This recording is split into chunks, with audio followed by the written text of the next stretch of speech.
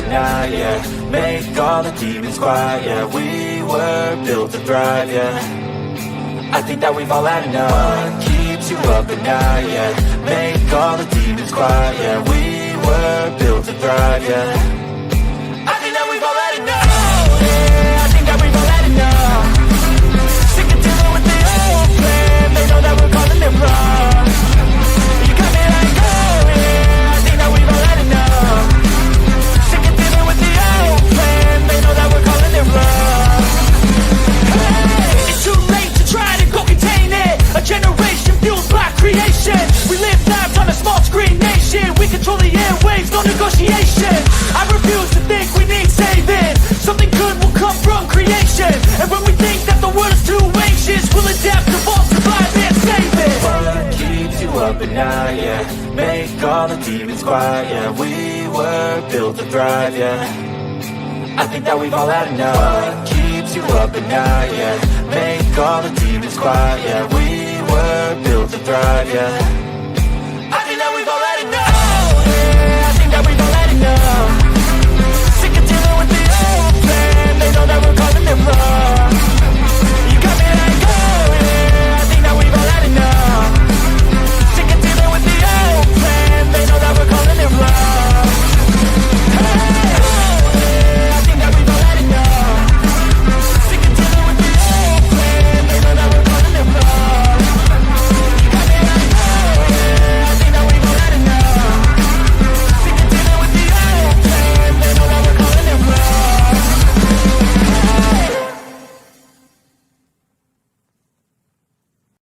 Oh, look at me. I'm retarded. I'm a globe. No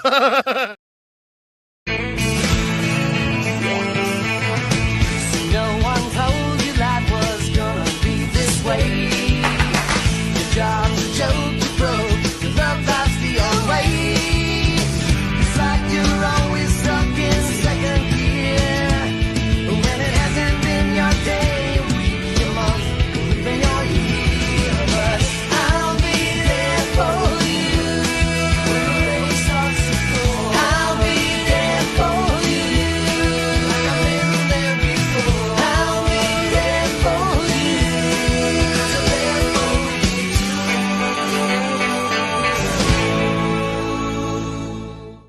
The whole system is designed to disconnect you from your intuition. Why? Disconnected people are easy to manipulate. Everything from sunscreen to politics to the food industry. It's all designed to disconnect and manipulate you. We are in the middle of a war right now, but it's not a traditional war. It's a war on consciousness. It's a war on freedom. This is the time to listen, not to the news. No, your intuition, your gut, your heart. Love is the greatest weapon against darkness. How do you love more? You begin by loving yourself. How do you love yourself? You listen to the messages your body is telling you. Nobody is coming to save you. Get up. Be your own hero.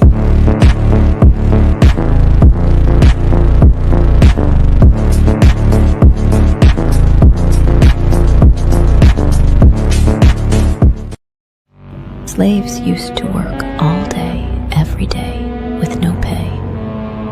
But they got free food, water, and shelter. Today, we work all day, nearly every day, and we get paid. But the money we make, we spend on food, water, and shelter. We're still slaves. The only thing that has changed is the illusion of freedom. I just know we found something so wild of the ordinary. You got me kissing the ground when you sanctuary.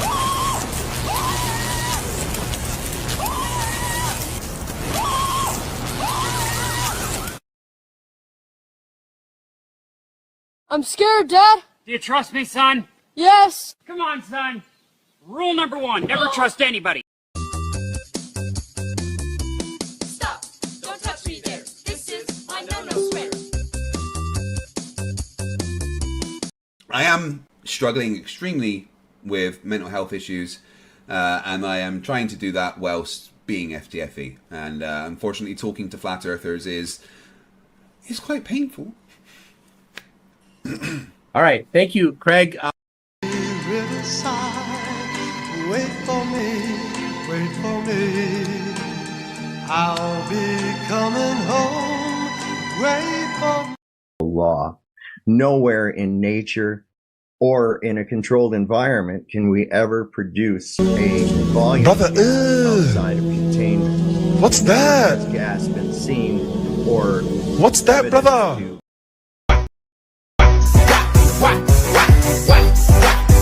Now let me see you Esta es una historia triste la que le voy a contar. Una historia triste la que le voy a contar. No tiene doble sentido.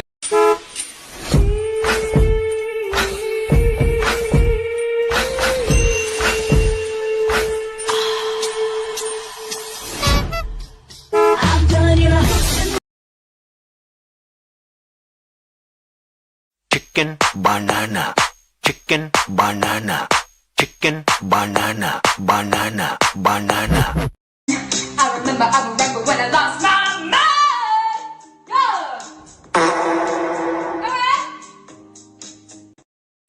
All right. Good evening, ladies and gentlemen. Welcome to Sovereign Soul Unchained Mind, coming to you from the heart of dystopia. We're all wearing our sunglasses and we can see through most of it. And we're seeing through more and more of it every day. Fuzzy Booger, you love it. I know you do, Fuzzy Booger. I know you love it. In fact, we've got a bonus. We've got a bonus track for you that we're gonna go with just real quick. Gravy make a splash like Pippin. Shit, that's nothing. Splash. Everybody call me Big Pimpin'. No, I ain't. What? See, we got the Hoochie girls up here. Look at here. We got TJ Hoff here with us, KK Westbury, Godzilla. We've got Skeptic 936. Slick Rick is with us. Good to see you. Spiral Graffiti. We got Ryan McVeigh. All right. Yeah, I did that. It's all one word. It's hard to see. Look at that. This is what I heard on the radio, that there was a bear in the holiday parade in Gatlinburg. Wow. Huh. I wouldn't doubt it. There was a bear not long ago I saw right here in town as I was going to work. We get bears around here quite often. Park's right there, man. Let's see, we got Lisa Marie Tattersall, and I'm enjoying one of her delicious chocolate chip cookies that she gave me this afternoon. Had a great day today. Had a really good day. Truth is the Way 80s here with us. Here I am, MSPF. That sounds like a MSPF. It's like some ingredient to sunscreen or something. Got Eldon Bean with us. Eldon Bean loves the Dancing Girls. He's in love with the fart girl that sings the little song there. You know who I'm talking. I remember when I lost my mind.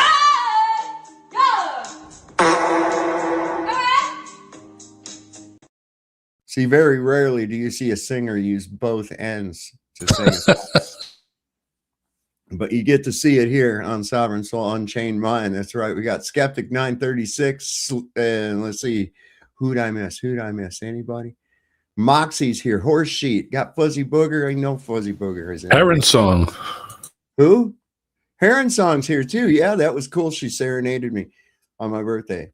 Playing a Beatles classic for birthdays. Today's your birthday. You know, time seems like it's going even faster now, like since then, like the music to this show and everything. It seems like, God damn, I didn't speed nothing up. What's going on? It like whips by. That's all right. Once we get to the horizon, it's all downhill. We got Saddlebum with us here tonight too, I see. That's cool as hell. So yeah, we got a lot of cool shit that I found today and dicking around here and stuff that's been crossing my mind throughout the day. I got to share some of it with D-Man before the show. We had the guy that plays rubber chickens. You know, people have talent. That's just how this kind of shit goes. It's, you know, there's no getting around it.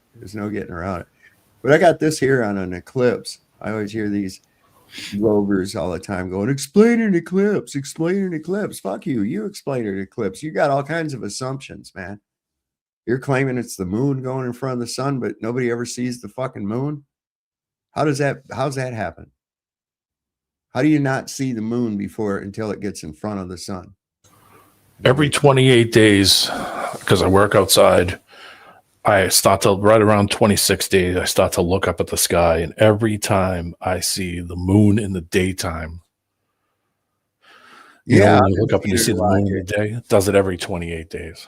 And it was huge the other night, though. It was gargantuan size moon. Oh, I never do. Why? And then they want to talk about why does the sun never change size? You know, and I'm like, wait a minute, hold on. That's your argument against the flat Earth. Well, I could ask you the same, right? If I'm on a globe Earth and I'm rotating, is I'm moving away from the sun? Am I not? As the Earth rotates, I'm moving away from the sun, right? So that should stand to reason that you have the same thing going on. So why doesn't the sun change angular size? Why doesn't it appear to change angular size on a globe? Well, their answer is because it's really far away and really big. Okay, well, how far away and how big does something have to be? If I scale that down, can I get the same effect? Yep. Yes. Absolutely. So it's a stupid argument. Right now, to me, the sun is furthest away. Oh, yeah. Yeah. I'm up north and that thing is way south. We had sunset at like 4:45 today. That's, you know, come on, man. I'm used to shit. Usually in the summertime, it's like 9:30 at night and it's still daylight outside. Yeah, it goes way low in the sky for me because it's the furthest away. I talked to Ken Rotman down in Australia, and it's his summer, so the sun is further over him. It's up high over him. It's far away from me, and that's why we don't get the heat, obviously. So this is my winter. It's his summer. Right. You're in the middle. You're right now below me.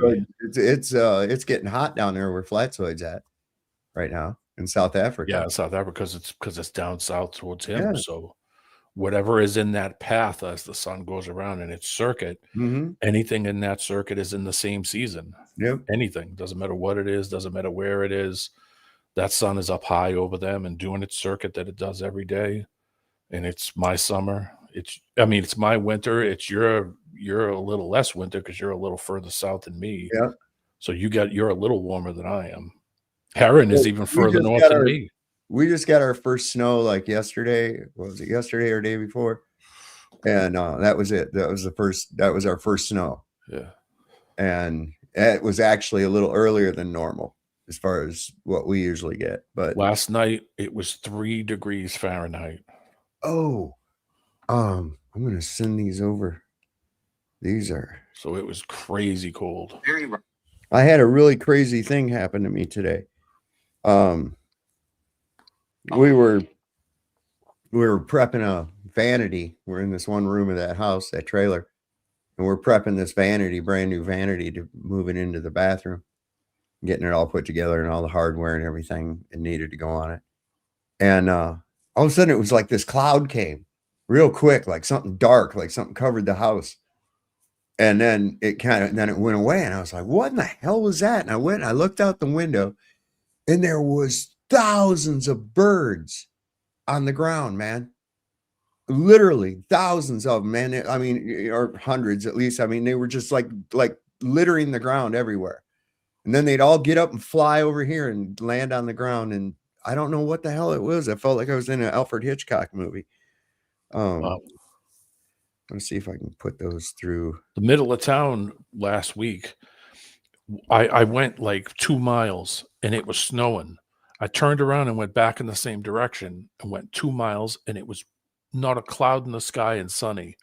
And I was like, what the hell? 2 miles away. Not even. It went from snowing and black to sunny and no clouds at all within 2 miles. I think they're messing with the weather. I think that's what it is. I think they're messing with all this shit. Look at that, man. What are those? They're birds, man. Yeah, I mean, but like what type of bird are they? I think they're starlings. Look at that, man. Wow, that's a lot of them. And that's a pan over to the right or to the left. And then you pan over to the right. There's in the middle of them. And then over to the right further, there was, I mean, they were everywhere. They were everywhere. There was, it was really kind of freaky. I was thinking they were. Every year, you know when I know the wintertime's coming? You know when I know the winter's coming? Mm-mm. I can hear the ducks going south.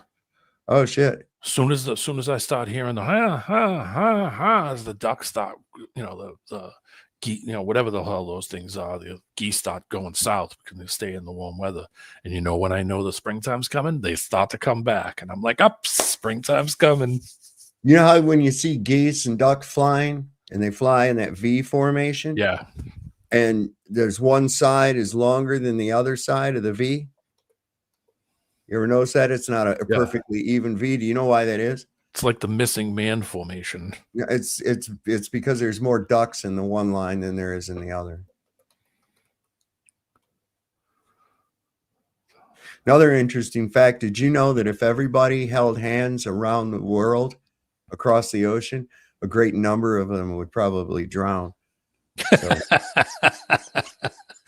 Me and Ken were talking about that. Ken said he noticed, because he's in South Australia, he said, I went out last week and I don't hear any frogs at all at night, even though it rained. And he was saying, man, ain't it amazing? Nature can give you so many signs without you having to do anything. You just know when the certain seasons come that these frogs are going to yell. You know that those birds are going south. They're all indicators on what is coming, and it doesn't matter what the season is. You know what's going on just by looking at the nature around you. You figure it out real quick. You know that things are going to happen. Yeah. Yeah. And he said, man, I can't hear any frogs. It's weird. He said last year, as soon as it started getting into the rains, boom, I started hearing the frogs. This year he said nothing.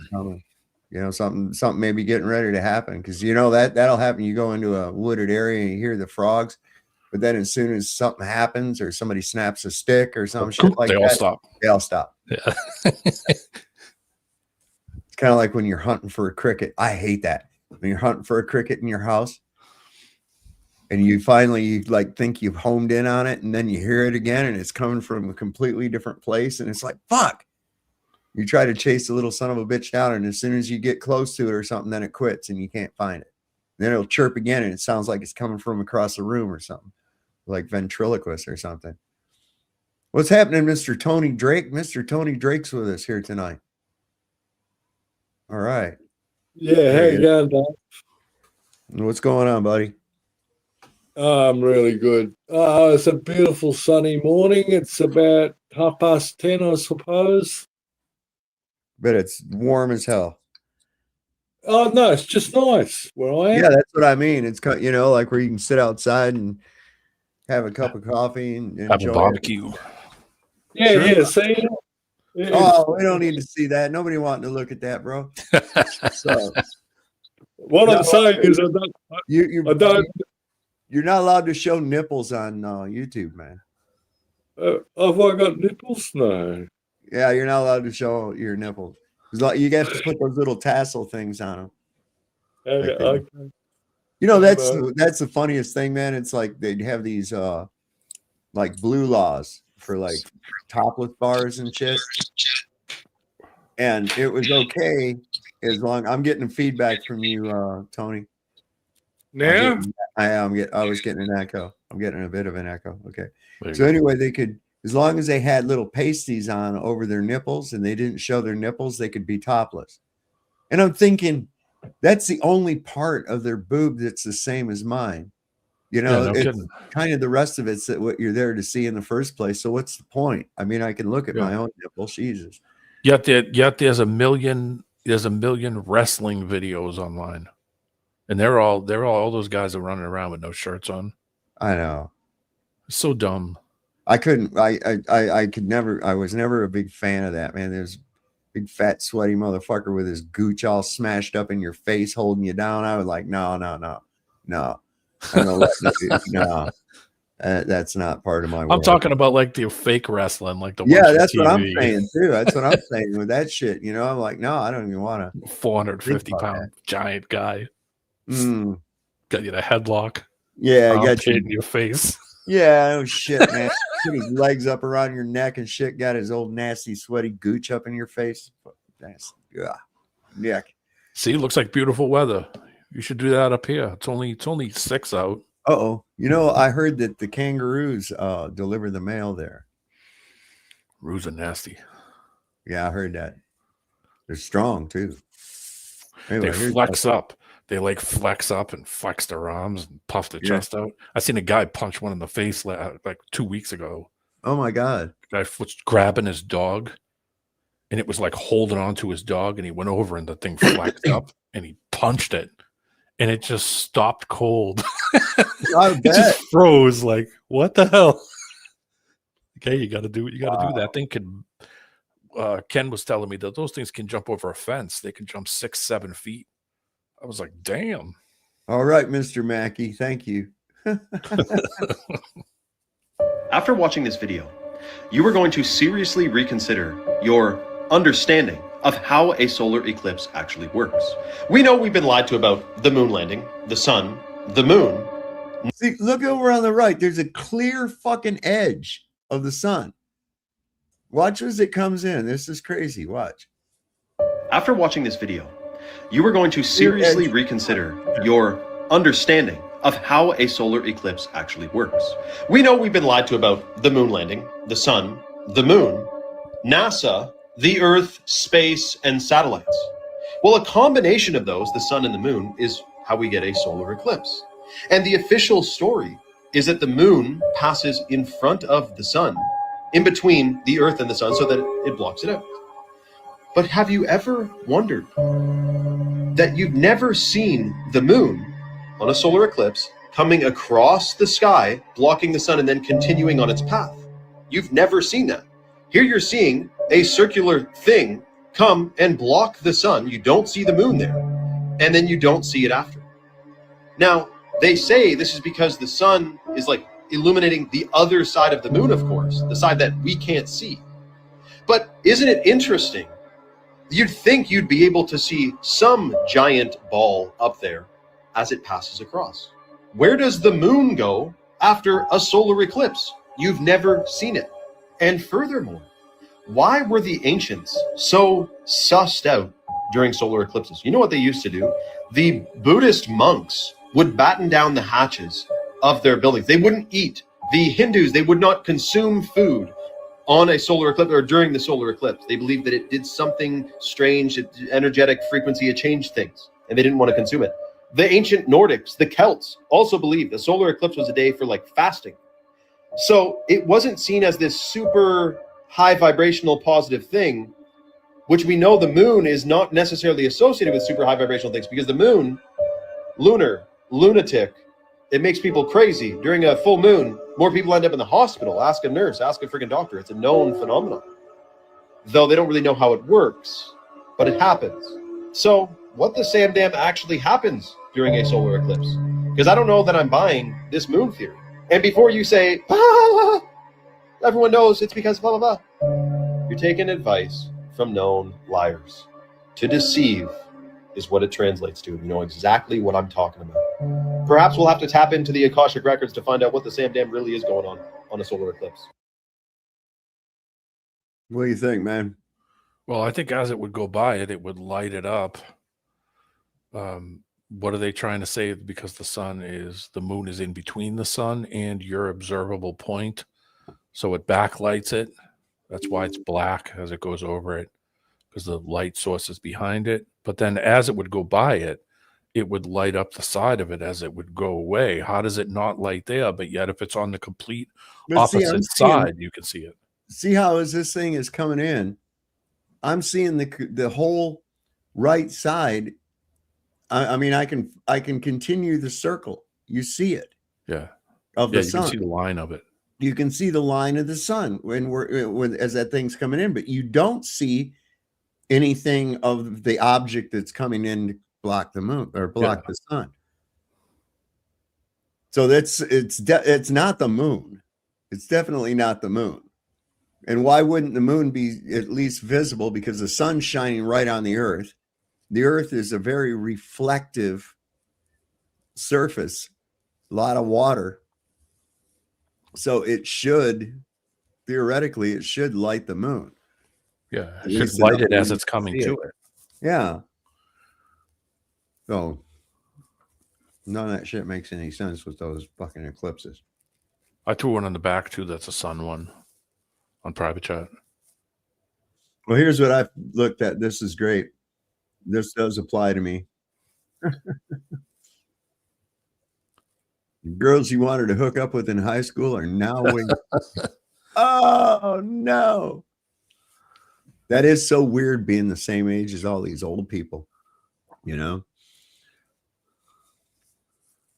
Yeah, you don't think about that stuff when you're 20 and crazy young and strong. Oh, that shit. I never thought I'd be around this long already. I mean, it's insane. The things I was doing when I was a teenager, I should have died a long time ago. Drink out of the garden hose, huh? Oh, man. So I had to edit out that music from that, that thing I showed to kids in the 70s. Yeah. I had to trim the music out of that. Tie Your Mother Down is apparently not allowed to be listened to in Russia.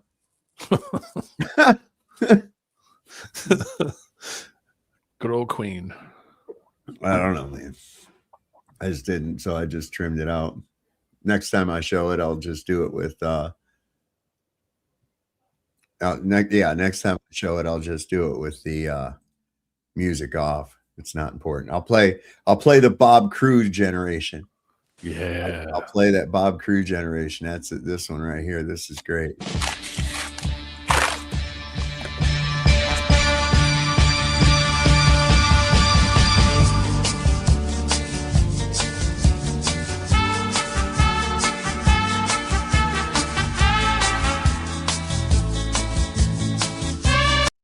That's a jamming song, man. Music to watch girls by. Can't hear it. What? Can't hear it. You didn't hear the music? Nope. I heard it. There we go. Yeah.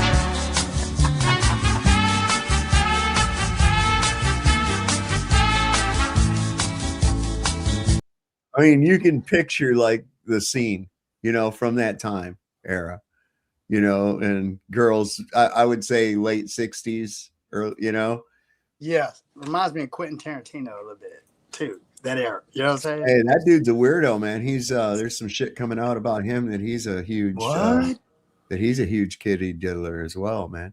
Wow. Well, they've been saying that for a while. Yeah. Well, people are coming out with the receipts. Uh-oh. Yeah. This is what D-Man sent to us here. Okay. Hello, everyone.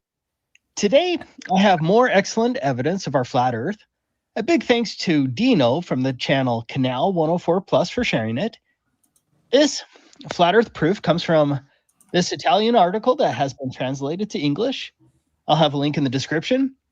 The photo, which has now gone viral, was taken just 10 days ago on April 30th, 2025. It's an awesome photograph of the sun setting directly behind the mountain Monviso, which is near the border of France. According to the article, the photo was taken from Pisa in Italy at an elevation of 400 meters or 1,312 feet. The distance between the photographer and Monviso was a distance of 296 kilometers or 184 miles.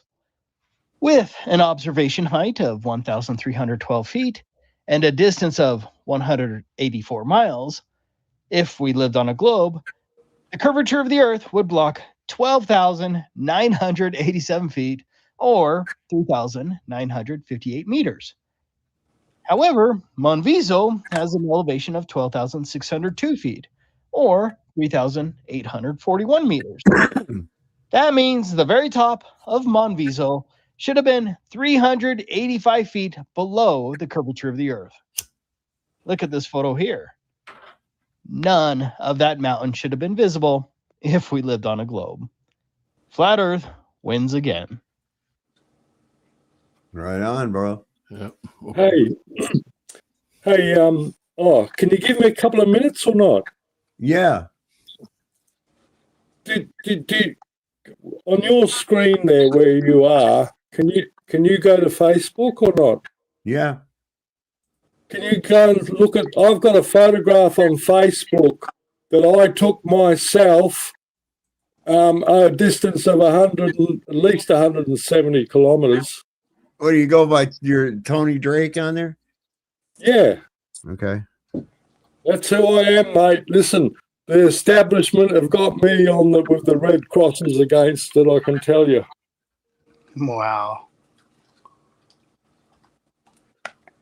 Yeah, this is good stuff right here. Observations never stop. You can compare the two sides, and you can see that FE just constantly is making observations of, especially at distances that you would never see what you were looking at if it was the shape they said it is. They can't show any observations of anything that they're talking about whatsoever, except just go, oh, look at the sun, look at the moon, look at the sky. That's right. That's right. But yeah, you can peel the internet every day and see observations of FE proofs every day of the week, 7 days a week. Bloody oath. In fact, everything you see is... Oh, my God. All right, hang on. Let me do something here. Damn it. I've got two very interesting photographs on that page that I'd like you to look at. It's the only place they're stored. I took witnesses with me, 2 adults and 2 children. Which, all right, so let's see. Got high photos and see photos. Hang on.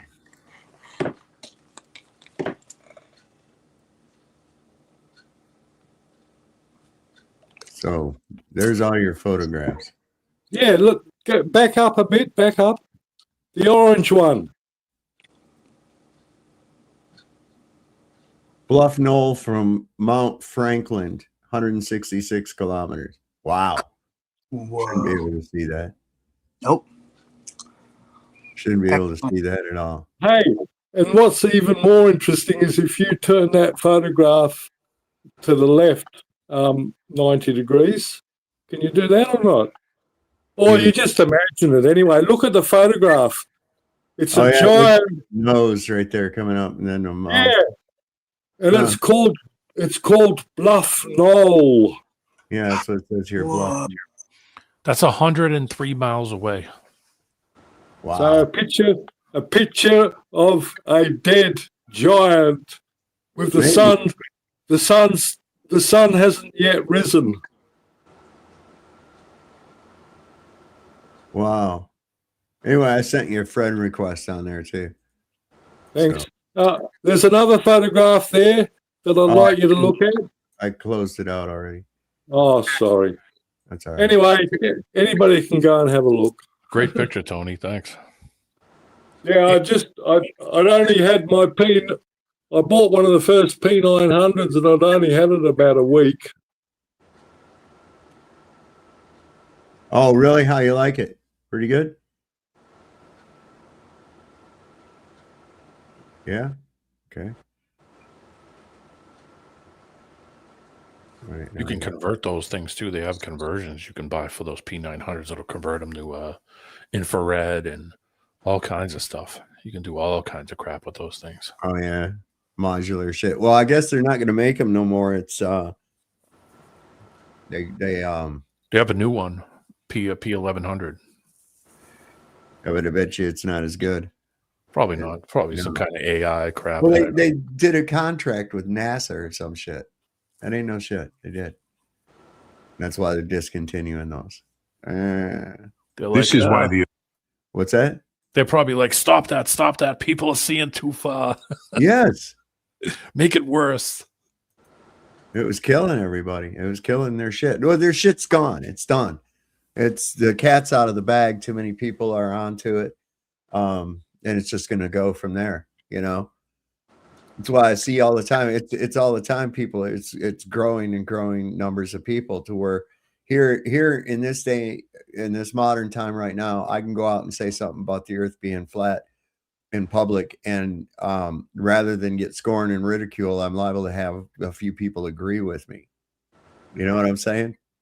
Yeah, I think the average Joe hasn't thought about it, and that's why I keep saying that the physicality is really what gets people, because when you put it together physically and you think about how ridiculous it is, the average person is not going to think about the mathematics or the sky. No. They're going to think about the physicality of it. It's the easiest thing to basically just get people to kind of think about it. Like, yeah, that is ridiculous. I'm not walking upside down.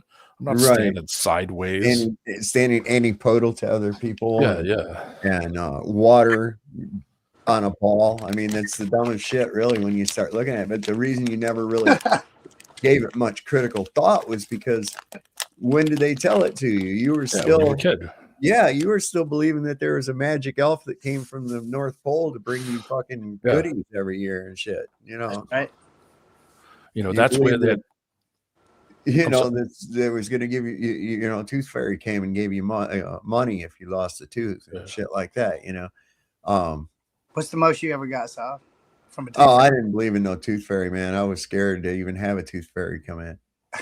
I pretended. My mom did it a couple times. I mean, wait a minute. There's a stranger comes into the house in your kid's room and you don't fucking care because he leaves money? What? Our house didn't have a chimney. I said, how does he get down it? We don't have a chimney.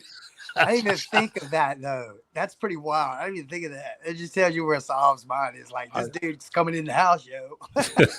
Well, it's like the Tooth Fairy. I mean, you're okay. Right. That someone comes in this house without you. Yeah. Everybody's sleeping and comes into your kid's room and leaves money. We've never seen him before.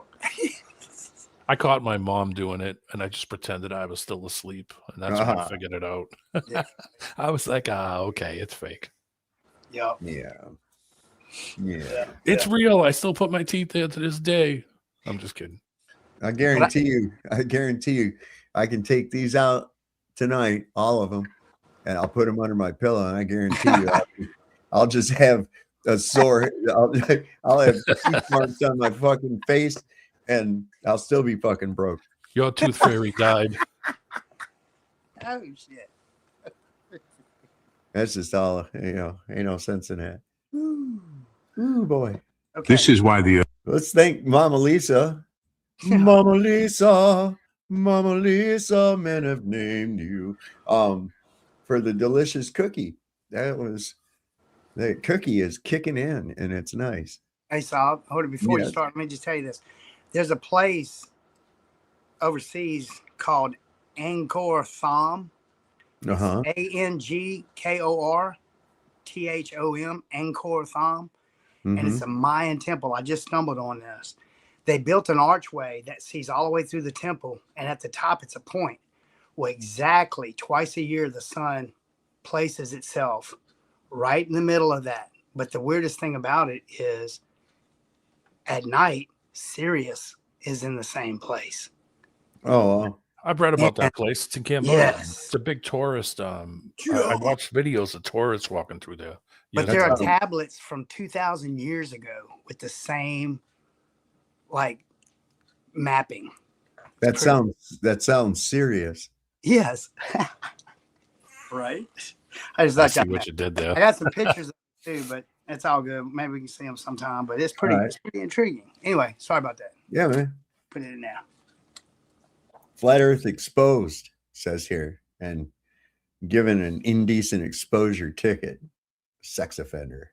This is why the earth is flat. And once you hear this, you'll never see the sky the same way again.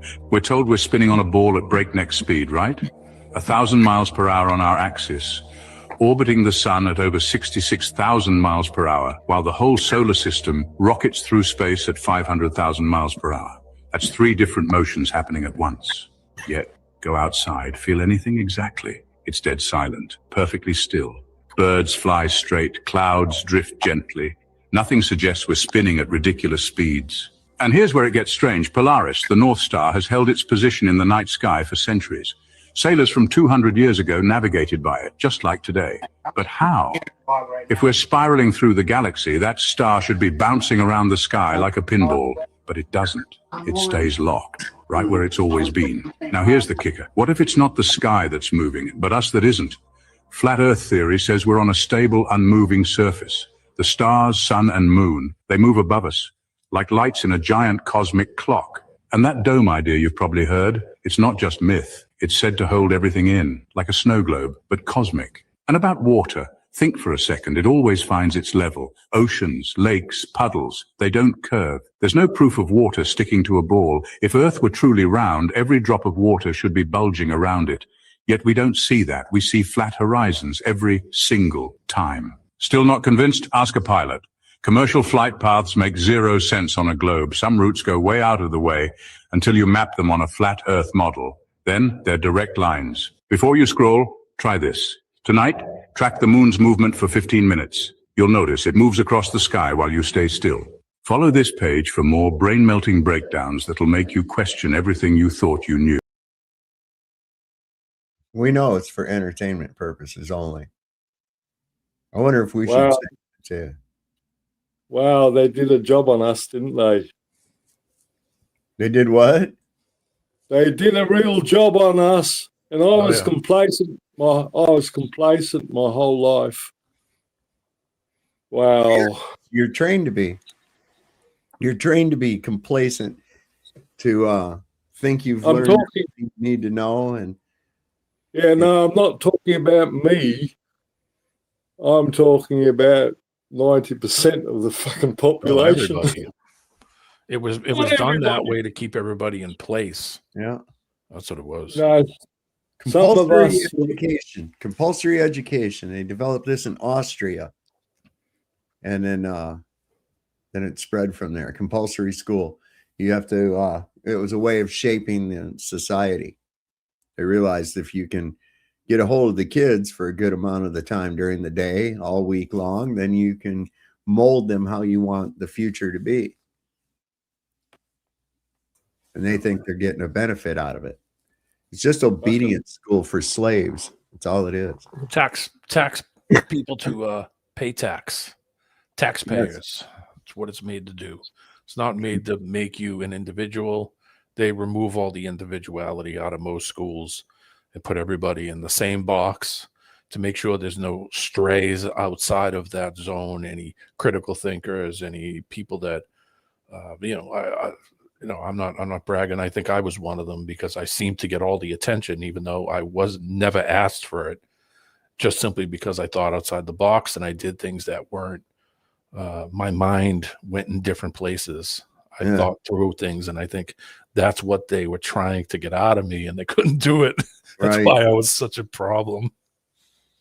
Yeah, I didn't just blindly accept shit a lot of time. If it didn't make sense, I'd be like, well, that just is horseshit. What was that thing I saw? It said I knew school was a joke when my business teacher didn't have a business and my gym teacher was fat. My history teacher wasn't a historian. No, had to go by a curriculum. Shit. What was the War of 1812 about? Never mind. We're not talking about that. Yeah. Okay. 30 short proofs that the Earth is flat. Follow if you're curious why people believe in it. Look at how sun rays break through the clouds. See the angles? They spread out in different directions. That suggests the sun is not as far from the clouds as we're told. If the sun were 93 million miles away, the rays would appear parallel. Airplanes always fly straight. On a globe, they'd have to constantly tilt downward, otherwise they'd drift into space. Water always levels itself. If we were on a sphere, oceans would be in constant chaos, but they're calm. There's a huge difference in temperature between the equator and the poles. On a flat Earth, the sun circles above the equator, which would explain the heat. If the sun were really that far away, the temperature difference wouldn't be so extreme. The temperatures on other planets also seem strange. For example, Mercury is colder than Venus, even though it's closer to the sun. The horizon looks flat at any altitude, no fisheye lens. You can see this from high altitude balloons. Ships can see lighthouses from very far away. On a curved Earth, this shouldn't be possible. Some flight paths don't make sense on a globe, but they look much more logical on a flat Earth map, like Sydney to Johannesburg. Especially when crossing the Pacific, wouldn't it be easier to fly straight across? And look at how flights avoid Antarctica. Strange, right? It looks like they're hiding something, but these routes make sense on a flat map. We see full moons in the day, even when Earth is supposedly between the sun and moon. That's not how shadows work. Why is the sun so bright during the day? If other stars were even brighter and bigger, shouldn't the night sky be just as bright? They say the planet spins at 1,000 miles per hour, plus the sun moves, plus the galaxies spin. That adds up to insane speeds. Yet we feel nothing. Wouldn't there be chaos? Planes shouldn't fly the way they do. They'd either reach too fast or miss their destinations. Weather doesn't seem affected by gravity. If Earth spun that fast, weather would be completely unstable. Bullets shot straight up land only a few hundred meters away. With rotation, they should land far off, even kilometers away. With that kind of spinning, water should fly off into space. Just watch how water behaves on a spinning tennis ball. Imagine we're in a vacuum, like they say. Look what vacuum does to sealed tanks. If Earth were in space, wouldn't it collapse too? Lasers shot over long distances stay level, they don't curve. Terrain may affect the result, but not Earth's curvature. Star positions haven't changed in hundreds of years. There's no visible parallax. Constellations stay the same. At the North Pole, Polaris always stays in the same place, and stars rotate around it. Strange if the universe is expanding. NASA talks about planets in other galaxies, but we don't see a single space station in real footage. When building long railways, even over 13,000 kilometers, they don't account for any curvature. If Earth were a globe, canals would curve and water would flow off somewhere. But canals like the Suez look flat and motionless.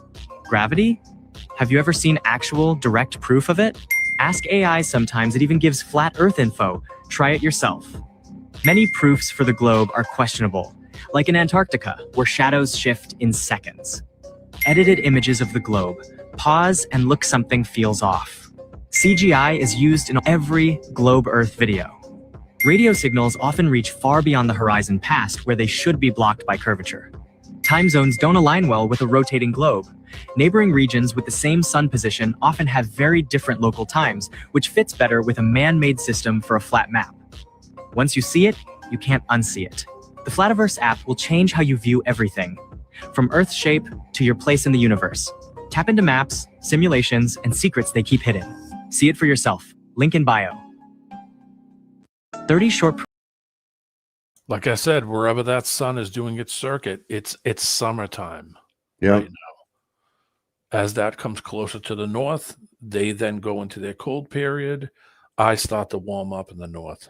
So that sun is doing its circuit. And then when it's summertime for me, it's freezing ass cold in Australia and all those places. Now it just reverses. And as it just winter time for me starts to go into the wintertime, into the fall, the sun gets lower in the sky and goes further away. So that's simple. Y'all notice what AI just did? Look how it put those panels up when they did the laser test. I didn't even think of that. Jaron tried to do that and they burned the laser up. Yeah. Is that on the behind the curve when the Yeah. They left the laser on too long and it burned. What about like the salt flats and then those panels where only the laser could go through like a certain, perimeter? What do you think, Saw? Say it again. What? Okay, when you shoot the laser, you have every so many feet a panel and a circle that it has to go through. Yeah. And just maybe put some kind of sensor to where you can tell also that light or that so-called photon is going through it, and have them distributed long and spread out. Well, here's what gets me is this shit's been done to death, right? I got you. And why are we developing experiments to prove that there's no curve? Why are we having to prove a negative? That's right. Why are we having to prove a negative anyways? So shouldn't they be trying to prove that there is curve? Instead, we're sitting there proving a negative, and then they're going, "Oh, well, you got refraction and all this other nonsense." Gravity. Come up with more shit. It's like, look, bozo, you got the positive claim that goes against observable and demonstrable reality. Okay, I don't have to depend. I don't have to prove my observation. I don't observe a globe Earth. In fact, you don't observe a globe Earth. Nobody has a firsthand observation of a globe Earth. Okay, that's first and foremost. And you also claim motion. Well, I don't feel any motion. I don't see a globe Earth. I see no evidence of convexity. You've got physical impossibilities incorporated in your belief. I'm sorry, you have the positive claim, babe. So if you think the Earth's a globe, you have to prove that shit. Just because you've got a bunch of people believe in it, don't make it the truth. Okay, that doesn't make it that it's a fact. Okay, because consensus does not derive truth. That's just a bunch of people all believe in the same fucking thing. So you have to go, you have the positive claim that goes against observable reality. And I don't have to prove shit to you. They could very easily prove the physicality of it. Mhm. But do you see any physicality proofs of it? Do you see them getting on planes and taking pitch angle or data? Do you No. see them getting on cruises and saying, I'm going to go from here to Europe on a cruise and we're going to take pitch angle stuff? No, you don't want to. Why? No. Because it wouldn't show what they think it would show. That's why they don't do it. That's exactly right. Oh, got something else for Eldon here too. This is for our flatulent music lovers. This is pretty good. Listen to this.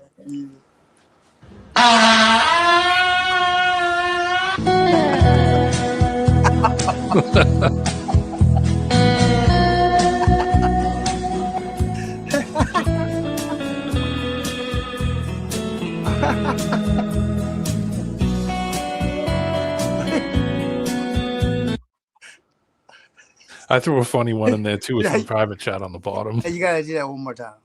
One more time, Sam. You want to see it again? Yeah. Hang on.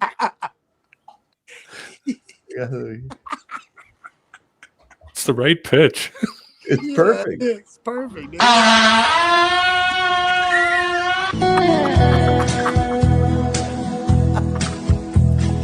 blended perfect, dude. Oh, that's awesome. Only on Sovereign Soul, Unchained Mind.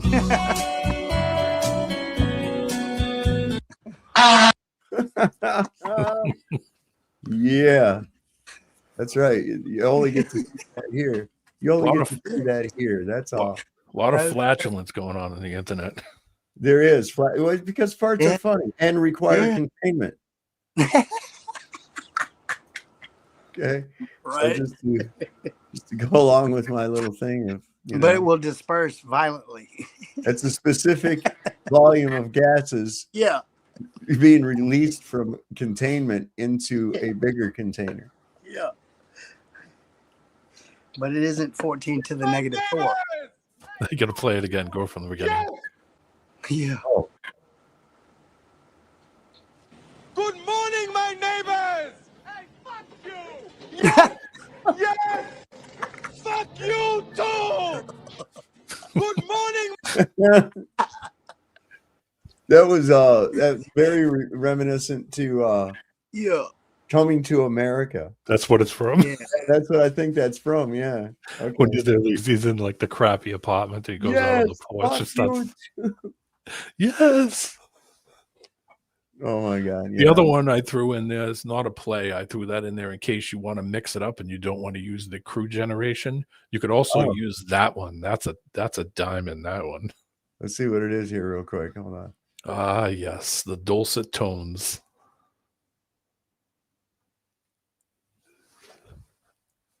Ooh, living string. Yeah. You know where I originally learned from that?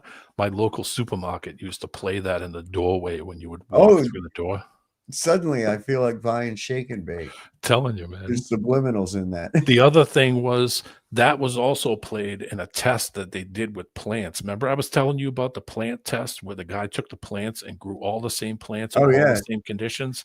The one plant that grew, that was the album that he played whenever it would go into the grow cycle. And he said it grew so big that it was pushing the top open where all the other plants had like rock and roll and heavy metal and rap music, and they all died. He said the only one that lived and like literally pushed the lid open. It was burning itself because it was going to the light like crazy was that record. That was what he played every time it went into the grow cycle.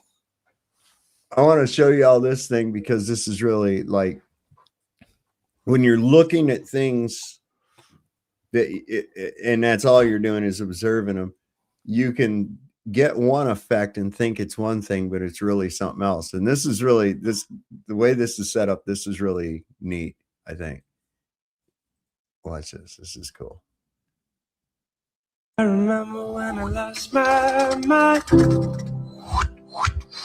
There was something so pleasant about that place. Even your emotions had an echo. What? Space. What? What? No. Dude, that is wild. What? I fell asleep amid the flowers for a couple of hours. Going to stop me. I'm making my way home. I'm making my way. That is wild. I go solo. Oh, I go solo. Let's go.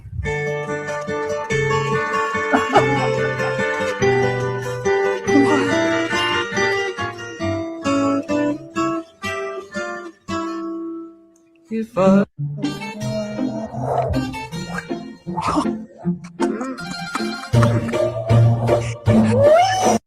think that's the trippiest thing I've ever seen in my life.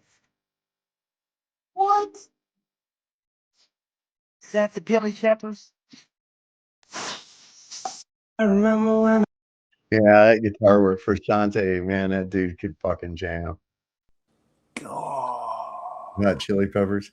Yeah, Chili Peppers. Yeah, I think that's one of the most trippiest things I've ever seen in my life. I ain't gonna lie. It's the swipe generation. So wow. Whose knows? Which one of those guys is that? What the? Whoa. Can't tell. Yeah, but the one on the left looks like he has a little black booger.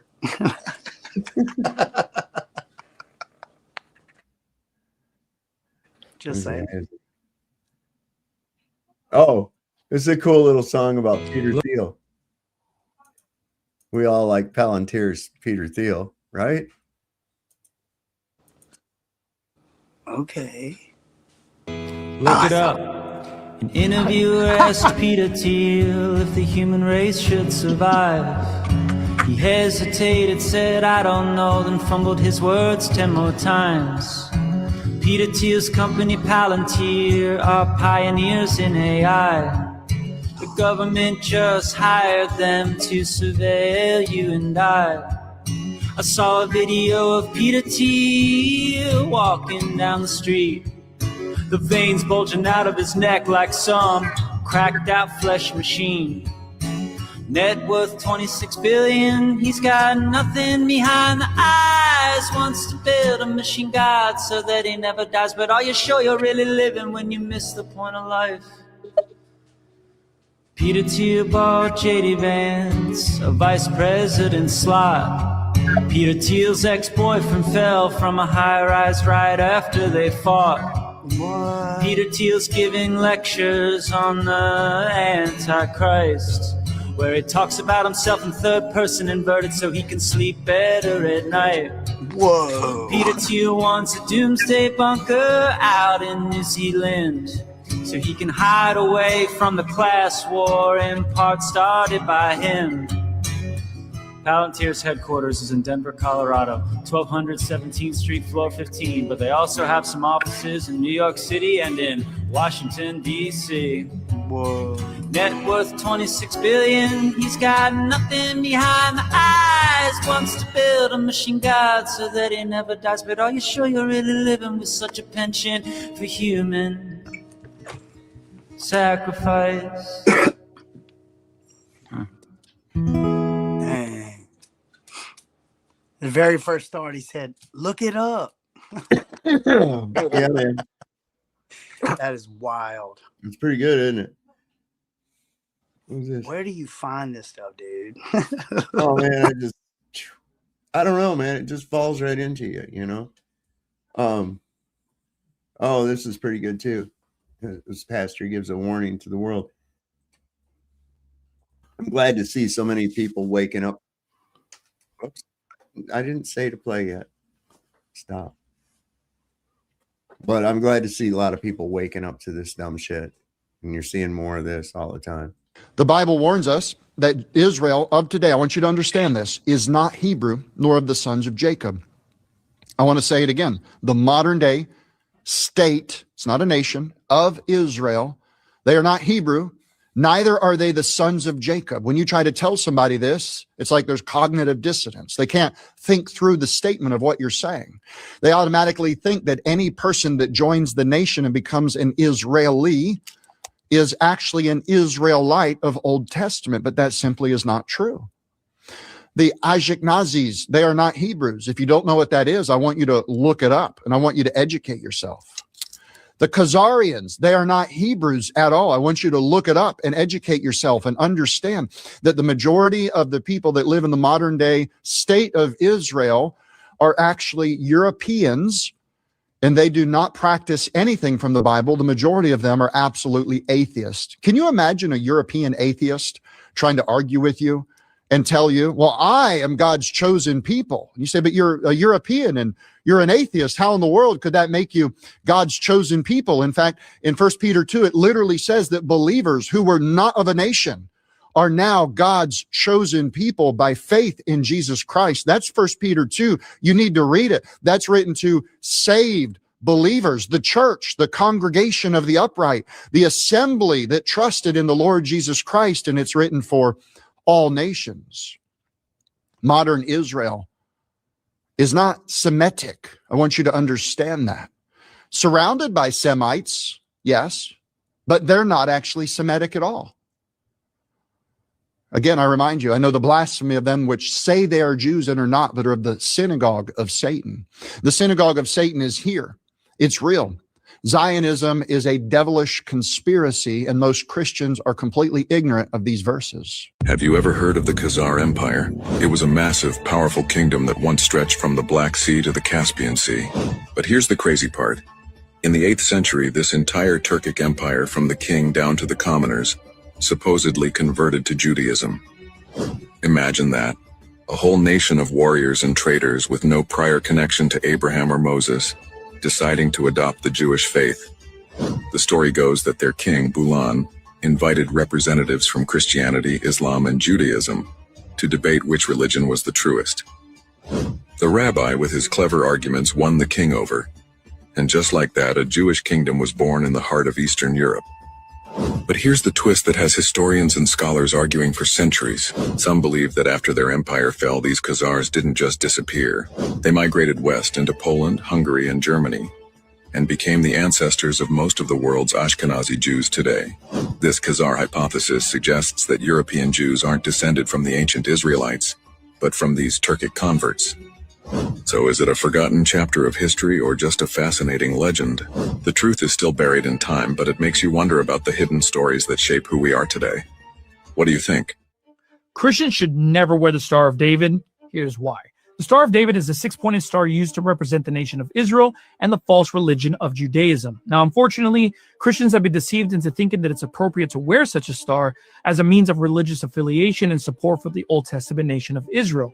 But this is 100% wrong. And in fact, you can forge the Old Testament. You'll never find an example of King David ever talking about or even wearing the Star of David. And in fact, the assertion that it's possibly the seal of Solomon is also false and is not found in the Bible.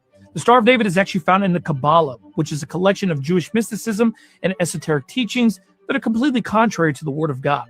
Now, the only time in the Bible that you'll find the children of Israel representing themselves using a star is when they would reject the God of the Bible and worship false gods. Acts 7:43 says, "Yea, ye took up the tabernacle of Moloch and the star of your god Remphan, figures which you made to worship them, and I will carry you away beyond Babylon." Therefore, for the current nation of Israel to represent themselves using a star is 100% appropriate, since they openly reject, blaspheme, and hate the Lord Jesus Christ, just as their fathers did. However, for a believer in Christ to wear the Star of David is 100% sinful, since it represents a public rejection of the God of the Bible, which is Jesus.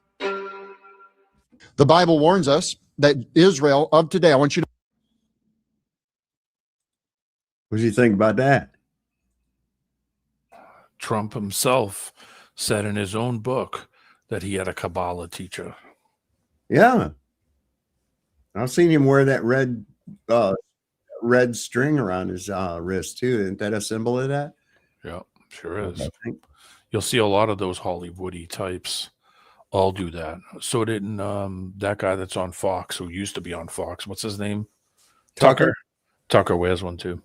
So does Madonna. Man, Tucker was a mother, whatever. Yeah. Yeah, I don't know, man. That's some weird shit. Madonna's into that shit. Listen, it gets deep too when they start getting into these high level shit, because it is satanic worship, man. You look at like these birds like Hillary Clinton and that crew, man. We're talking about actual baby eating fucking witches for real. For real. And you could look this, anybody could look this up too. Go and get a PDF of Donald Trump's book, The Way to the Top. Mm-hmm. He actually talks about him having a Kabbalah teacher and even names the guy. See, that guy, do you think he's going to finish out as president? No. What do you think is going to happen? I think he's going to pass away. Mm-hmm.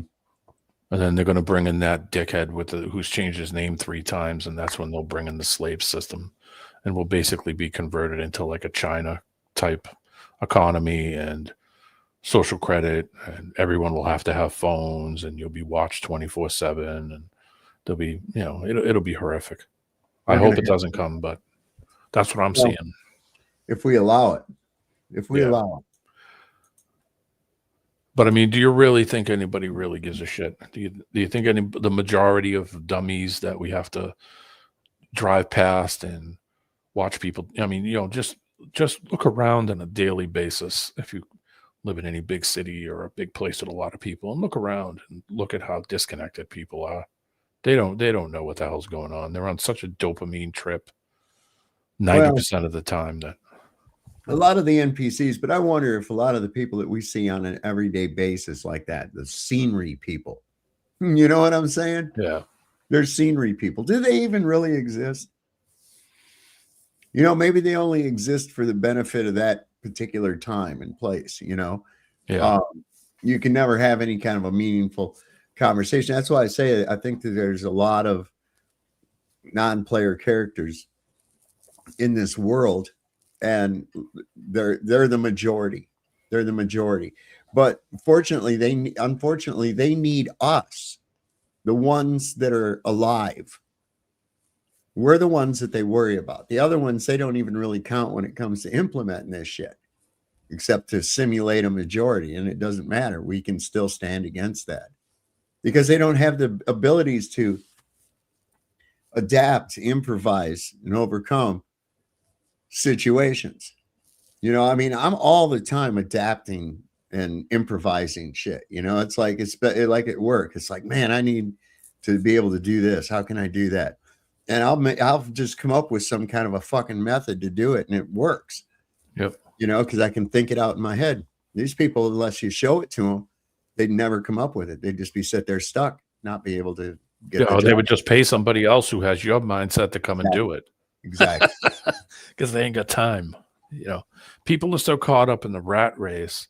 And I think that was done the way it is, because you remember even when you were a kid, my mom only worked. Hold on. Did you ever see a movie called Free Guy with Ryan Reynolds? If you have not seen that movie, you definitely need to see it. In fact, I'm going to look and see if I can find a trailer to it. Wow,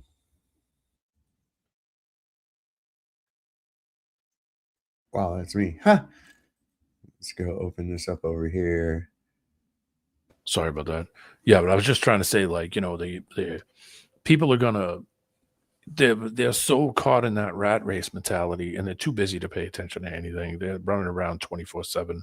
My mom didn't work when I was a kid. My dad worked, and that was enough to pay for everything. He made good money, and you know, stuff was inexpensive. And look at it now. Now, you know, some people are running 2 jobs constantly. I mean, look at the rat race that they've got people in. So I mean, your focus and attention is not going to things where you're Right. just simply worried about paying bills and eating food and making sure the lights are still on, you know? I think that was kind of put in that to keep people to not kind of have any time to really think about a lot of other things either. So it kind of traps people. I think you had gone away from your thing there when I'd asked this. Have you ever seen the movie Free Guy with Ryan Reynolds? No. Okay, it's Oh, was that the one when he's talking to himself and he's pretending? well, he's a video game character. He's a video game character. He's like an NPC in a video game. And he works at the bank, and it's like a video game that's like Vice City. And well, let me just show you the trailer real quick. This is pretty good. Let's see.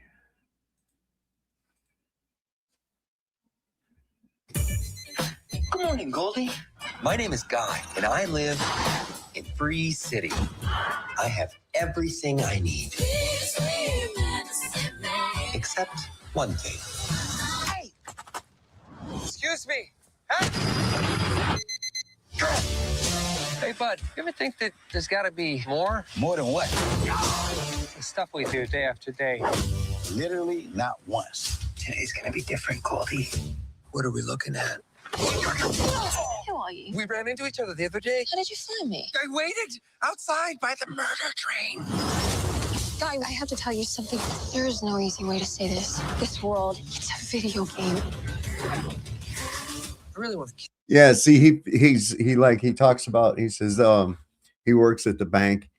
He's always got the same clothes on, you know, and his whole closet is all the same clothes, right? And he says there's these people, he calls them the sunglasses people.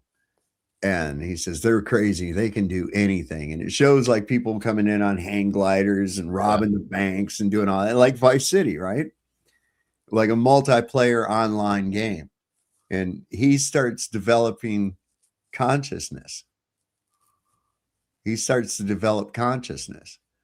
And eventually he starts waking up the other NPCs a little bit. He starts waking them up so that they're not doing as they're programmed to do. Start doing their own thing. And it's pretty crazy, man. It's a good movie. Every time he dies, he resets. It kind of reminds me of like Groundhog Day. Well, it's wild because he takes these, you know, everything's normal pretty much, you know, what he sees, you know, of course, the mayhem and shit that's going on. And he ends up getting these sunglasses from somebody because it's like every day the bank gets robbed. He's used to it. Him and the security guard, they're used to it. You know, and then one day he stands up to the robber and he takes the robber's sunglasses. Well, the sunglasses people are actually people in real life that are playing the video game. Yeah. And so he takes these glasses and he puts them on. And when he does, he sees like med kits and shit floating in the air, glowing and all this shit that you see in a video game. And he takes them off and they're not there. And he puts them back on. And he sees them again. And pretty soon he ends up with money, you know, and he can, it's pretty wild. It's pretty wild. And they're trying to figure out who's this rogue player that's using a character skin of one of the NPCs. They don't realize that it's an NPC. It's developing consciousness. I mean, you're not real.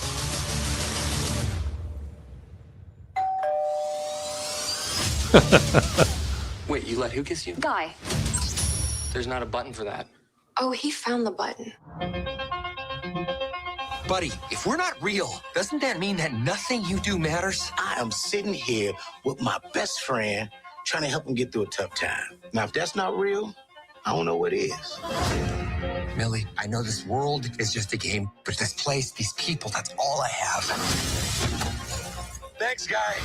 Who is this guy? This character in the video game Free City has been turning heads by being the good guy. Woo! Who is blue shirt guy? You're absolutely right. Who is he or she? Indeed.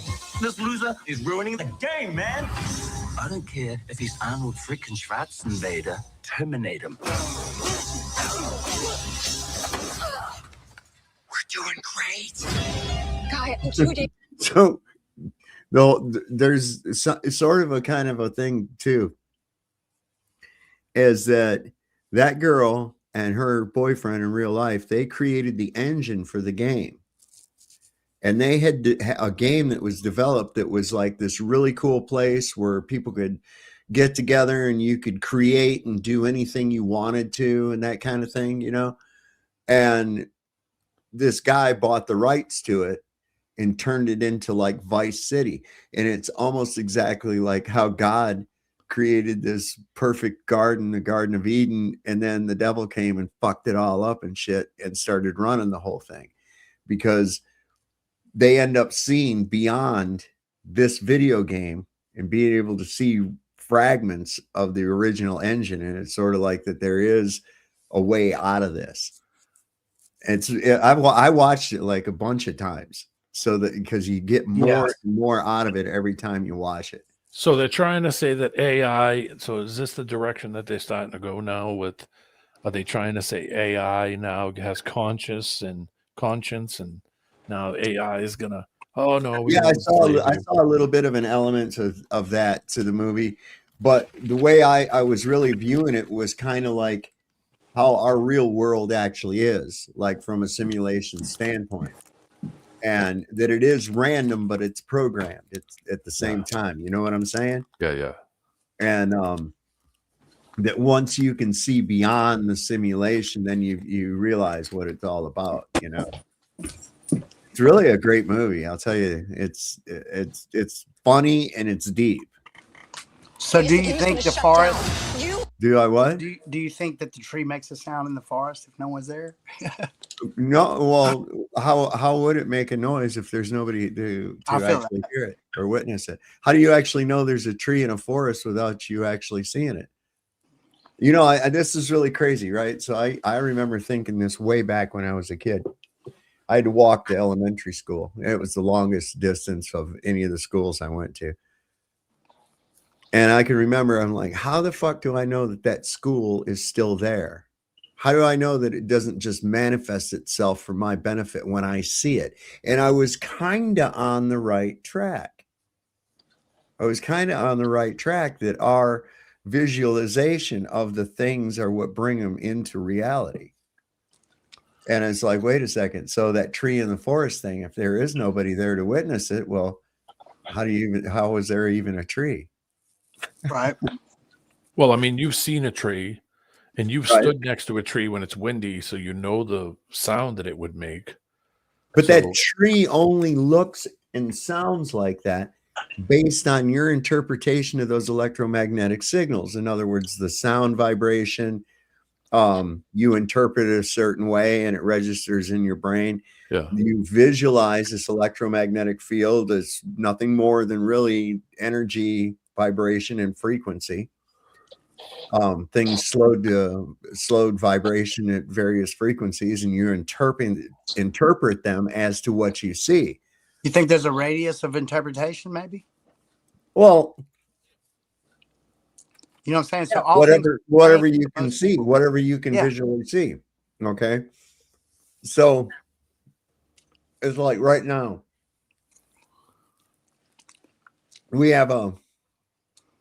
we're on screen, right?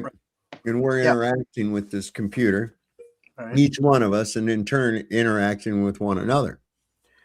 But between each and every one of us and everybody watching this, it's nothing but a bunch of ones and zeros and shit traveling really fast through cables and shit, man. That's all it is. And it's not until it gets into the interpreter right here, the computer, that turns all those ones and zeros into this cohesive reality that we can interact with. Yeah, it's a video phone. You see, so that's how I view like reality. Is that we're just interpreting, and listen, we don't get everything. Okay. That's why when people, they scoff at the idea of demons and things that live beyond our visual light range that we don't necessarily physically interact with, you have no idea what could be around you. We only see 0.006% of the overall light spectrum. We're basically blind. Yet we think we see everything because, well, we see all that we can see. But is that everything? No, it's not. So, that's just basically what we're able to interpret through our 5 senses. And we interpret that into a cohesive reality that we interact with. But if you're not there manifesting that if you're not decoding the fields into that reality, as far as you're concerned, if you're not, it's not there. I mean, it will be there when you go there. You can set up a camera, but there again, it's still being watched by you. You're still, even if you watch a videotape of the room or whatever, you're still taking in electromagnetic signals through your senses and interpreting them into a reality. That's how this whole thing really works. Yeah, this conversation wouldn't work if it was people that didn't understand what we were saying, or you were blind. Right. Take away a sense, and that's a little less that you understand. I watched a movie during the week, actually. First movie I've watched in a long time is an old one with Richard Pryor and Gene Wilder. Oh. Richard Pryor is blind and Gene Wilder is deaf. Yes. That's a great Oh, movie. God, yes. That's it when they got locked up. Yeah. Locked up. No, that was Stir Crazy. The other one, I forget. Hear No Evil, See No Evil. Yes. Yeah, that's it. That's a great movie. It was really funny. Oh, that's man. classic. I like Stir Crazy. Yeah, man, we bad. Yeah. Wilder trying to act like a brother. It's fucking hilarious. That's in the Chevy Chase days too, huh? Oh yeah. Foul Play with Chevy Chase and Goldie Hawn. That's fucking hilarious. He'd steal a taxi cab. They commandeer a taxi cab to chase on a high-speed chase down Lombard Street in San Francisco, which y'all know. You've seen it in the streets of San Francisco. It's that real hilly road where cars fly up when they're in a high-speed chase and shit. Yes. So anyway, they're going along and they look in the back seat and there's some Japanese or Chinese tourists in the back seat. And they're all scared, and she's trying to tell them that, oh no, it's like in a movie, there's like Kojak Bang Bang, trying to explain that they're the police, but they think it's Kojak Bang Bang. Streets of San Francisco.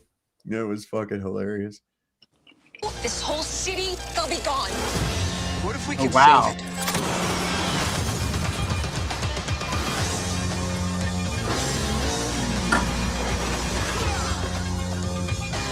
Was that cool? It felt really cool.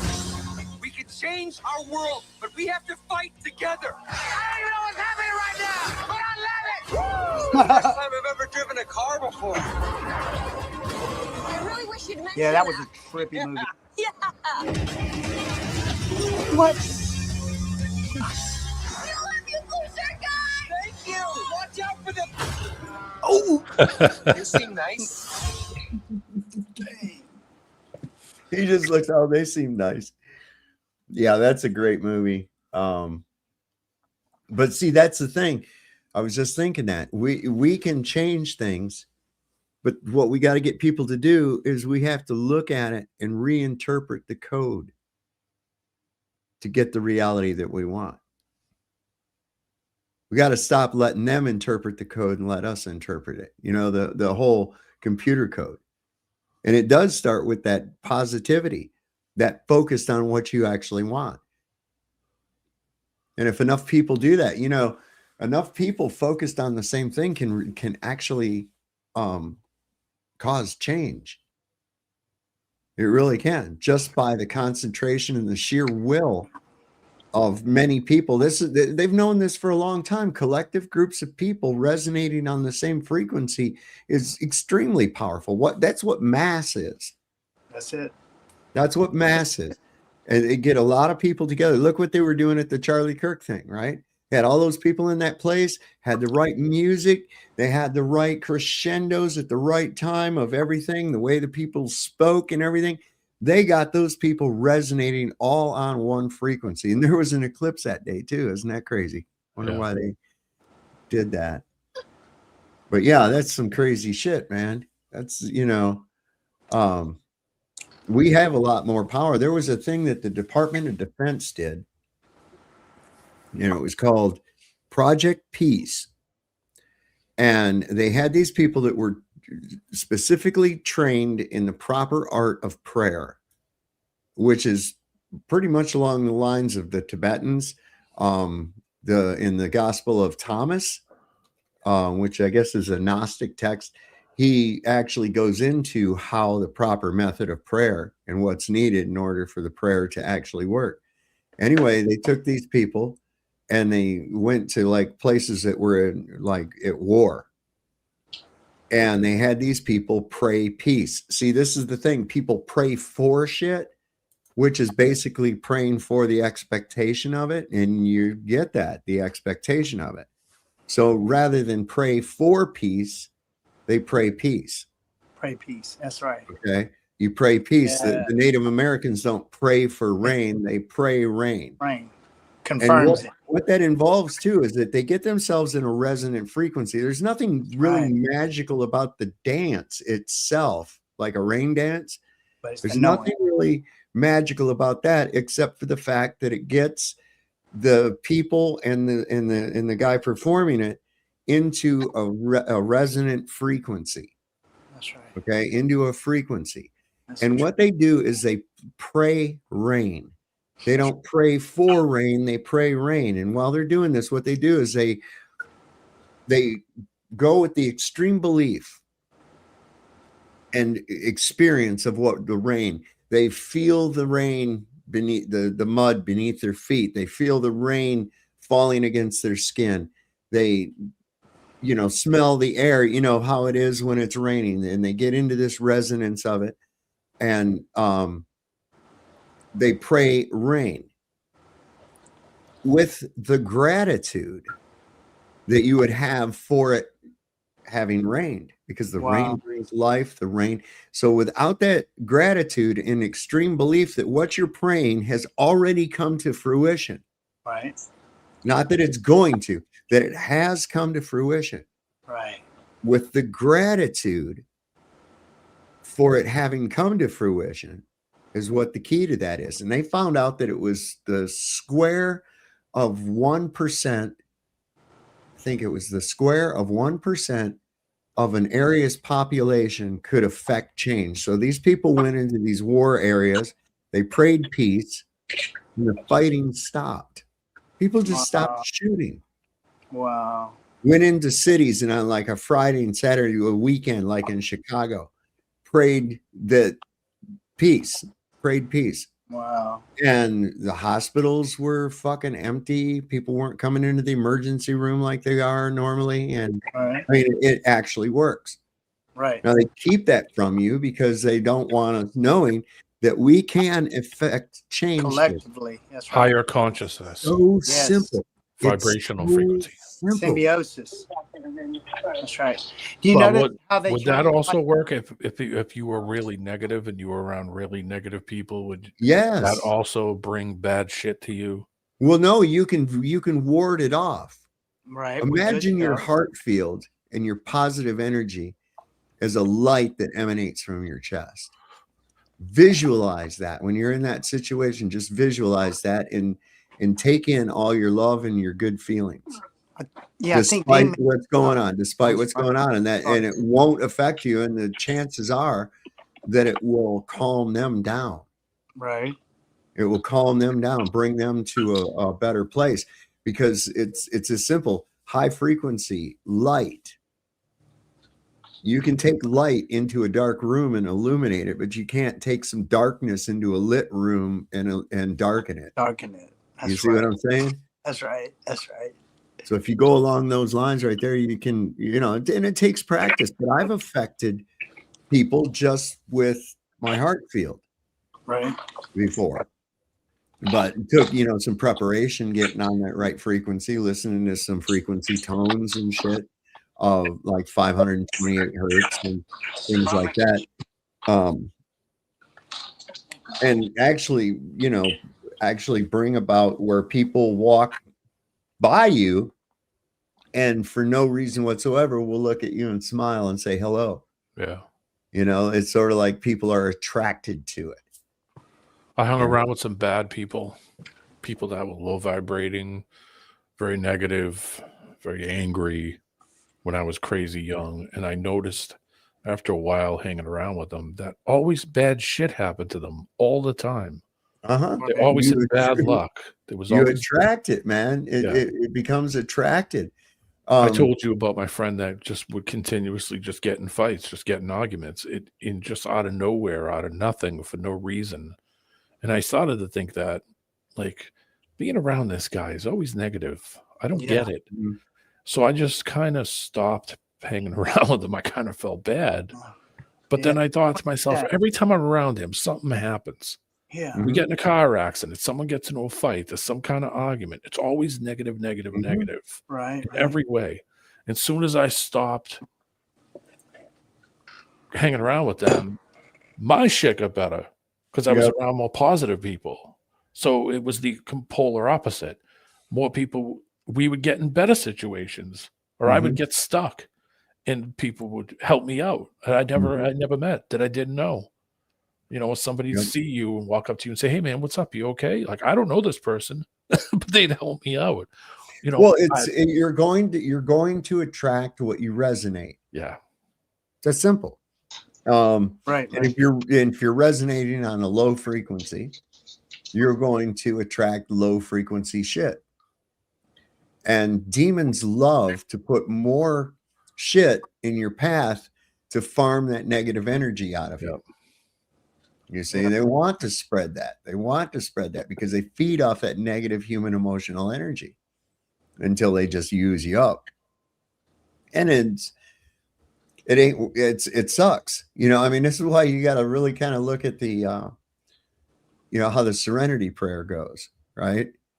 God, give me the serenity to accept the things I cannot change, the courage to change the things that I can, and wisdom to know the difference.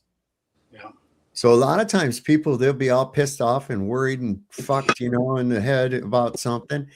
And if they really sat down and looked at it, it's like, okay, first off, whose fault is this? And 99% of the time, you're going to find out it was you ultimately, whatever situation you're in. Sometimes it's not, but most of the time it is based on poor choices. Second thing you got to look at is like, can I fix this? If the answer is yes, then get off your ass and fix it. If the answer is no, then fuck it. There ain't no reason to worry about it. None. There's nothing you can do. That is the situation. All you can do now is adapt and overcome. That's it. I had a friend that was very negative, and then what he would do is he would do stupid shit, treat you like crap, and then if you just stop talking to him, he'd call you and say, "Sorry, man, I was a dick," and then he'd just go right back to treating you like shit. And he would just do it over and over and over and over and over and over and over. Dang. Yeah, and I just said, "That's it. I can't fucking deal with this guy anymore. I've had enough." It's because they don't understand what that actually means, what an apology means. It's a type of repentance. A repentance you do on your own, and apologies to another person. And it's with the understanding and taking the responsibility with the understanding of knowing that what it was you did was wrong. And it's kind of implied that you intend to never do that again. Yeah. I've learned from that. Oh no, his intention was to do it over again. Do you think he was just in some kind of like diabolical loop? No, I just rhythmic, I just think he thought he was better than everybody that was around him, and that he needed people to kind of throw his kind of negativity at, like, he's a super smart guy. Sure. See, that's part of it too. And it kind of like how alcoholism works, right? Is that those demons aren't just feeding off of your negative psychic emotional energy. Right. The people that you affect around you, the problems that are brought up from it. Yep. They feeding on that, you know, the disappointed wife, the hurt kids, whatever. It just causes chaos, and there's kind of a domino effect, but you're the conduit that they use for it until you're used up, and then they get another one. It's really like that. I don't know if you've ever seen the movie or read the book Odd Thomas. Anybody familiar with it? I've never heard of it. Okay, so Yeah, Odd Thomas is okay, this guy, his mother was psychic and she died, and her son, he's got this ability. And he can see these things. He calls them bodaks, but he's like the only one that can see them. And he can't let them know that he can see them. And they start really piling up around somebody or a place when something bad is about to happen. And that whole thing reminded me exactly of that. Exactly of how these demons come around and and fuck with the people on the low vibration and try to make things worse for them as much as possible. Because then that breeds more of the negative shit. That's right. Let me see. I wonder, is that? Because that's a great flick, man. Yeah, I don't think he realized, like I said, I hung around with some bad people when I was really young. I got a little older, and then I just started saying, you know what? Hanging with these guys is negative. Everything around them is negative, and I don't really feel like doing all this crap.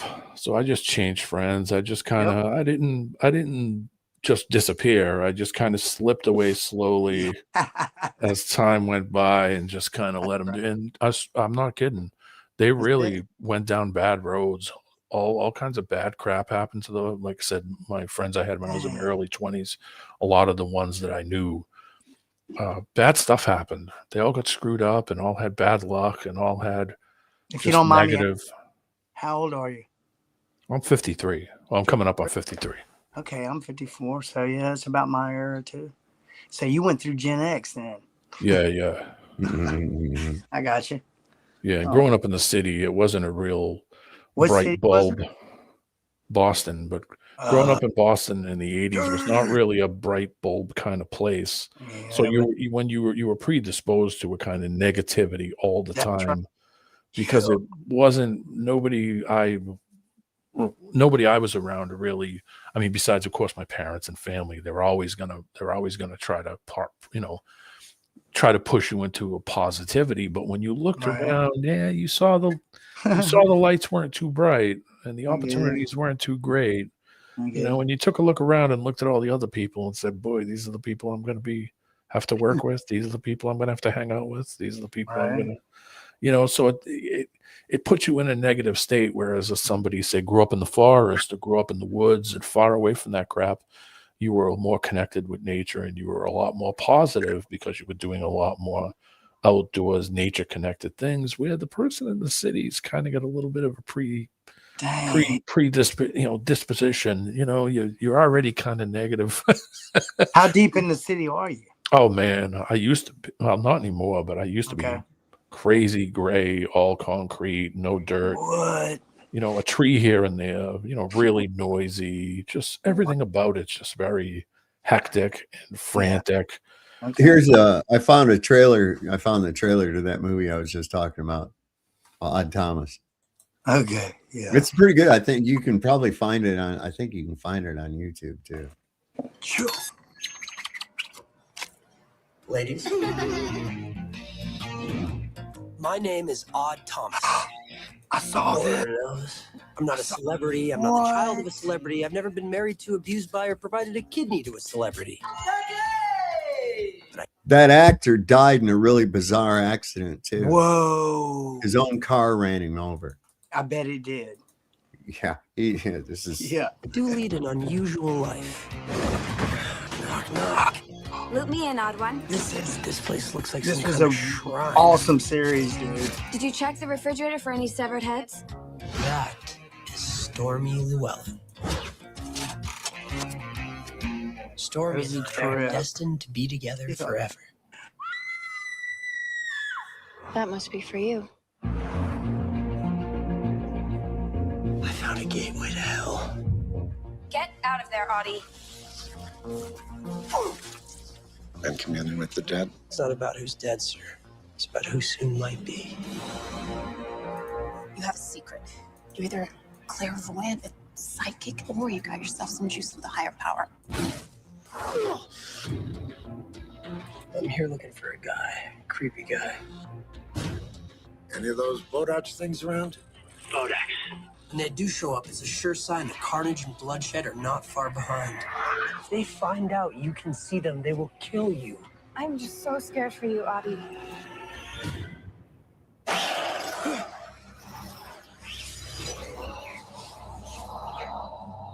A lot of people died in that dream of yours, huh? Yeah, they did. Your dreams ever come true?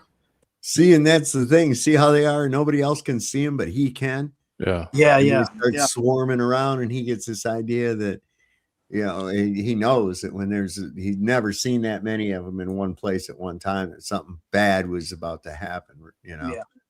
I threw one on the side, that chick talking about energy vampires. I thought that was Hey. pretty decent. Look at Talking here. about, yeah, it was a pretty decent one. Hold up a second here. I think I've got you all covered.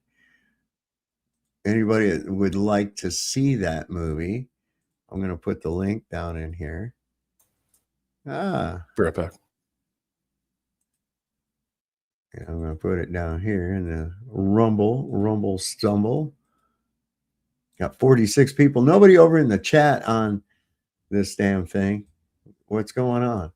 Where are the peeps at? Where are my peeps at? Somebody in the chat. No, people are probably watching it on their TV on Rumble. But yeah, that's a great movie. I just put the did I put it over in here? Yeah, I did. Okay. So anybody that wants to go and see it, I'll put it back here in the private chat too for anybody. That's Odd Thomas. It's a good movie. It's got a nice twist at the end too. I like shit like that. Anyway, let's see, where was I? I was here. And then I got to do this. And we're going to go share screen. We're going to go like this, and then we're going to go like this. Here it goes. Bang, bang, bang. The Earth is flat. Yes, it Watch is. this. And it is the tallest building in Bangkok. 84 stories high. So we're about 1,000 feet up, which with a curvature calculator says the horizon is about 37 miles away from us. So if we're looking out 37 miles that way, there's about 37 miles the other way.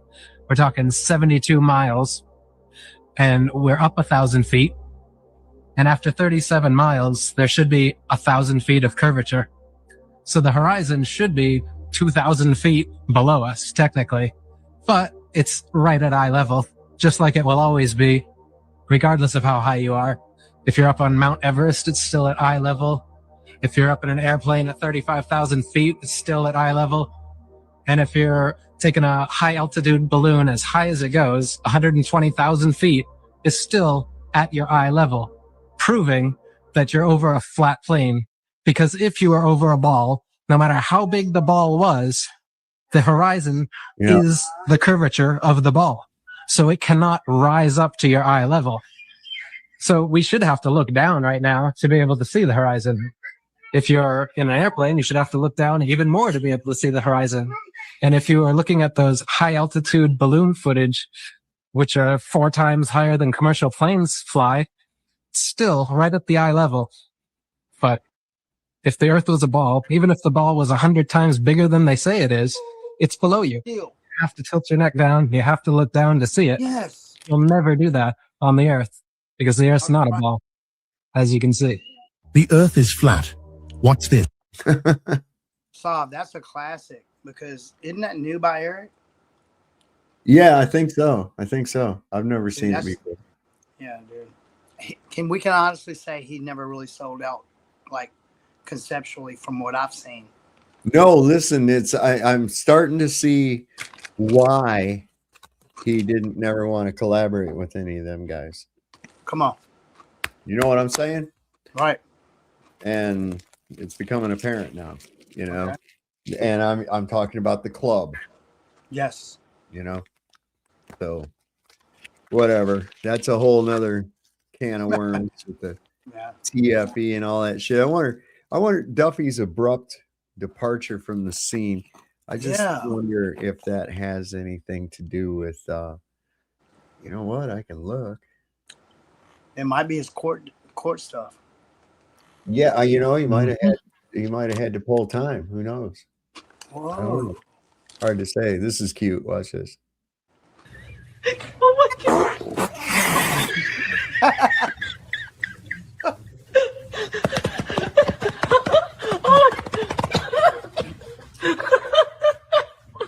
Poor Duke. Look at that face.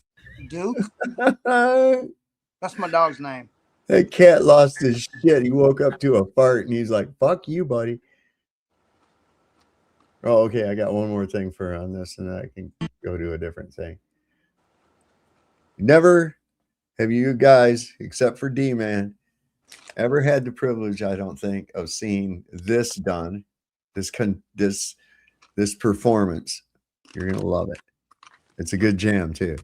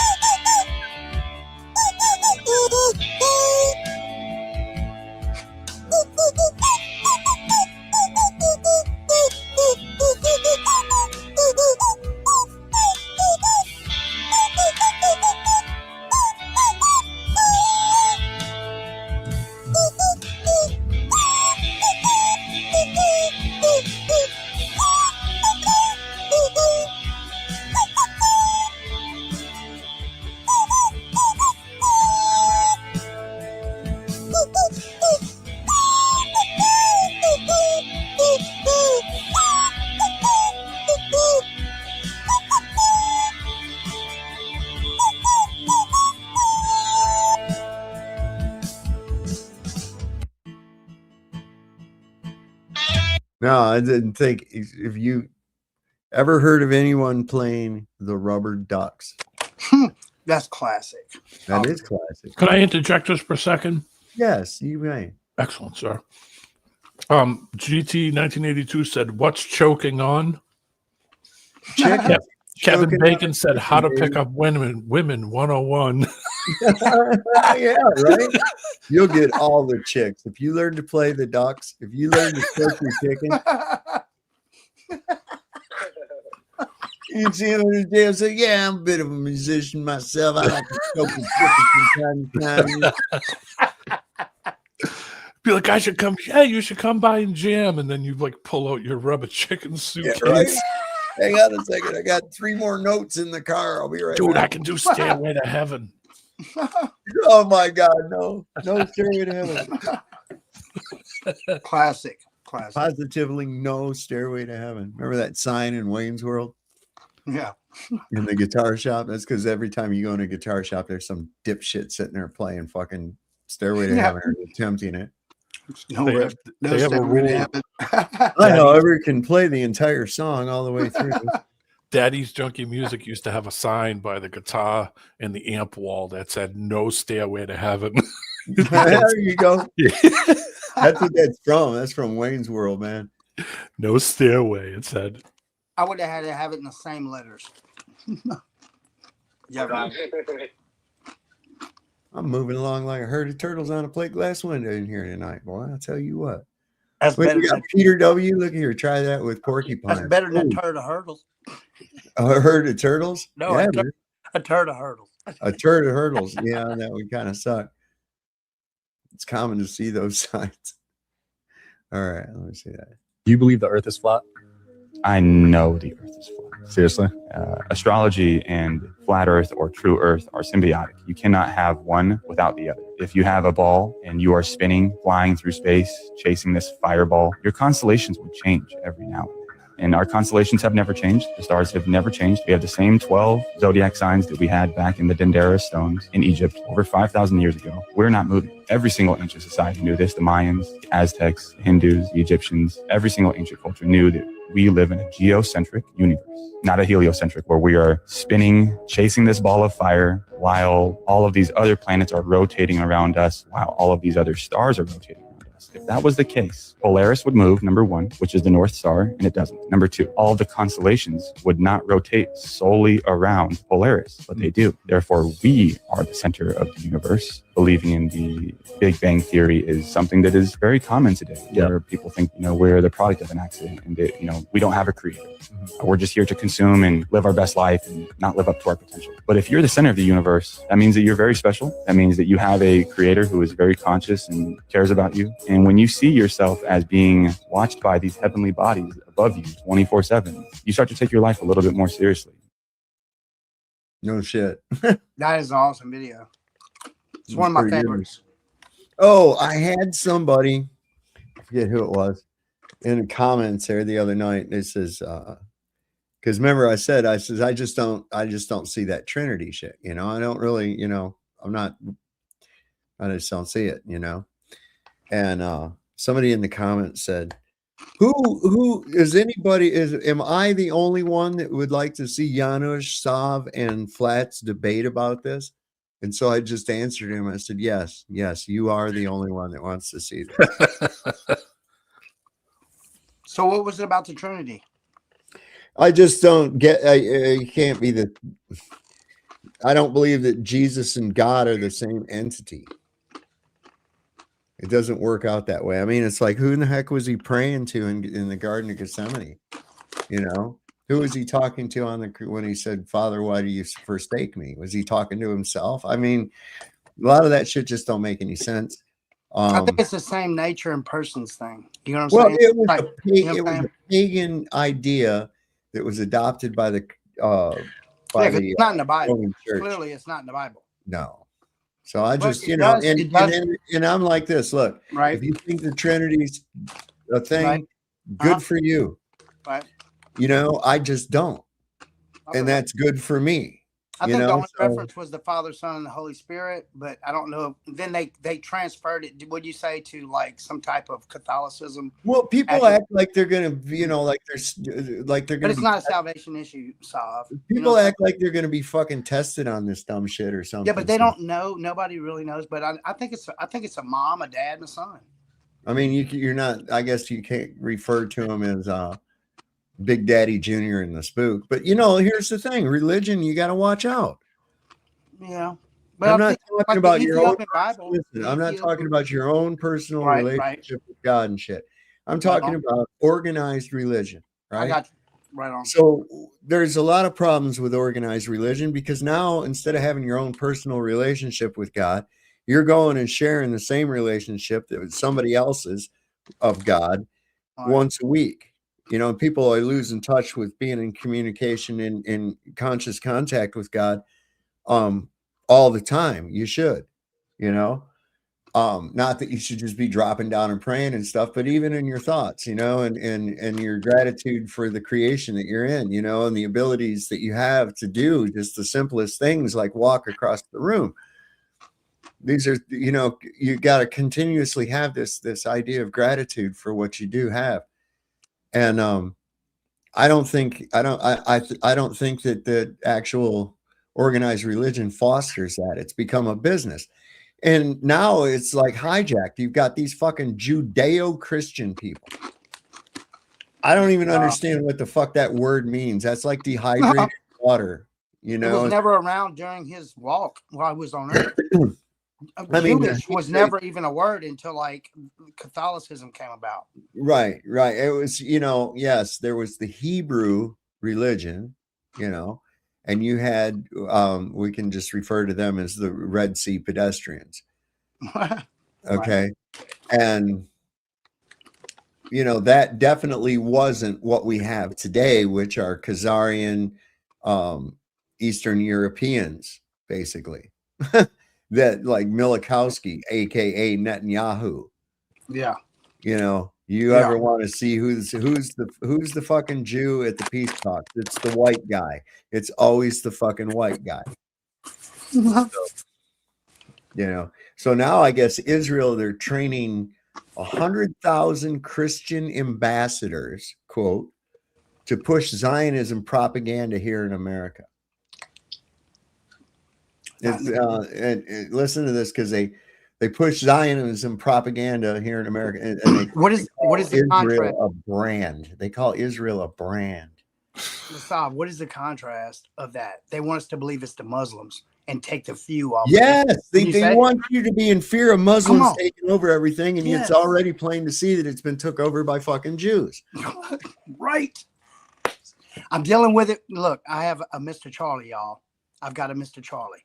He's 77, and he believes that those Muslims that never flew to America, landed in one of our states, took out one of our capitals, took one of our governors out, and took their silver and gold and all their reserves, has never happened. But we did it to 7 nations. Yo, we do that all the time. So, I mean, it's just listen. We're the terrorists. Come on, on. United States are our government is terrorist. It has been for a very, very long time. That's right. You know, we just pull shit all the time. Always at war with somebody. Yeah. I think we've only had a collective 13 years of a period of time that weren't at war with somebody, and that's a little bit here, a little bit there. You know, if it wasn't the Indians, it was the Mexicans, the Spanish, the Canadians, fucking Germans twice, Japanese, Filipinos, Venezuela, or not Venezuelans yet, but Hondurans, and you know, there. What's that other place down there? Nicaragua. You know, come on. What was that whole Iran Contra bullshit with? Come on. And there was drug trafficking, right? Did anybody blow up Ollie North? No. Anybody blow up Barry Seal? No. Anybody blow up Bill Clinton, George Bush? How about the head of the CIA? No. Those are the narco terrorists.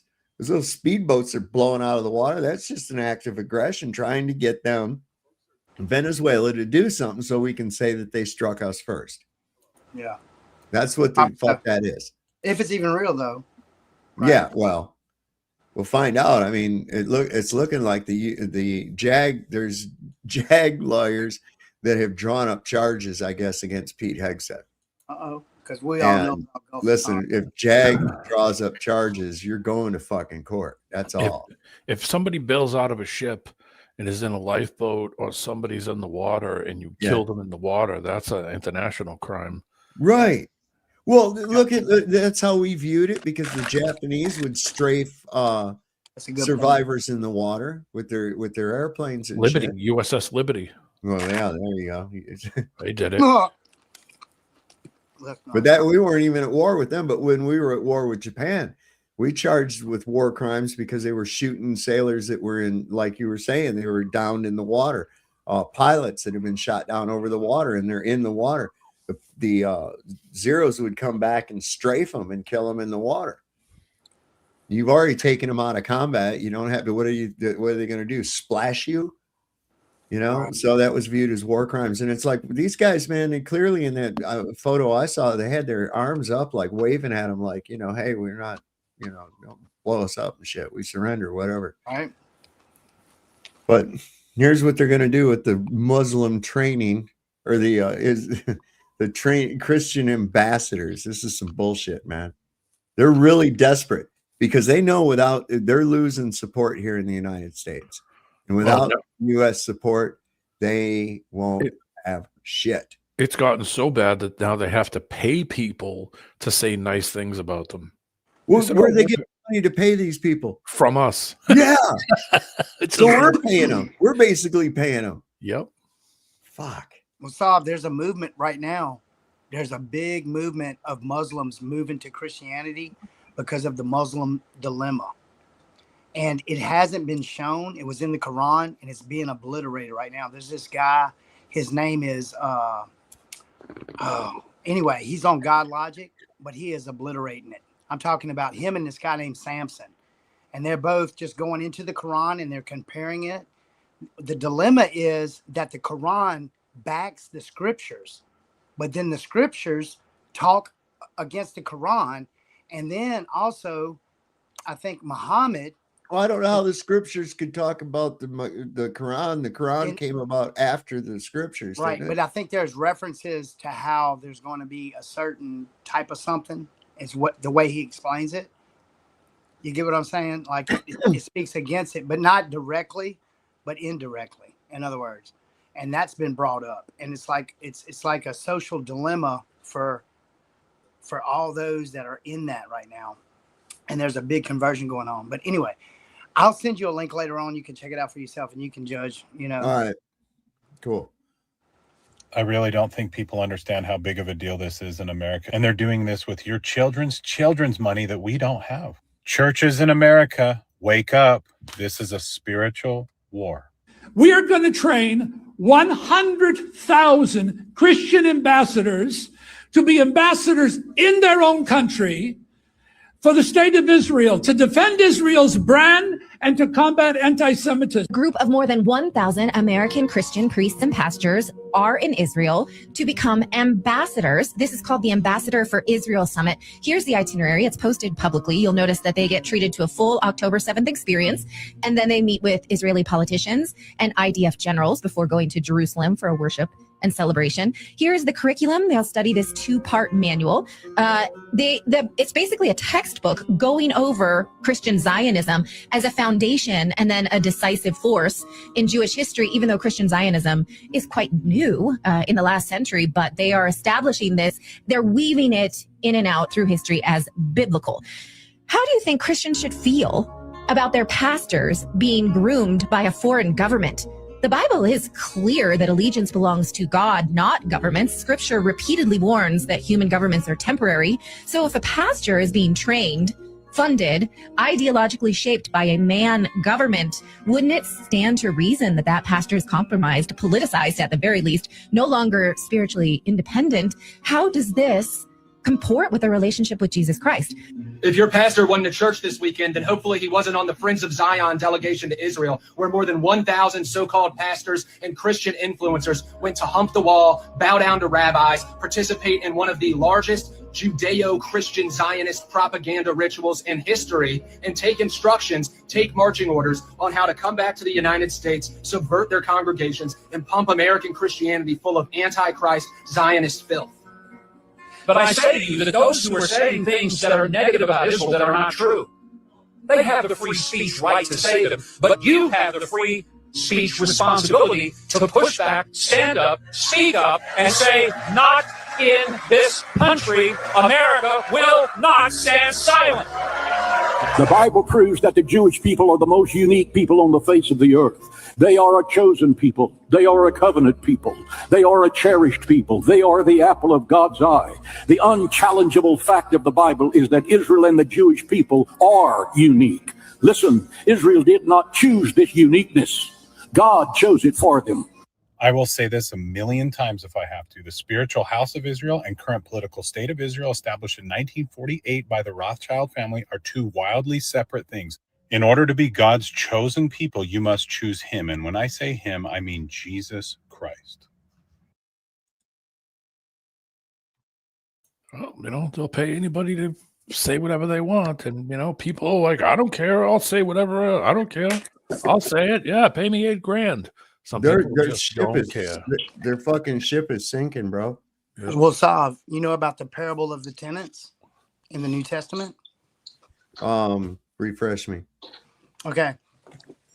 Jesus goes into the vineyard and talks about the vineyard, and that they killed the cornerstone. He goes into the parable. You really should read it, but he's explaining that that God took the blessing from Israel in that parable. Oh yeah. It's like, well, we were chosen and now we're not chosen anymore. And then we weren't chosen and then we got chosen again in 1948. Yeah. Like a bunch of shit. Every last bit of it. Who the hell is doing that? Is that my wife? Wait. No. Anyway, and then here, meanwhile, they just lie to us about everything. Check this out. This is crazy. This is in, I think, Monument Valley. Dig this. This is Monument Valley on the corner of Utah and Arizona, United States. Now, if you notice, these are cut blocks in the ground. And I've been trying to tell y'all that ancient people had technology that they don't tell us about. So how did these blocks happen naturally? I know there's going to be someone that drops in the comments and check that out. Those fucking things are like at 90-degree angles. You never see that in nature. Yeah, those are almost like laser cut edges. Yeah. If you look how sharp those edges are too. Those ain't just breaking away. No. Yeah. No, look at that corner. Look at the corner of that fucking thing. That's perfect. defends the matrix programming to try to explain how this is natural. These cuts, look at that cut. Look at these cuts all throughout the land here. You can see it's pre-cut. Y'all are seeing what I'm seeing, right? These cuts, it starts at the edge and then it goes all the way through here, even down up in here. And on the right side where my finger you can't see my finger, but over there too. This looks like somebody took a pizza cutter and just pre-sliced the pizza. So you just grab your piece. That's what that looks like. This is pre-flood. The reason why we know it's pre-flood is because there are fossilized sea creatures all up in this whole area on these rocks, these cubes and stuff. So they were building something back then. Antediluvian. And then the flood came. And this is the evidence. This is not natural. This is not natural. Okay. True. Let's continue. What? We wouldn't even know about this unless this independent guy found this stuff. This is a cube. Look at those dimensions. Right angles. How did they do this? How did they do this? How did they cut the earth like that? Laser technology, people. I'm trying to tell you, ancient people have mad tech. And we're impressed with the iPhone. Okay. They cut the earth like this. And it's like, what were they building? Stuff like the pyramids and stuff like monoliths is what they were building. That's right. So what is the point of this video? The point of this video is to get you to question the mainstream information and question what you're being told, because they conveniently forgot to tell us about this. No shit. They skipped that part. All right. Bastard. Intelligent human beings, probably with the Nephilim giants, were cutting these blocks out to build monoliths and temples and all kinds of stuff back in the day. Remember how I said that? But they didn't tell us about this. Why? Why are they hiding that? Question what you're being told. My natural position, if I hear some major story, something happened and it was caused by this, I immediately doubt the cause. I immediately doubt the reason as to why it happened. Okay.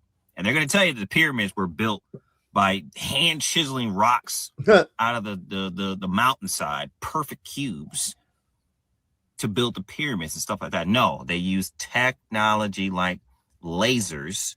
And who knows how they hoisted these up? They probably had some anti-gravity stuff. We don't know because they won't tell us. So if JJ said someone had a big ass wet saw.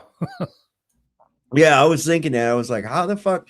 You don't see any striations in it like it was cut, though, that way. It's just like it's how pointed the corners were. Yeah. That's amazing. That's pretty intriguing, dude. Even if you drilled holes and you went and just drilled holes and tried to crack that thing along the holes, you know what the probability of you getting it that perfect is? You'd never get it that perfect. Yeah, exactly. You'd have to have those holes so close together that you just might as well, you'd be sawing it basically. And then you would see the holes drilled. Yep. You would see it in the rock as it would break. Yep. And we didn't see any tool marks. Nope. Let me pull that up again for a second. Let's see if I can get to a point. Those edges are so fine. Anything around it, it looks like it may be in like. See, like look at this, right? This part right here. See with that shit. Yeah, look at that. Look at how smooth And you that don't is. see any like tooling marks No. of any kind. Nothing. Look at Look the at that. point on the corners, y'all. Yeah, I know. That's insane.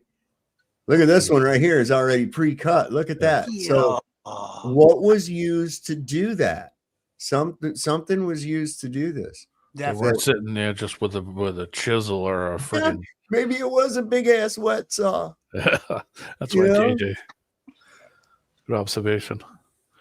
What's the other one in South America? What is it? Machu Picchu? No. What's the other one where it has like Puma Punku? yeah, where they have like literally laser beam cut. Yeah. There is no space in between.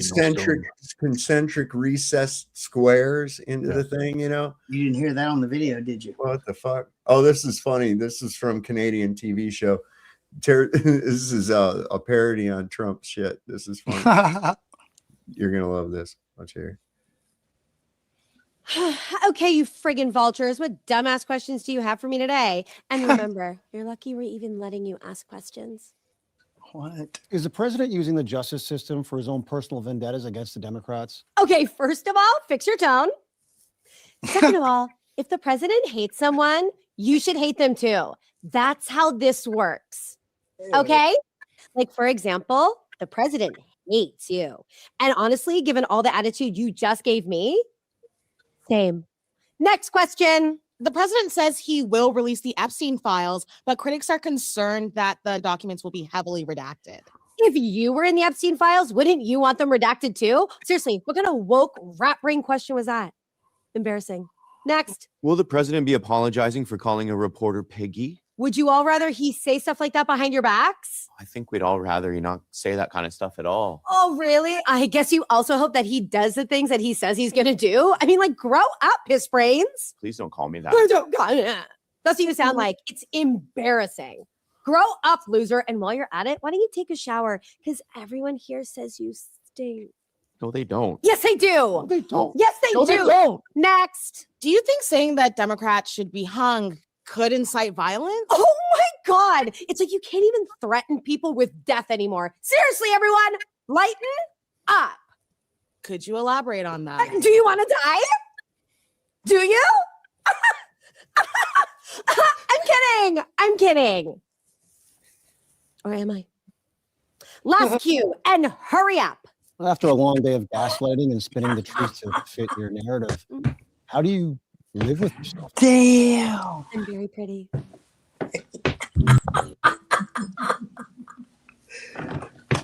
That got twisted. That's nasty, isn't it? Wow, that was weird. Well, Trump was just saying the other day that the era of the no more domination. They're not going to try to dominate the world. Remember? The other day, he was coming out with this new, this whole new thing now that, you know, oh no, we're not going to pursue domination anymore. Wait, who said that? Trump. When? I'll look it up. The other day, day before yesterday, I think. What? He's always talking about dominating this and dominating that. Come on. Listen, I think he's senile, man. Because Really? he said shit and then like 3 days later says like the total contrary. Don't even remember saying the other thing he said. You know, like I think a reporter asking about if there is the other footage of the double tap on that fishing boat. Okay. Would he share it? And he said, yes, absolutely. I'll make it public, you know? Yeah. And then like 3 or 4 days later, he was asking about it. And he said, I never said that. It's like, fuck, you didn't, man. What the hell? He's got to know that people are paying attention. So it's either he knows that people are paying attention or he don't know. Well, these there's people are just losing their fucking mind. Did you see the shit with Tim Pool? Oh yeah, somebody shot. He was going on saying that somebody shot at his house. Listen, I got a thing here. A guy called the sheriff where Tim Pool lives, and there was no report of any shooting at all. Yeah, because it didn't happen. You know why? Because no one's watching his trash. But he went off the deep end. Check this out. This is crazy. He went off the deep end. Yeah, this I don't is know if you deep. guys dude. heard this new clip from Tim Pool. Tim Pool goes on this What? unhinged rant, and Candace just responded to it. So let me read what Candace just wrote, and then I'll play this clip from Tim. It's epic. And Candace goes, she said, he is generally not well right now. I wouldn't turn this into a cheap internet moment. There's just something clearly personal going on in his life. She goes, it's hard to run a business. He's under pressure. Pray he comes through it. So Candace is taking the higher road here, but Tim Pool, buddy, hopefully you're all right, bro. Somebody should do a wellness check on this dude. Check this out. Candace Owens is a fucking evil scumbag. She is a degenerate cunt. She is burning everything down, and she's gloating and smiling while she does it. And you know what you fucking told me? She has no security. She doesn't fucking deal with the shit we have to deal with. She's a piece of shit.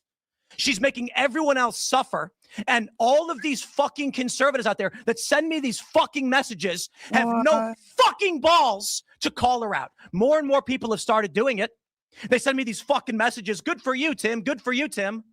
I wasn't the first person to do it. I'm not going to take credit for that. But don't fucking DM me like I did something for you as you fucking cower, scared that she'll put you on her thumbnail and claim you benefited from Charlie Kirk's assassination, which he's doing to me right fucking now. Yeah, that was the. I'm fucking done with these people. She has security, just not on the level of you. Oh, yeah, the one fat guy you mentioned with no wall and no barrier in a suburban neighborhood with neighbors. She doesn't give two fucking shits. No one's out for her. She's lying about all of this. You told me you went to her house and she's got a 4-foot wall and one fat guy, and she doesn't give a shit about her security. Meanwhile, I get bullets fired at my fucking property, and I have to go live in the middle of nowhere. And I got fucking strangers coming up to my house in Maryland, breaking in. I got people showing up and beating up the residents who try to live there. How the fuck am I even supposed to sell this property? And you know, it's all lies. It's all hypocrisy, and it is for the purpose of making money. And she does not live the way other people live. And she claims she liked Charlie. She loved Charlie, and she is burning everything down that he built because she is evil. She is evil. What? And I'll say it again. This conservative movement is fractured. It's fried, whatever it is. What? Okay. Republicans are on track to lose the midterms. They were actually trending in the other direction until Charlie Kirk was murdered. Yeah. And whose fault really is it that the Republicans are tanking so bad? Is it Candace Owens' fault? No. Or is it the fault of the MAGA guy who's flip-flopped on everything and gone the opposite on everything that he said he was going to do? That's right. That's right. 2 steaks, $41. Come on, man. You know, that's what hurt it. And you got these fucking ridiculous fucking people like Randy Fine and shit out there screaming about Israel and everything. Listen, man. The gig is up. Yeah. Okay. Nobody wants these Zio pukes anymore, Nope. man. Timmy is mad because Timmy's losing tons of viewers. People ain't watching his crap, and he's losing a lot of money. Timmy's bald as a fucking cue ball. That's why he wears that hat all the time. Shut up, Meg. Yeah, but do you think this is an act, Saul? They could be yeah. Well, I don't know. This if not, this is a good ad lib because he does seem genuinely. I'm looking at his body language and shit. Right. And he is genuinely pissed. Something is his I think. Yeah, but what if he was paid by the Jews? What if he was paid to break her down? Probably was. I wouldn't put that past him at all. We already know that conservatives. We already know that Netanyahu's put her as a target for these influencers and shit. Because she's talking some major shiz, dude. Yeah, but she brings receipts. I know. That's what's weird. That's the thing. But yeah, Charlie Kirk was faked and meant to create. Okay, wait. Absolutely. What if she was grafted in, and for somehow she escaped off? And it's part of the script, man. Yeah, I got you. Okay, it's part of the reality show. I just need. That's all it is a big fucking internet reality show that's actually going on right here. I got you. But this guy, he looks like he is kind of pissed off. Right on. This may be a bit off script because it's like what he's really overly bent. He thinks the lady does protest too much. Right. Especially if you got to lie about your house getting shot up and shit. He's gone down Right. He's gone down 4 million views. Wow. Since wait a minute. So people are backing Candace Owens, and then in other words, His right? views have dropped from October to November. He's dropped 4 million views. He's gone from 15 million, What? almost 16 million, down to 11 million flat. 11,059,000. So that means people are watching Candace rather than him because he brought her up in it. The funny part is that if you look, every 3 months, his subscriber base goes up 10,000 every 3 months. Oh yeah, he's definitely. So he's probably Sold out. using, what do you call it, to show. He's probably doing the Indian cell phone views. Yeah, dude sold out. Yeah. So every 3 months he goes up 10K. No, yeah, he's sold out. On the money too. I mean, Yeah. I could go right on Social Blade and look it up and see. Shit, I'm holding steady at 3.22. Let's see where D-Man brought that information, didn't he? Let's see where I'm at here. That's respect, D-Man. That's Let me see. respect, bro. I have 3,257 subscribers. 49 of them. I've gained 49 in the past 28 days. That's what my little dashboard thing tells me. But you really had about 3 times that by now, just because Good Zombie Robot subscribe, Fred Westworld, Nonsensical Webby. Yeah. I You don't know. shadow ban those dog. They shadow ban you, bro. I had a few during the week that subbed to me, but I don't know why, because my channel there's nothing on it. But thank you very much, anybody out there that You've subscribes. become kind of a star, coming on here, and there's a couple other shows, and people that frequent my show and those other shows, they like the personality, and you do good on here. I mean, we have fun. It's like you're kind of like an expected co-host. You know what I'm saying? You and Cubby both. I don't know where Cubby's at. I'm gonna have to. It probably snowed like a motherfucker. He's probably plowing snow. Yeah. Poor bastard. I mean, I go on Rogers and I go on Vlads sometimes, and I'm on Flats and PJs in Scotland. The funny part is that I didn't know that many people knew who the hell I was. In Australia, I was like, holy crap! Everybody knows who I am and knows who you are. In Aussie land, man. Yeah, a lot of people. I got a lot of UK people that are pissed at me too. I appreciate everybody. I do too. It's a lot of cool people. Anyway, this is bad. He really goes bad. This is the point, isn't it? The most effective political assassination in history, and thanks to the likes of the vile cunt Candace Owens, she has turned Turning Point into the perpetrators of the crime that was against them. I don't get paid by any of these people. I'm not on good terms necessarily with Turning Point USA. They didn't invite me to their stupid event. I don't want to go. I don't want to go. They invited me back after I started criticizing Candace. I'm not going to your event. I'm over all of this shit. The last thing that I need to deal with is a bunch of cowards in conservative media refusing to stand up to her. Megyn Kelly, come on. I appreciate the kind words, but come on. Such fucking pathetic bullshit. And I get people saying, Tim, thank you so much for talking about it. I don't care.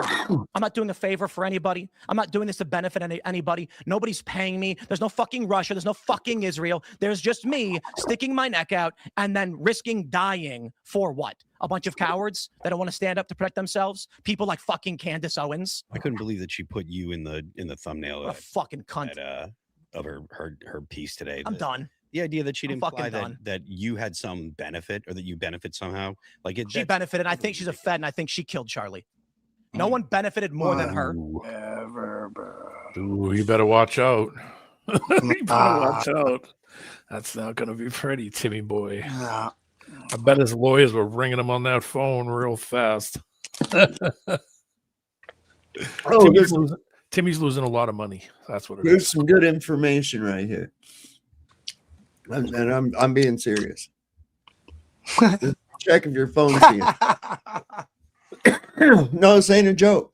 This ain't a joke. I did this today. Check, and my phone's not being tracked. Oh, okay. This is how you check if you have been tracked. Let me show you. You go to your dial pad, you dial *62#. Then you wait for the error code to be activated. If you see any of the choice being forwarded, it means you have been tracked. Let me show you how you can disable this. Let me show you. Go to your dial pad, you dial #002#. then wait for the memory code. There you go. You have erased all the forwardings on your phone. For more content like this, like, share, and follow. Yeah, you gotta send me that. All right. Thank you, dog. I appreciate it. I'll put that in the chat too. Only on Soft. Yeah, I did. I checked Hey, it. It mine. works. That is crazy. That is so freaking crazy. Let me show you. You go to your desk. Yo, that is wild. Let me put this That is down so- here. Oh my god. There we go. I'm gonna put it back here in the private chat too. And then I gotta put it over here on Rumble. Put it over here on the Rumble side. Paste. So were you being tracked? No. Oh, that's awesome. No. They just wait for you to go live. Most likely. You know what I'm saying? Let's see.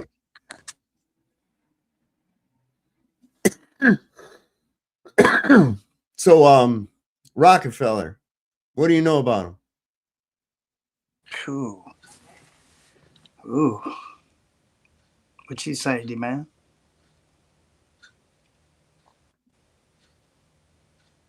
I don't think D-Man's there. Or he's muted.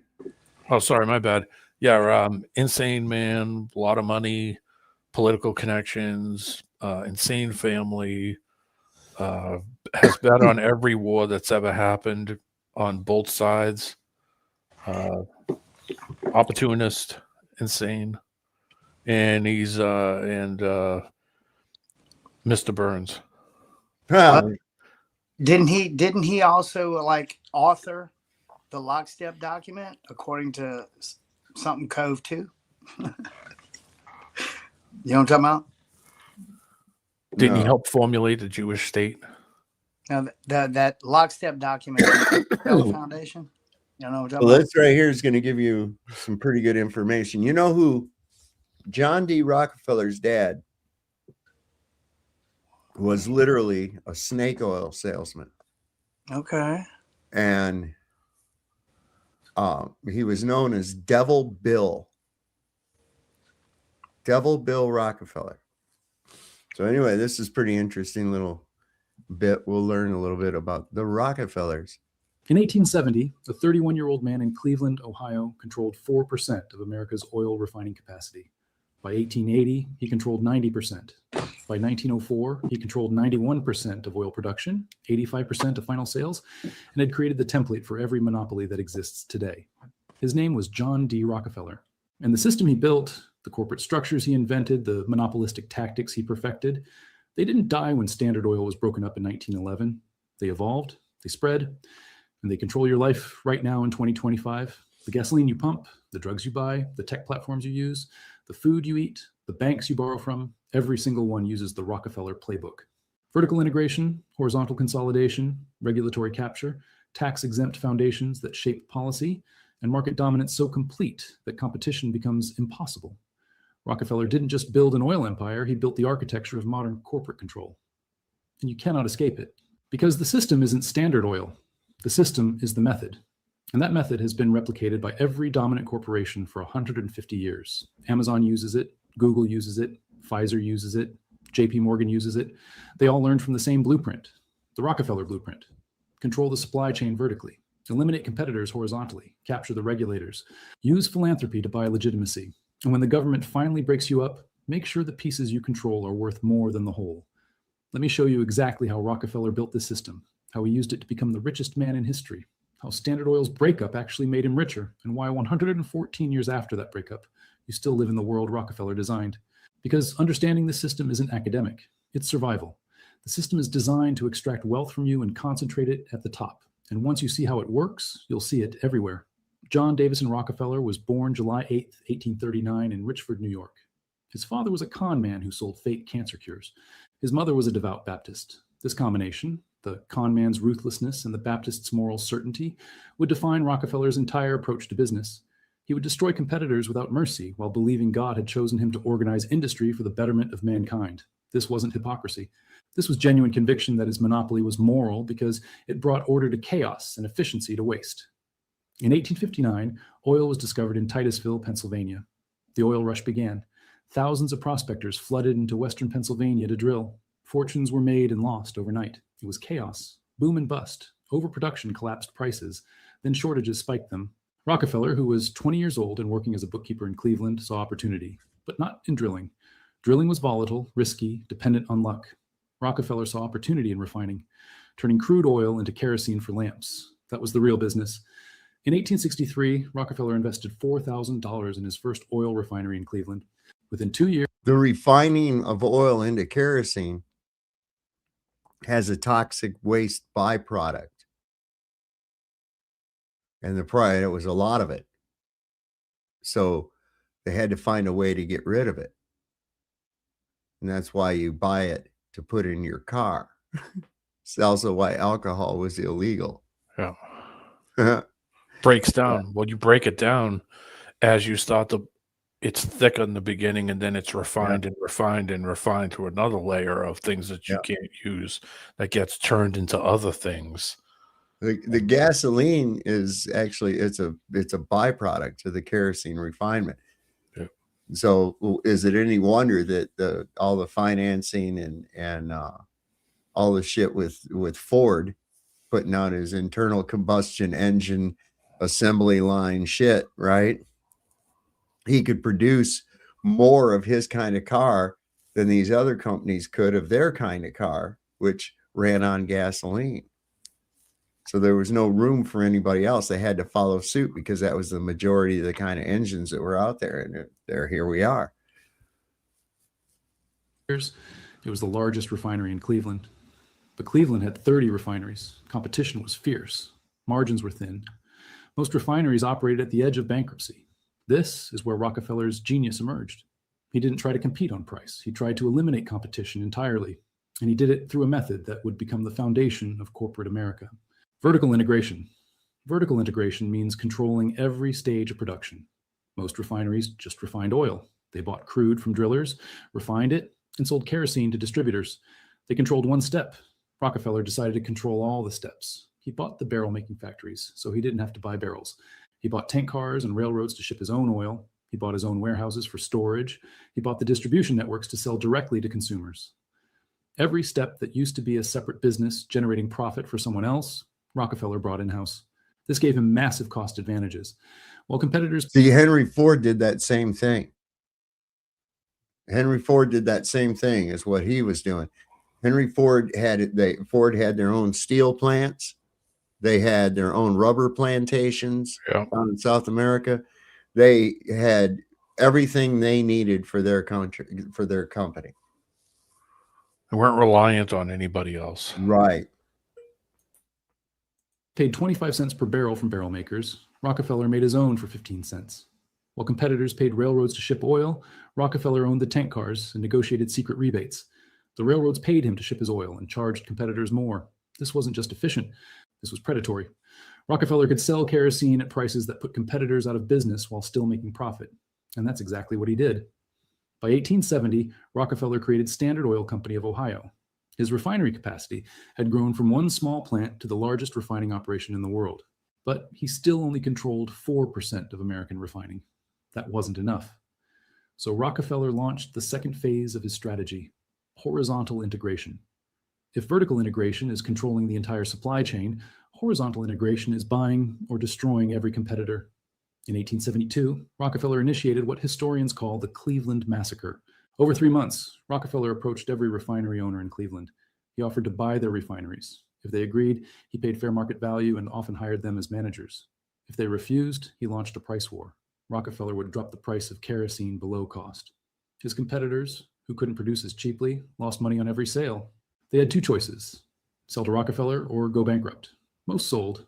A few fought. They all lost. By the end of 1872, Rockefeller controlled 25 of Cleveland's 26 refineries. He went from 4% to 25% of American refining capacity in 3 months. This was the blueprint: offer to buy. If they refuse, destroy them economically. Then buy the ruins. This method would be used in every industry by every monopoly for the next 150 years. But Rockefeller wasn't satisfied with Cleveland. He wanted the entire country. Through the 1870s, Rockefeller expanded Standard Oil across America. He bought refineries in New York, Philadelphia, Pittsburgh, Baltimore. He used the same tactics everywhere. Secret railroad rebates that made his shipping costs lower than competitors. Vertical integration that made his production costs the lowest. And ruthless price wars that destroyed anyone who refused to sell. By 1879, Standard Oil controlled 90% of America's refining capacity. 90%, that's not a business, that's a monopoly. But here's where Rockefeller's true genius emerged. He understood that monopolies faced two problems. First, they're illegal. The Sherman Antitrust Act was passed in 1890 specifically to break up monopolies like Standard Oil. Second, they're hated. The public despised Rockefeller. He was called a robber baron, a ruthless tyrant, the most hated man in America. Rockefeller needed a solution to both problems, and he found it: the trust. In 1882, Rockefeller's lawyers created the Standard Oil Trust. Here's how it worked. Standard Oil of Ohio couldn't legally own companies in other states, but a trust could. Rockefeller created a trust that held the stock of all Standard Oil companies. 41 shareholders, all Rockefeller and his close associates, controlled the trust. The trust controlled the companies. This was the first major corporate trust in American history, and it became the model for every trust that followed. Sugar Trust, Tobacco Trust, Steel Trust. All copied Rockefeller's structure. The trust allowed Rockefeller to control a nationwide monopoly while technically complying with state laws. But more importantly, it created a new legal entity. The trust wasn't a company, it was a holding company. It didn't produce anything, it just owned other companies. The structure would evolve into the modern corporation, the parent company that owns subsidiaries: Berkshire Hathaway, Alphabet, Meta, Amazon. They're all descendants of Rockefeller's trust. By 1904, Standard Oil controlled 91% of oil refining in America and 85% of final sales. Rockefeller was the richest man in the world. His net worth was $900 million. That's $25 billion in today's money. But that's just paper wealth. At his peak in 1913, Rockefeller was worth $400 billion, inflation-adjusted dollars. Richer than Jeff Bezos, Elon Musk, Bill Gates combined. The richest individual in modern history. And he built that wealth through the system. Vertical integration, horizontal consolidation, legal structures that concentrated control. This was the system. But the public was turning against monopolies. In 1890, Congress passed the Sherman Antitrust Act, making monopolies illegal. In 1906, investigative journalist Ida Tarbell published The History of the Standard Oil Company, exposing Rockefeller's tactics: secret railroad rebates, predatory pricing, crushing competitors. The outcry was enormous. In 1911, the Supreme Court ruled that Standard Oil was an illegal monopoly and ordered it broken up into 34 separate companies. This should have been the end, the destruction of the system, but it wasn't. It was the beginning of the system's evolution, because when Standard Oil was broken up, Rockefeller still owned shares in all 34 companies. Standard Oil of New Jersey became Exxon. Standard Oil of New York became Mobil. Standard Oil of California became Chevron. Standard Oil of Indiana became Amoco. Standard Oil of Ohio became Sohio, later bought by BP. The breakup didn't destroy Rockefeller's wealth, it multiplied it. Before the breakup, Standard Oil stock was worth about $600 per share. After the breakup, the combined value of all 34 companies was worth over $2,000 per share. See, that's what I'm talking about right there. What the fuck? All this fucking wrangling and papers and legalese and bullshit. What the fuck are they doing, man? Loopholes. They were allowed to do that. Yeah. That's what it's about. They were allowed to do it. Confirmed programming. God. Aren't they awful? Yes. I mean, that doesn't really help when you point that out to people and say, "Oh, go right out there and open a business." Yeah, you're going to be out of business real quick. Don't you think they've actually figured out the hack of the humanity, like the programming? You know what I'm saying? Like with the bank code and all that, they've got it all just like. Well, when you got a fleet of law, I mean, he was born into money. That's right. So that's the difference. It's a big time up when you're born into the money. Right. Some people fail. A lot of those people that end up getting tons of money like that, their kids become rejects. Yeah. They just don't want to do any of it, or they just ride it out like the Hilton family. That's right. Donald Trump. Yeah, Trump is another one. He came from that money. motherfucker didn't even know how to open a door to a vehicle when he went. Remember when they had the what the crash? When he drove the trash He's like, how do you open this thing? truck and shit. Wow. Somebody had to run up there and Never show him opened how a to door. open. Yeah, somebody had to run up there and show him how to open the fucking door. Because he ain't Dang. never opened a door for himself. He ain't never drove himself nowhere. That's he ain't never had royalty. to do fucking shit. And he was given a bunch of money. And here he is. Everybody said, oh, he'd be a great president because he's a good businessman. Right. Motherfucker filed bankruptcy 6 times, man. Got bailed out for 70 billion. No shit. 70 By who? billion. Wilbur Ross. That's right. A friggin' like a casino tycoon. Yeah. Yeah, he's in the pocket. You know it. He's a real piece of work. He didn't want they say he didn't want to be considered dead. His Atlantic City And stuff that's was a big that's an fail. actual thing, y'all, when it comes to economics.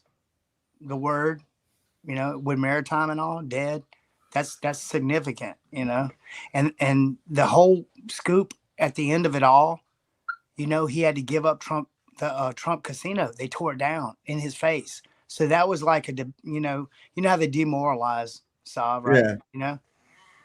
I went to it. I went to the casino. Did I went you? to the one in Atlantic City. What? Yeah. I've been to the one in Wow. Vegas. Okay. Yeah, I went. So, you remember way back in September when Charlie Kirk was fake shot on. Okay. Yeah. You guys remember what I said about that 30-06 and all that shit? Right. Yeah. Okay. And what people been saying as opposed to this, well, people are finally getting it. Candace Owens, she responded to this ballistic test, and this was a good test this guy did too. This was really good. I'm gonna share this.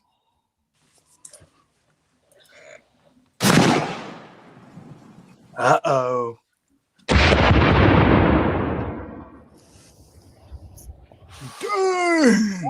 We definitely penetrated our water jugs, and I don't think this is going to help to stop the conspiracy theories.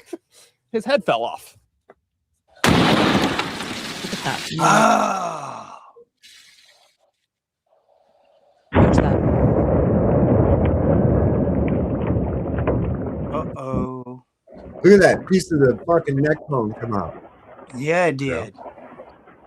Neck bone is stealing my dick. What the? All right, guys. I figured this is probably what would happen. I was trying to remain optimistic, but that right there is why people are skeptical on the official story. The 30-06 is a very hard round to stop. Obliterated. Yeah, so I wanted to show that because I realized there's a bunch of people who may not be gun enthusiasts. Obviously, that channel is dedicated to it, and just so you understand. That round was developed for the Springfield, for the military. Come on. The Springfield rifle. Yeah, man. What was they were using that in World War One. What was the big? The BAR? That was in the BAR also. That was World War II. 30-06. 30-06 is what that number means. Is that it's a 30 caliber, but it's the '06 adaptation from 1906. And what they did is basically made a 30 caliber Magnum, if you will. Right. Okay. They necked it down enough to get more compression. Yeah. And it's a special design of a 30 caliber that came out in 1906. Wow. And this is what it was Springfield. Dang, 1906 off. Yeah. So yeah, can you that's a still, devastating man, fucking round. It's can a you really still, man, it's a really good round. I mean, for Yeah. hunters that like to shoot on long range. Right. My dad bagged an antelope in 1963. I've got the horns in the other room on the wall. He did that from 278 yards. Right. With a 30-06. Took it right down. He said he was practicing up. They were out there. They were in Wyoming, and this jackrabbit went running across. And my dad got a line on it and let it just enough. And just as he pulled the trigger, that fucking rabbit went behind a bush. And the round went through the bush, hit the rabbit. And my dad said there was just fur and meat went out the other side. Oh my gosh. Can you steel man what we just can D-man or you saw steel man what we just saw an explanation and I said it. comparison. I said it soon as a matter of fact, one of the first things I'd said to Sav is that no way. That's not a 30-06. No way. God. I have something similar to that. It's a 7mm Mauser. I hit a deer. I hit a deer, good sized deer in the shoulder from pretty close using iron sights. I basically just took a pot shot at it because I didn't think I was going to hit shit. And I was actually aiming a little like a little mid section to try to hit it in the lung and go across it. And I hit it in the shoulder. I hit it in the shoulder of a deer, and it blew its shoulder apart. Literally, just blew the shoulder apart. And that thing went over, and it couldn't get up because the leg there was nothing to push up. So it just sat there and did like circles, trying to get up and couldn't get up. Did it break your heart when you saw that? Yeah, I mean, I felt bad, but that wasn't my intention. But that 7mm. I mean, that's a round from the early 1900s, about the same time. Wow, That's what the Germans were carrying, bro. Yeah. Could you imagine getting hit by that, y'all? The ammo, it was devastating. The ammo that I used was in a can from the 1920s. That's how old the ammo was. And we were out there for 2 days, and I didn't see squat. I didn't see one thing. Wow. And I just took a pot shot. The first year I saw her, I said, that's it. I'm gonna take a shot at it. No scope, no nothing. I got you.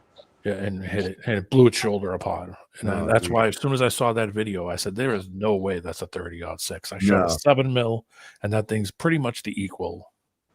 Didn't Mark Sargent and his son do the video where they shot the neck bones of the cow and the 4x4 and the other neck bones? I might have seen some. I think I've seen that.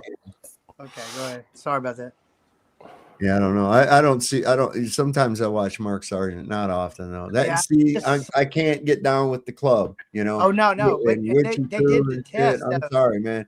They shot I know is in the tank. I know she's in the fucking tank with these guys because of the fact, how bent she got because I wasn't buying their fucking dog and pony goddamn bullshit story.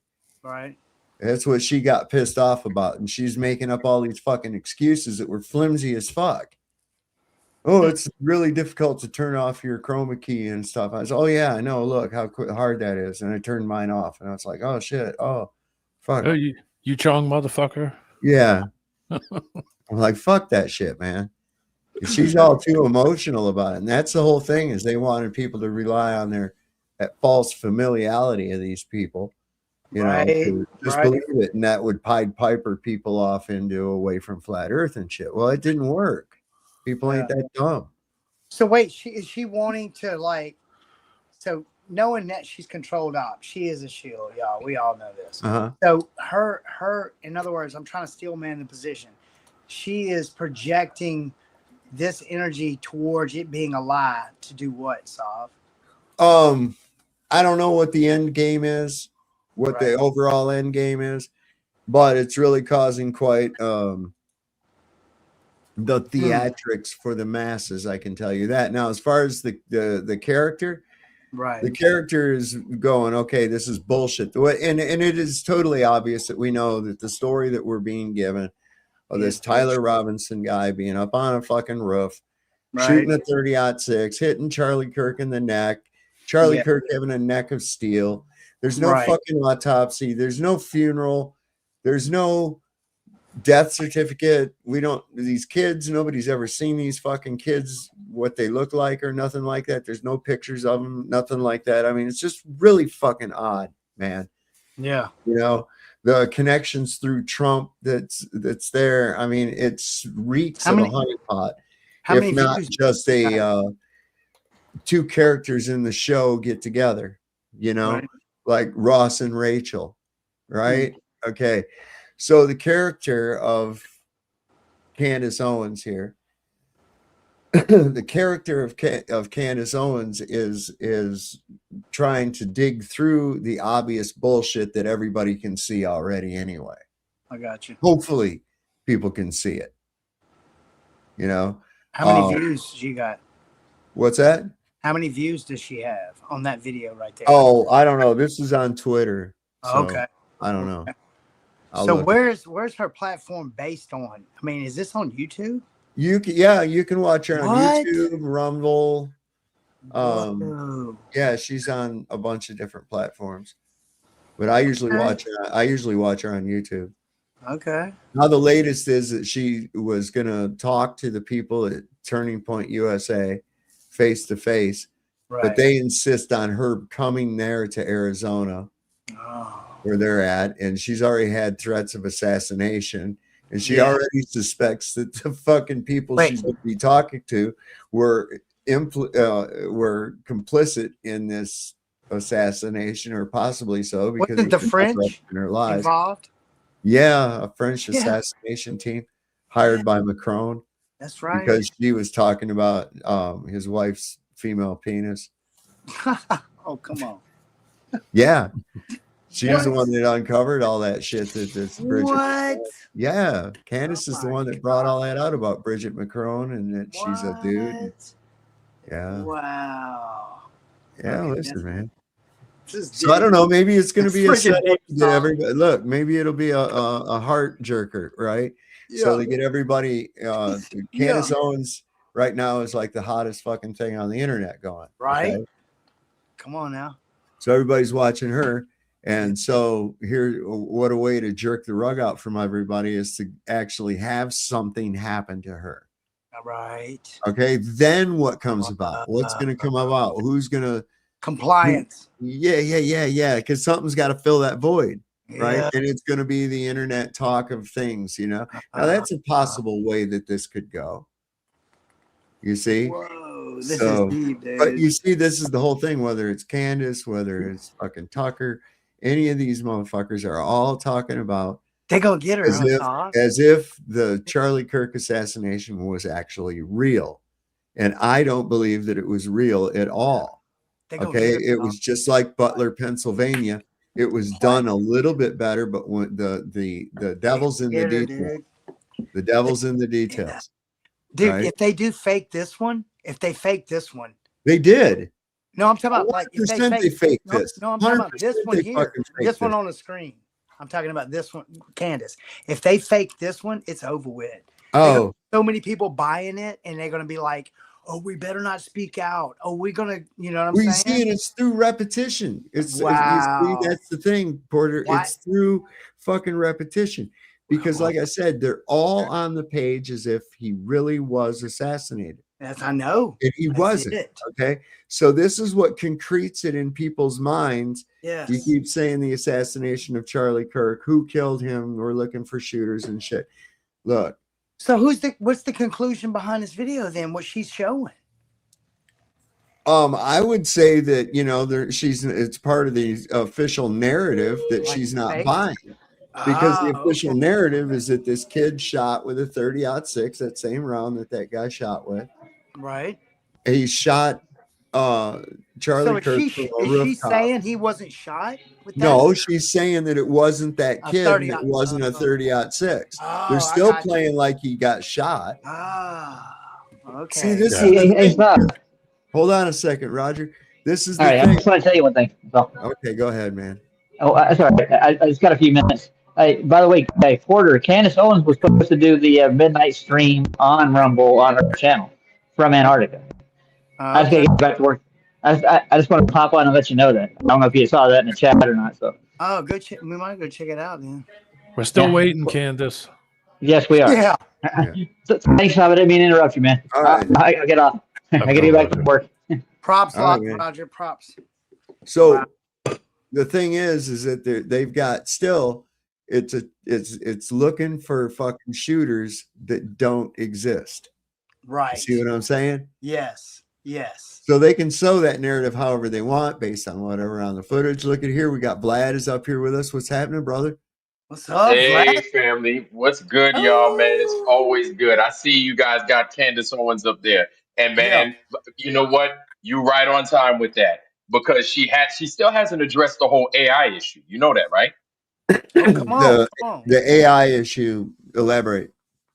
Yeah, so you're talking about, you know, how Kirk didn't get assassinated. And I'm in that same camp.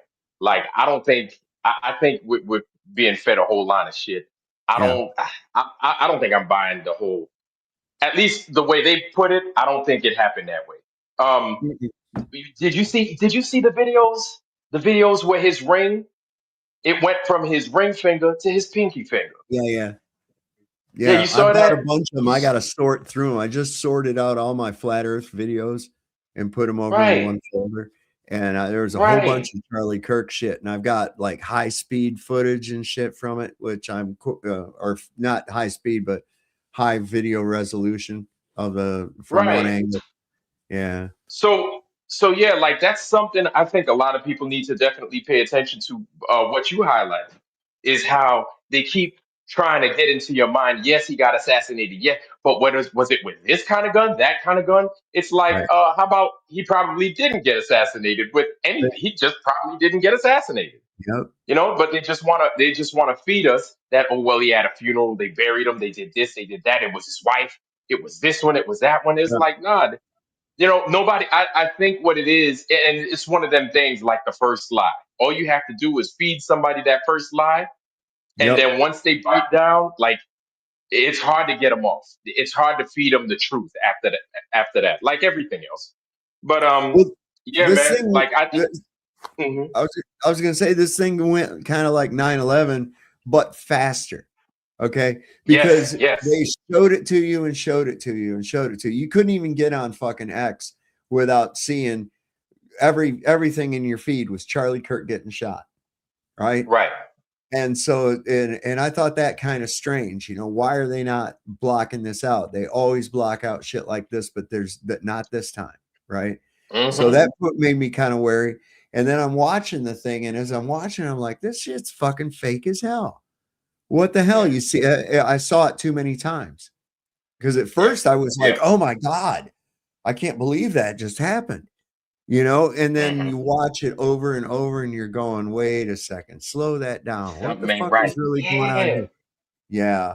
And something ain't so right. it was like what took before, 2001 happened September 11th, and it wasn't till like 2003, 2004, people really Right. started to get onto it. And then they're, The loose oh, it's fake. changes. Yeah, Yeah, yeah, yeah. And yeah, this whole Charlie Kirk thing, man, if you tell anybody, and it's so fresh, if you tell anybody you don't think he got assassinated, you don't think he's dead, like people are gonna lose their shit because yeah, it's the same thing. It's that first initial lie. They're like, no, he did get assassinated. But then it's like, okay, listen, you just gotta break it down into pieces for people. You know what I'm shit. saying? Unfortunately, you just have to. And it's basically that whole um okay, if he did, then who did it, right? It ain't, we know it ain't that boy, that Tyler dude, right? We know it ain't him. Whole bunch of reasons as to why it ain't him. If somebody did it, who did it? That's one. Two, the AI. My thing is, I keep going back to the AI. Why is there AI up there in the first place? Why? Listen, you know how many videos I done made? You know how many videos I done made in the last few days? I made a lot of videos, right? Because I was Mhm. around DC. I was in Washington, DC. Made a lot of videos. You know how much AI is in all those videos? None. Zero. Absolutely none. Why the hell are we seeing videos with Charlie Kirk involved, him apparently getting killed, right? But then there's AI in it. Nobody's talking about that. Like, Mhm. even if there's a drop of AI in there, that's a problem. You You talking know what I'm about saying? Like like the chair going through the table and shit? the chair going through the table, the brain Ring, switching fingers. It doesn't make no sense. Like, why the fuck is there AI in there? There shouldn't be. If that, as soon as you start putting AI in there, to me, it didn't happen. right? It just didn't happen. Like you can't put AI in there and expect us to buy any narrative of that fucking story. You just can't. It don't make no sense. Because then if you sprinkle a little bit of AI in there just for added effect, like how can you buy it? It doesn't make no sense. So to me, just that alone, I'm like, yo, that alone, you got to explain the AI. If you can't fucking explain the AI, which even if you could explain the AI, I'm not buying it. I'm not, because there shouldn't be any AI in there. But we're getting AI. We're getting a feedback of AI in these videos.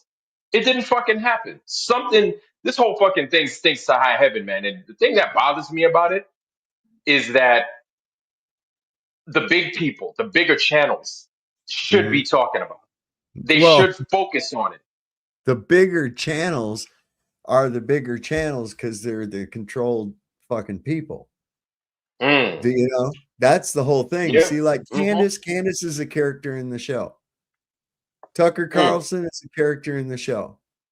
All Mhm. these people are characters in this fucking movie. And so Yes. we're looking at, so they assassinated the character of Charlie Kirk, but we watched that and it wasn't real. Okay. They shot Donald Trump. He got grazed in the ear. He got hit in the ear, right? But that didn't happen either. That was a big Yep. fucking psyop. Big It was a fake. photo Yeah. op. And so what was the purpose behind this? See, so we know that this acting job of what happened there with that, the squib goes off, he reacts, probably rehearsed it a bunch of times, right? Mm. And what was the purpose? What was what, because we know he was complicit in it. And this is why they pushed the medical personnel that as they carried him to the ambulance the thing, the car, right? SUV.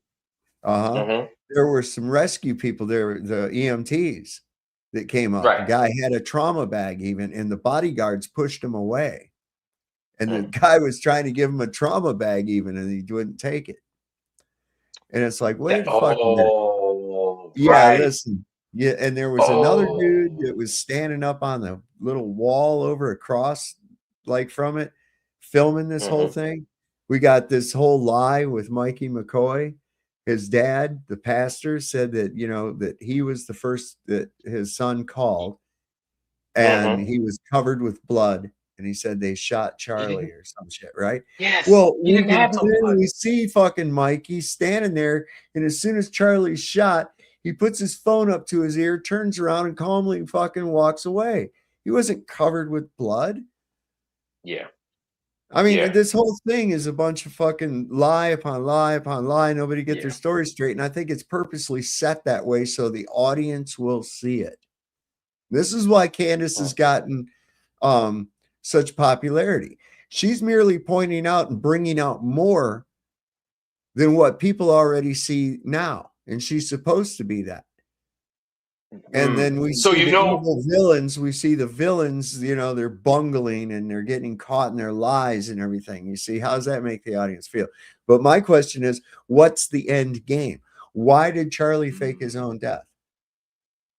What do you is the think this end is game of more? it? Do you think this is more media driven strictly because the mainstream media, and that's a really good point. And I could see that. I could definitely see that because the mainstream, like CNN, Fox, and all them other jokers, they've lost so much control that they need to like drop it a few tiers into the realm of the fringe news, like the Jimmy Dores, the Candace Owens, the Tucker Carlsons, and all them. Yep. They have to use them basically as the new Yep. media, the fringe media. Like, oh, these guys, we could trust them because they're not the Foxes and all these other fools. Right, And right. so they're going to be doing the bidding of the powers that be now. Meanwhile, they have the trust, right? Because right now they have the trust for the most part. They have the trust of the people, but Jesus Christ, Well, man. look how Nah, they done I it. see what you're Look how saying. they done it with Tucker Carlson. Okay. Yeah, yeah. God. He used to be on Fox News, but he was too outspoken for that controlled news organization. So he got fired. But that's okay because now he's bigger than he even was on Fox News because he's one of us. And you see how that psychology works? Yes. Yep. Yep. Yep. That's how they Yep. play He their get fucking hey. games, man. That's how they play their fucking games. I mean, come on, man. This chick's father-in-law is a lord. Okay. He's Yes. in the fucking British Parliament. Her father-in-law is in the British Parliament, for crying out loud. You know, she's wealthy.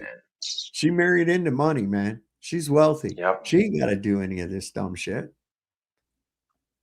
Jeez, man. See, this is I can't. I knew I couldn't trust her neither. It would have been Well, nice, but in real life, man, at the end of the day, you just can't trust none of them jokers. No, you can't. And that's the thing. I always look as like, okay, this person's really huge. How'd they get big like this? How'd they get out there so big like this? And that makes me suspect in the first place. And then, now in the case of Candace Owens, man, they're going to have to slow their chat down. I watch her live and that fucking thing is going like you can't even read the son of a bitch, So she's getting the views, man. But that just shows that the people are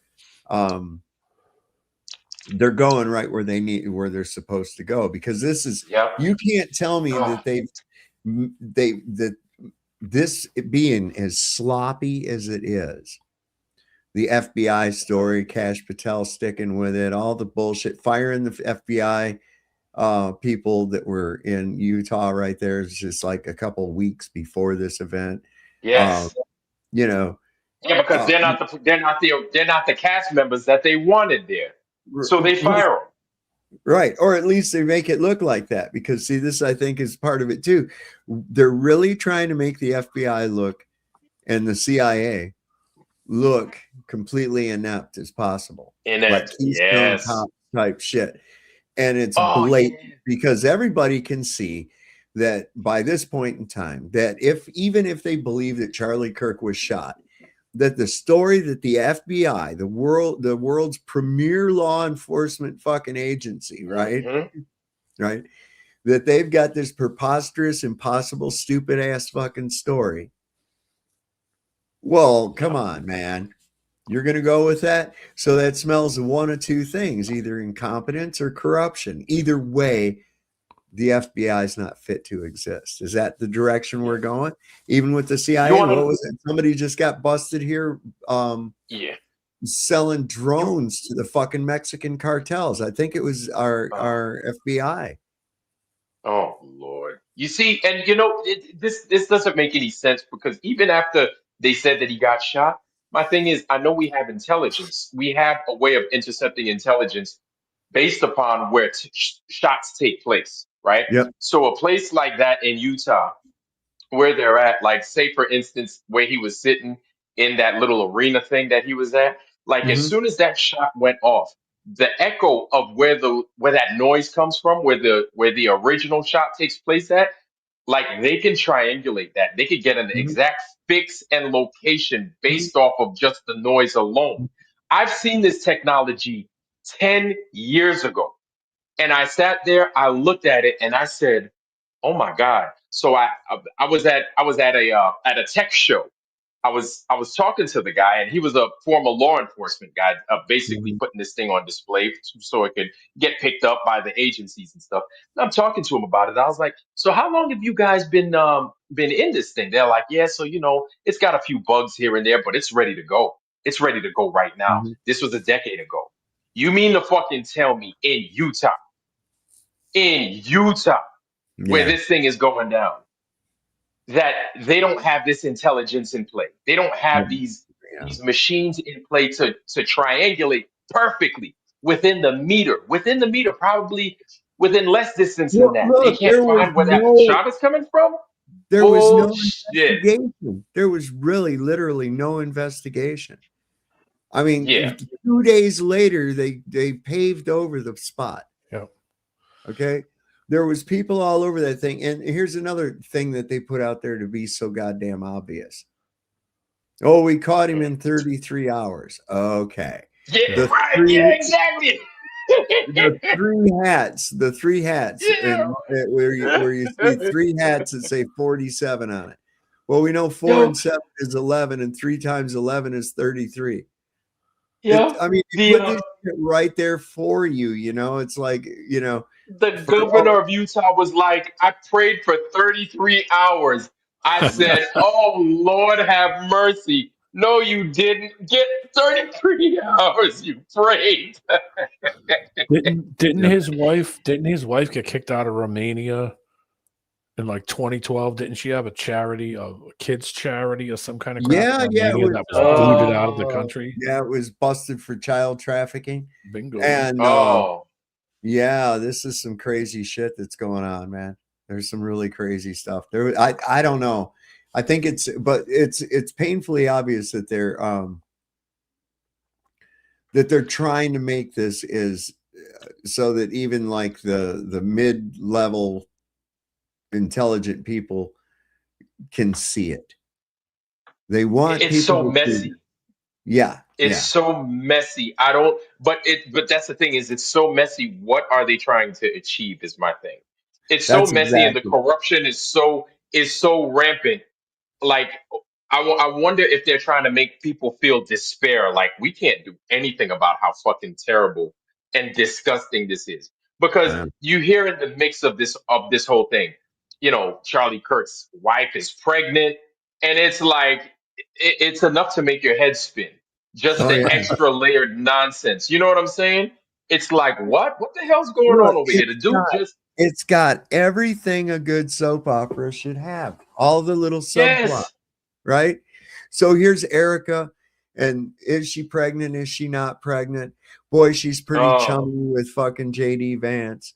JD Vance, Vance yeah. is a Christian, and his wife's a Hindu, and they kind of have differences on their spirituality. And oh, he wasn't wearing his ring, and they're just okay. So we got that little scenario going on. We've got the Candace Owens assassination shit and her little thing going on with TPUSA. Tim Pool Yeah, losing his yeah. shit, right?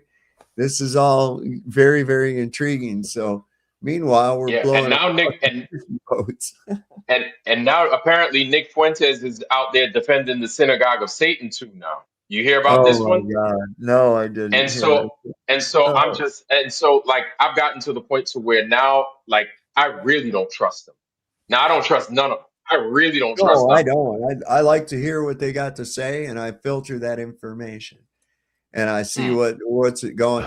And at the same time, I'm like, what's going on with this little subplot thing, that they've got going on. Mm-hmm. Meanwhile, what are they distracting us from? Right? Because the I don't know if you know this, but the social credit score. If you guys don't know, it's a thing. It's a thing. It's been a thing in play for a little while now in the Mhm. United States. So much so they have something in New York City, and I'm not trying to take anybody off topic, but I figured I could ingest this thing because you did ask about distraction. Now Mhm. they a judge in New York went ahead and said people need to be disclosed as to the algorithmic pricing. It's something along those lines. You guys can look it up. It's called algorithmic pricing. So, based off of who you are and the things you do, you get a specific price. Like, say you wanted to go out and buy a bag of rice, right? Bag of rice is, say, $5 or something like that. Saab, you want to get a bag of rice? Well, Saab's a fucking troublemaker online. So instead of $5 bag of rice, Saab is going to be charged $8 for a bag of rice. Meanwhile, somebody else, like say Mrs. Saab is out there, she wants to get that bag of rice. Or I don't know if it's because she has association with you or anything else like that. But if somebody else wanted to get that bag of rice, but they don't have as much of a footprint as you do, then they might get the $6 bag of rice as opposed to the $8 bag of rice. You understand what I'm saying? So in Right. New York City now, they're starting to disclose this. It's like called algorithmic pricing. And so now it's something that needs to be told to the local public in New York City as to, hey, you're going to get charged a certain fee. Why? Is whatever. But yeah, it's a thing now. The social credit score is a thing. I'm Real on it. talk. I'm on it. I'm on it, Vlad. Yeah. Sov last link. All right. I'll from bring that Consumer up. Reports. I'm going to finish Candace Owens first because I got it. That's the link for algorithmic pricing. Well, the thing. So that's the name. Okay. It is the algorithmic pricing. Okay. Man, they go to that fully. I'm not even going to get any. I'm going to just get a bill. I won't even get nothing. They'll just give me a fucking bill. They're like, you're a trouble. You're a glitch in the matrix, Kane. That's what you are. They'll say, Yep. you have a problem with authority. And it's like, no, I don't have authority. I don't have a problem with authority. I'm denying its existence. Okay. That's Yep. where I'm at. Authority. Who give you that? How'd you get that? I didn't give you no authority over me. Fuck off. All contracts are voluntary, bitch. That's right. Right? Oh. I didn't give you authority over me. Cease and No. desist. Say, kiss my starfish, bitch. Yep. Now And there's a lot of stuff going on. Oh, my bad. I didn't want to Yeah, all right. stop it, but last thing. There's a lot going on because now they're talking about the 3-eye atlas also split into 3 pieces. Oh no. I don't know if you heard about that. So that's bullshit too. So we should be coming up on the end of December 19th, they said.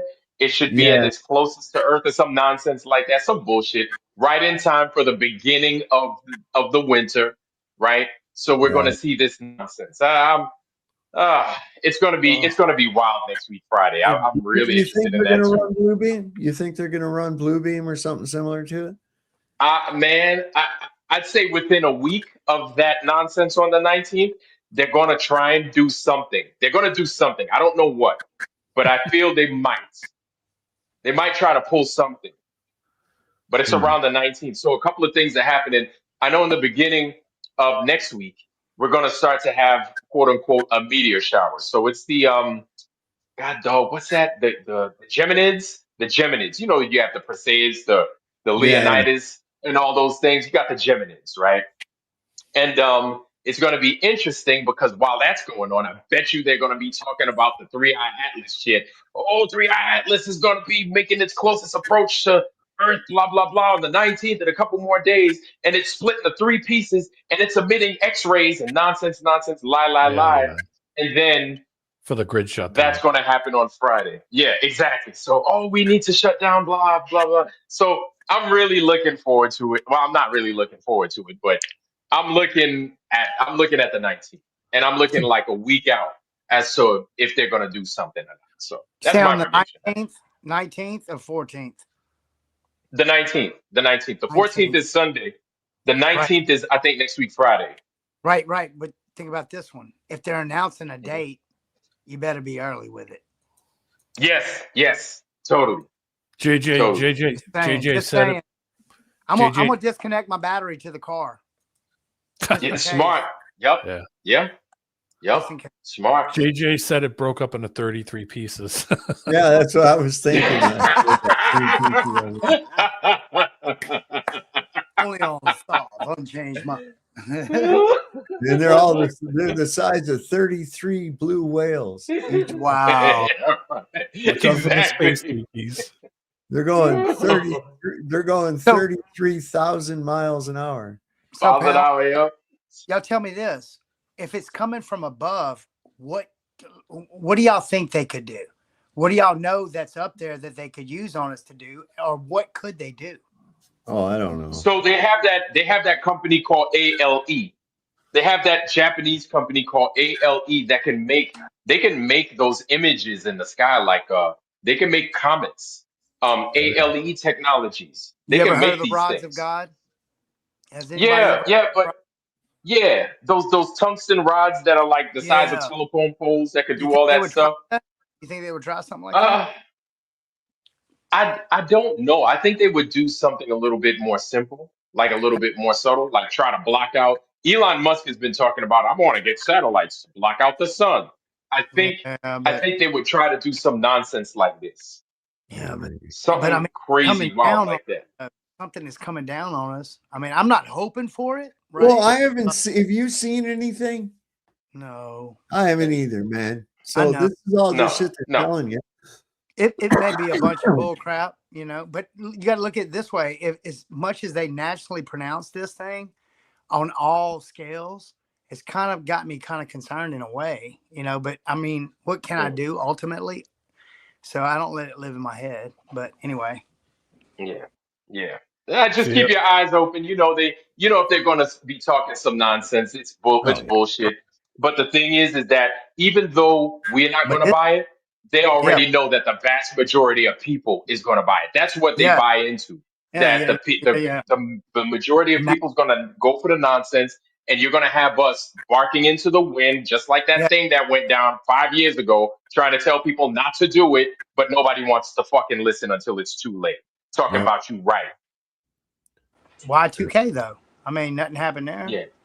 Let me play the last of this thing, and I can get it off. My bad, Sal. My bad. It's all right, man. No worries.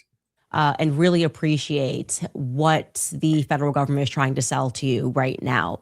That's what we mean when we say that particular bullet would have decapitated Charlie. Like you see, like actually, it just the idea that just like ricocheted and went inward is just so beyond ridiculous. It's insulting. And they think that if they send out these like glee boys, like Nick Fuentes acting, you know, someone who looks like he's never even been traversed into nature before, that if they really put on the theater, then a bunch of hunters are going to go, yeah, I see what you mean, man. It's never going to happen. It's just never going to happen. And so at some point, they are going to either just, I don't know, have to declare war on the American people. Like, never mind. We're just going to go to war with you because you won't accept it. Or they're going to have to give us something that's truthful. Somebody is going to have to come forward and say something that makes sense. And because I believe that this conspiracy is so far reaching, because I believe it is exactly like the JFK assassination, and people close to Charlie are aware of things that they sold him out in many ways every single day that goes by where they don't tell us the truth and they're not honest about the anxiety that Charlie had the night before he died. They look more and more guilty. I am convinced that that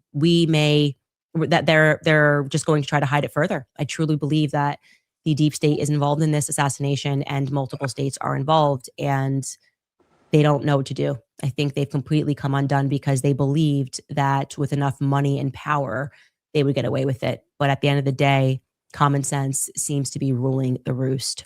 Yeah, he needs to put the top down on that. I mean, wait, I'm sorry, I didn't mean to say he.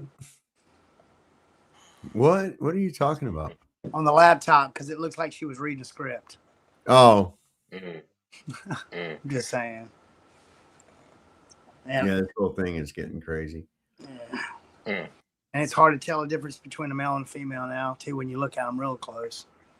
It's like Martin Lawrence says, it's in the neck. It's in the neck. Oh, you guys will like this. Very easy to debunk, but people. Let me pull this up real quick. Ding, ding, And ding. there's no dead. This is verboten. Gonna get in trouble. Sorry, I don't trust none of them, y'all. I'm sorry. I do apologize. I don't trust none of them. Listen to this. This is crazy. Treblinka is a complete fraud, and there's no dead Jews buried at Treblinka. They can't find any, and apparently 975,000. You know, people talk about Auschwitz a lot, which is obviously very easy to debunk, but people skip over Treblinka, and the Jews have now recreated the Treblinka myth, and they're now saying that no, they weren't buried at Treblinka, they were buried at Treblinka too. And so then when some drove the bodies across. Yeah, exactly. So then they did the ground penetrating radar to try and find this mass grave of 975 Jews. And it turns out the ground has never been disturbed in that area ever. The density is consistent with thousands of years of disrupted ground. And so then what the Jews did was a memorial at so-called Treblinka 2, where they just poured like tons and tons of concrete and put tons and tons of rocks all over the ground. So you can never do that study again. You can never do the ground penetrating radar. Whoa. Their memorial. Treblinka is a complete fraud. Doesn't sound like something that they would do. Treblinka is a complete fraud. Treblinka. Well, that's what I'm That'd be saying. A true. lot of that shit is just it's not true. You know, So I'll be finding some like dirt. oh god, look at this. Pun intended. Woo! That's Can't deep, show it. dude. Dang. Yeah, see, there was Surprises there. Manzanar. We had concentration camps here in the United States, Yes.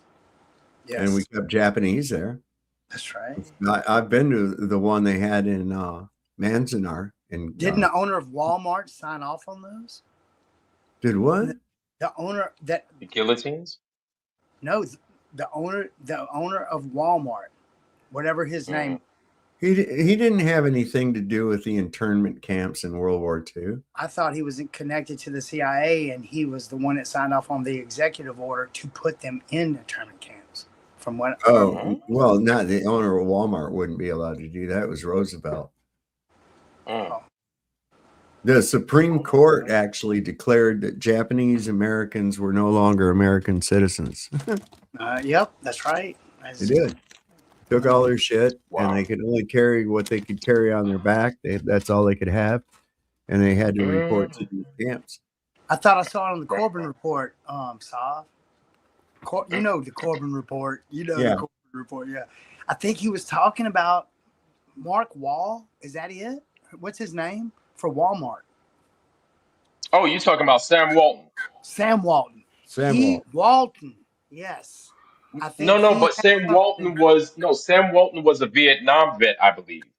Right. I don't think he was a World War II vet, if I'm not mistaken. I looked it up just to quell it. Sam Walton joined the U.S. Army Intelligence Corps and supervised security at aircraft plants and prisoner of war camps. Oh, so he was in there. Whoa. POW camps? POW camps where? California camps within the U.S.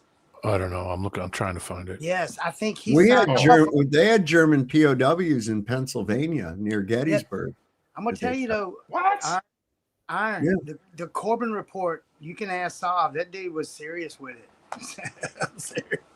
Like from what I remember, they had like internment camps in California. Yeah, they did. There was yep. not from where I lived at called Manzanar. Okay. So I've been there. Yeah.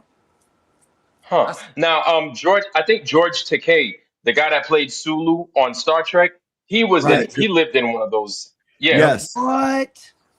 Yeah. Wow. He was in one of those concentration camps. Yeah, in Cali. Wow. Mm-hmm. Wow. So you guys, you know how Tim Pool said about his fucking house getting shot up and everything? Right. Right. Check this out. Yeah, hi.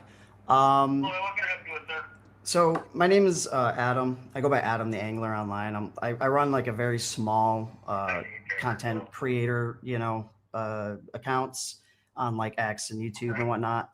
Anyways, Tim Pool had put out a post on X on December 6th around 8 a.m. saying that there was a shooting that took place at his compound, I guess, his residence / business.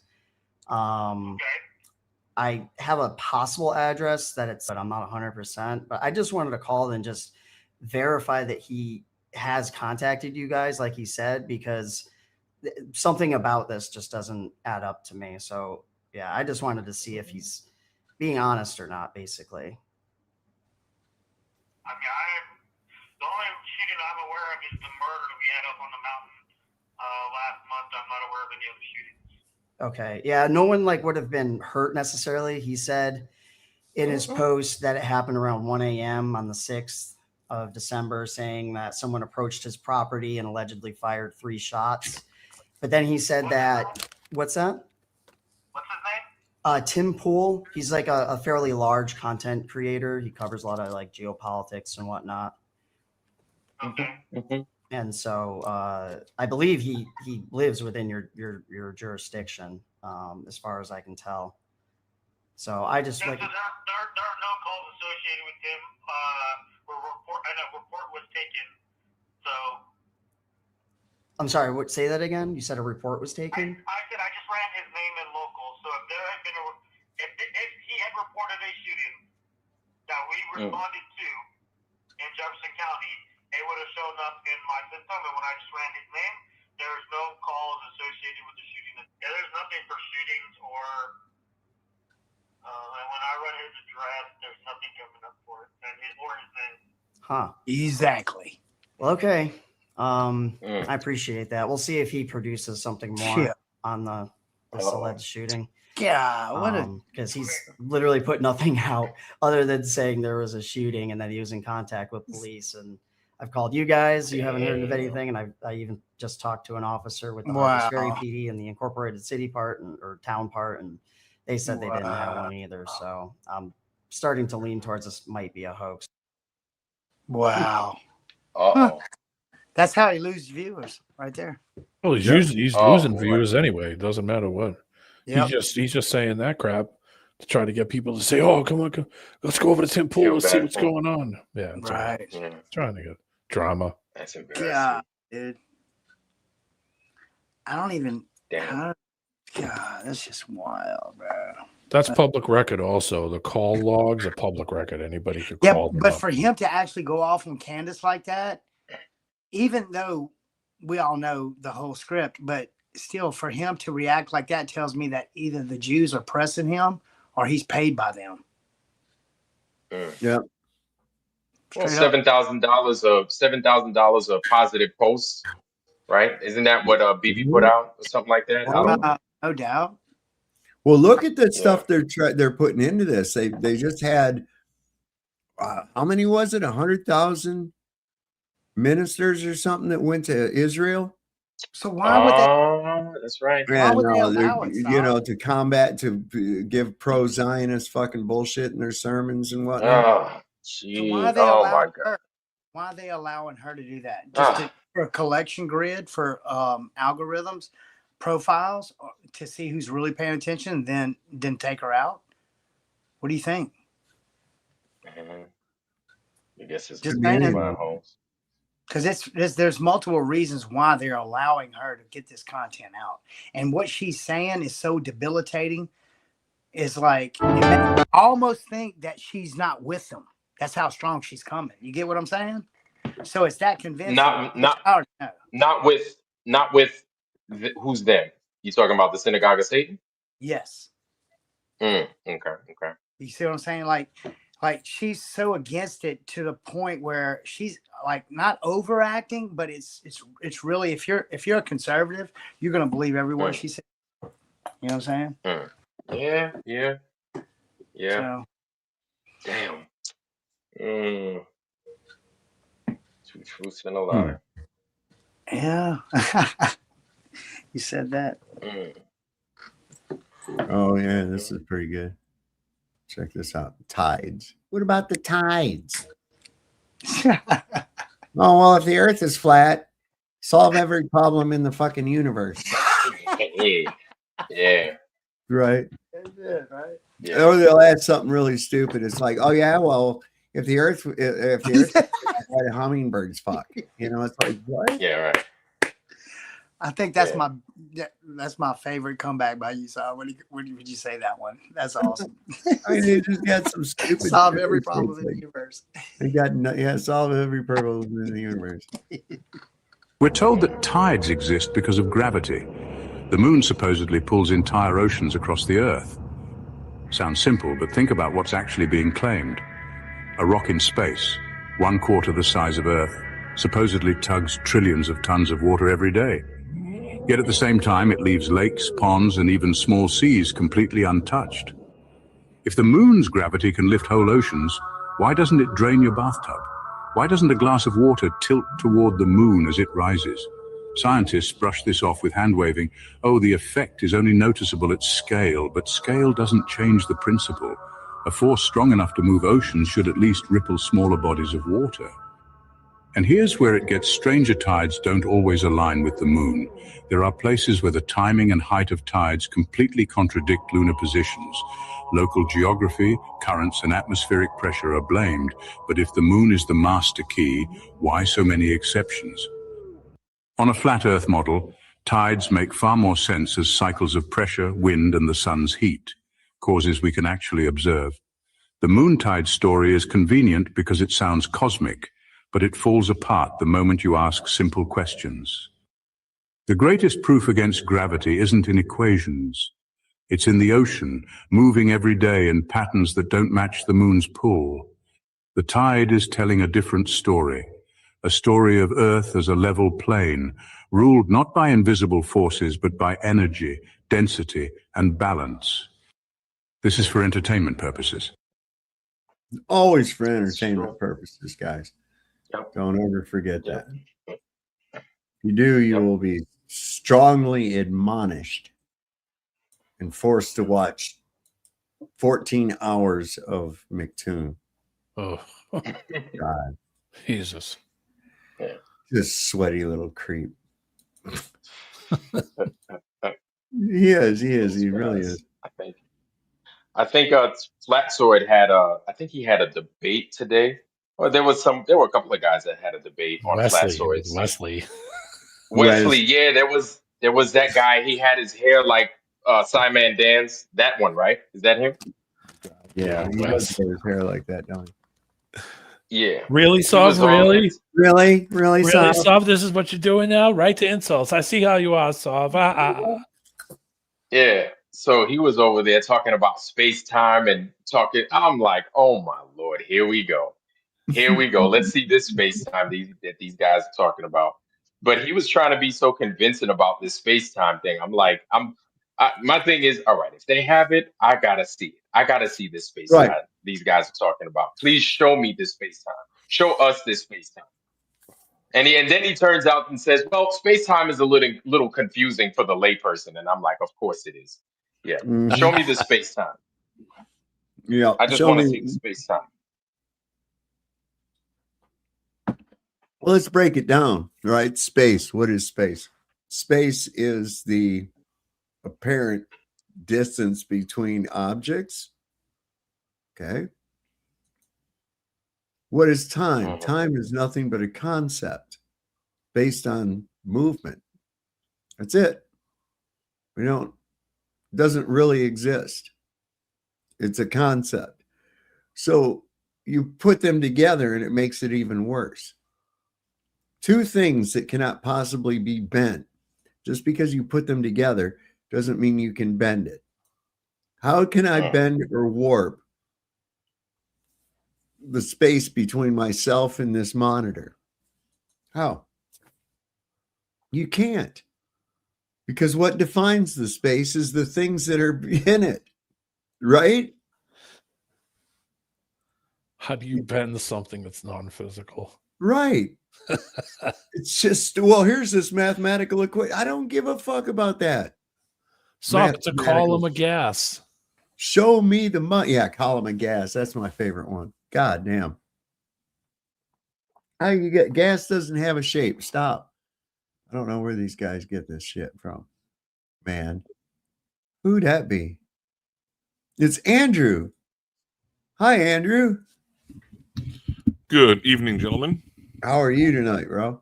I got off work a little bit early, but I'm doing well. I was listening into the Flat Earth conversation for a bit, and the one contention I have in regards to the globe Earth, well, one of the main contentions, like right now, if I were to look at basically, like, just use your phone as an example and see when the sun is going to be going down and then when the sun is coming back up. In California right now, it is extraordinarily different from other people in the country and the world. Globe Earth has failed to answer how this works. I don't even know if Flat Earth has fully explained it. Does anyone know exactly how this works? Explain. Go ahead. I'm sorry. No, I'm just confused. Now, About what? how it works. I don't understand what you're asking. Yeah, I don't think I got the question. Summertime here in California, San Jose, California, the sun will have a lot more sunlight in the summer and a lot less in the winter and fall. So it changes on a very predictable scale. Or cycle. How does this work on a globe? It doesn't make sense to me at all. Well, it's at 23.5 degree or 23.4 degree tilt, right? That makes no sense at all. No, come on. Dog, it's because of that gravity. It does make sense. What are you talking about? Well, light is light. Let me see here. I think The question is, so what's It's tilting? 8.9 per meter squares. What's tilting to change the angle of light? The axis of evil. Hang on. I gotta think of this. Okay, so here I'll just pull up. It's pretty accurate. On, I don't know how they got these numbers. There you go. Here you go. Hold on. I got something for you. Yes. I'll Yes. help you. So you can. This will help. This should help you understand it. Real quick here. Let me undo that and redo this. We're gonna go here. We're gonna go here. We're gonna go here. All right. Here we go. Why is not working? Just tilt the marshmallow, Charlie. Still not working. No, Charlie, tilt it 23.5 degrees. It's echoing.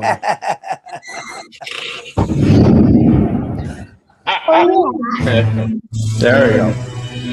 I like that one. Warning. Ball, Earth, logic. Ball Earth logic is highly contagious. If you encounter Ball Earth logic, immediately research Flat Earth. 23 degrees. Okay, so that's pretty good. Thank you, Sav. You answered all my questions. All right. So No, as of, that was a proper demonstration too, man.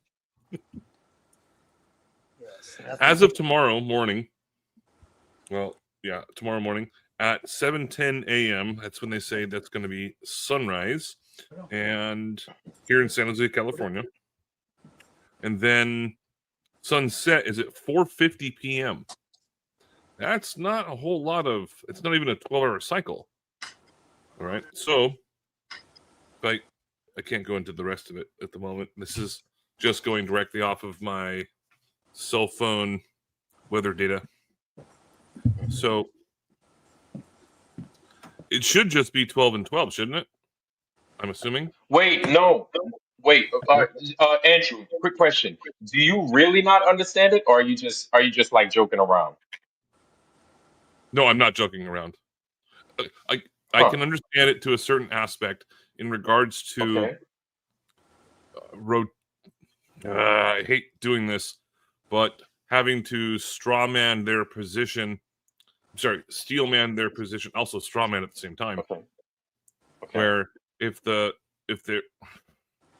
we are rotating around a celestial body like the sun, as we're told, then they could say, Right. "Oh yeah, well, because you're going through a certain type of rotational period, right? All of a sudden, then it changes."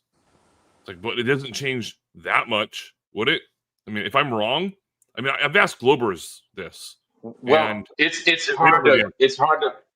I'm sorry to cut you off. My bad. But I think it's really difficult to understand because if you look at how this thing is supposed to be going around the sun based off of their claims, we're actually like the closest that we're ever going to be to the sun during a whole year. You know what I'm saying? During the 365-day cycle. Yeah, we're actually We're closer like- to the sun during the winter.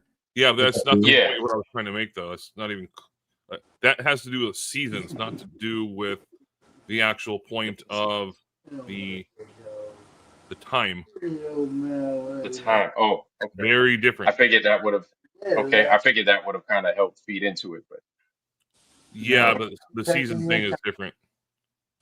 Okay. The season also is another massive problem, but I think this is the most massive problem, at least for me. And as soon as someone can actually show it to me and model it, I'll be accepting it for a time being until I can disprove it, or unless I just say, "Oh, I give up." So you're going to accept their model because you can't understand why it works, is what you're saying? I'm going to accept an answer. I'm not a model. Okay. Okay. I'm a flat earther. Don't worry about that one. Yeah. Yes. Oh no. I got you. Yeah, it's real simple, you. man. If you think of how a record works, right? And the tracks on that record are between the two tropics. Okay. So when it gets to one tropic, it turns around and starts spiral as it goes around, each day getting further and further away from that tropic as it heads towards the southern tropic, right? Which means that every 3 months it's over the equator. So this is going to be getting the most of the sunlight, the most of the heat over that the midpoint line between those two tropics. Going away from the north, coming towards the north. Yep. Back and forth all year long. That's what it's doing.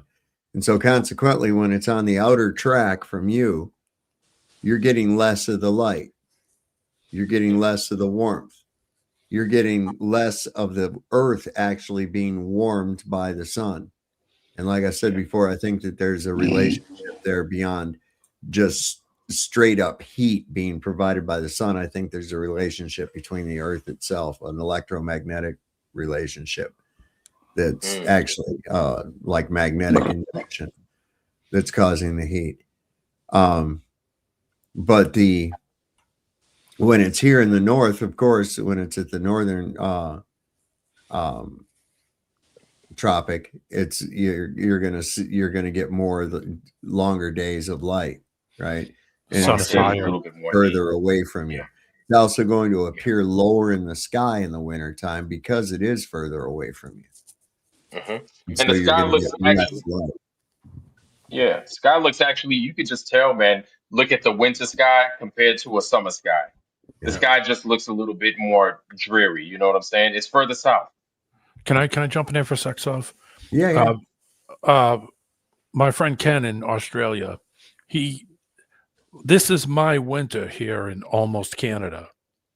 Where he is, it's his summer. Yeah. So right now it's December for him and he's in summer. And it's December here. I'm in winter. It's 5 degrees out. Yeah. The sun is You want to lower know in the something? sky. Yeah, and you want to know something, guys? What I realize is that a lot of times, because we have a northern point of view on things, we forget that people live south of the equator. You know what I'm saying? And that they experience summertime during our winter. Yeah, man. You know what I'm saying? And a lot of times we think the whole world is experiencing winter during our winter, but we tend to forget what's Christmas time. It's their summer, right? And so it just happens that way. But just like what D-Man was saying, if you can imagine, kind of like what Saab and D-Man was saying, if you can imagine what the sun being an airplane making noise, making that airplane noise, going in a circle around your head, that noise is concentrated the tighter that circle is. As soon as that plane starts spiraling outwards, that makes your season. I guess you could make that your time too. And then the concentration of noise starts getting smaller and smaller. One more So thing. you can, I guess, equate that to, yeah, go ahead. Everything in that path where the sun is. So say now is Australia's summer. Anything else that's near the southern. Oh, this is neat, man. I'm glad to see that they're actually going, bringing more women into things,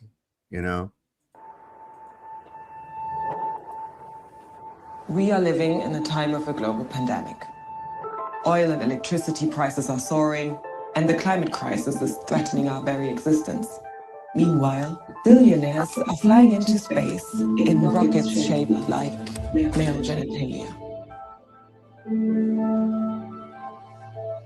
For us, this raised some very important questions. Shouldn't space be for everyone? And is a phallic-shaped rocket really the best way of getting there? We want to restore gender equality to the cosmos, so we've decided to revolutionize space travel forever. Introducing the Vulva spaceship. Together with scientists and space engineers, we have developed the first spaceship shaped like female genitalia. Tests in our wind tunnel have revealed that our unique vulva design is far more effective than traditional rockets. Someone needs to mute. Aerodynamic, creating way less drag when the vehicle punches through the atmosphere.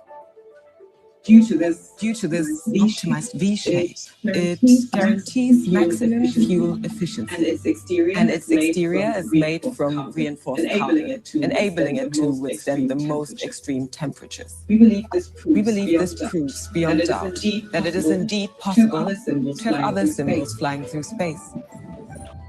We aim to lobby the European Space Agency, encouraging them to help realize this project. To do this, we need 500,000 signatures pledging support for our cause. Please sign the petition and share the so we can show the world that female empowerment has a place in space. Yeah, everyone needs to mute up. It was echoing like hardcore. So I'm wondering right here. I didn't hear an echo. Did anybody else? I heard it. I heard it as well. Oh, I wonder why that was happening. So I'm wondering where the cockpit is at. That looks like something from Flight of the Navigator. I'm not sure if you guys have Oh, ever that seen old Disney movie? Yeah, it looks like a craft like that. It's not silver enough. But anyways, when it comes to the topic that I was just referencing, I've tried to solve it on my own, and even pulling out my calculus book, which I'm not very good at calculus, but just trying to solve it, and it doesn't make sense at all as to why flat Earth or globe Earth, why we have these significantly different time zones, or like I've been to Thailand, and Vlad, I know you've been, and also other people here have been in the military, been all around the world, and it's very different in different places. When I was in Thailand, I was in Thailand in January. That's like the beginning of their summer. Yeah. You know where Thailand is in proximity to all that? It's kind of like what D-Man said. You know, you just take a look at a flat Earth map. Take a look at a Gleason's map. I don't know if you have one on hand to show them, but I think if you looked at a flat Earth map, it would be easier to understand because then you could see the time zones split up, and then you could also see where Thailand would be in proximity to all of that, and at the same time where matter of fact, you know what? Y'all keep rapping. I'm gonna drop something in the chat that Cool. everybody. I do have a Gleason's map. It's on my wall, off to my left. Yeah. It's framed and everything. Just remember the circuit that the sun is doing, everywhere that it's going is their summer. As it moves in, everywhere it is at that point is their summer. Everywhere it moves further north is now its summer. So that's, just keep it in mind that it's doing that circle, but everywhere it's going, it doesn't matter the distance. It's summer anywhere in that circuit. Spherical is 360 degrees, and angular rotation is also going to be associated with that in like 90-degree type of arc minutes, essentially. So how is it that in California, San Jose, California, right now, the sun goes down at, I think, what did I say, 5:30? All right. Whatever. If you The check sun comes up at a certain time, and then it goes down at a certain time. That's going to be extraordinarily different than if I were to look at the same information in July of next year. Very different. I don't get it. So we have more sunlight and less nighttime in the summer, but right now we have more. It's backwards. It's flip-flopped. Yeah. Oh, that's it. Saab explained it. I thought Saab explained it pretty good, and I think D-Man explained it pretty good. I'm still not getting it, I suppose. If I'm Yeah, wrong about like- something, I want to be proven wrong. I'm open to learning. I think it's because I'm assuming that like everybody already knew. Well, check your mix. Go ahead. I was going to say, here's the biggest problem with all this sun nonsense. Okay.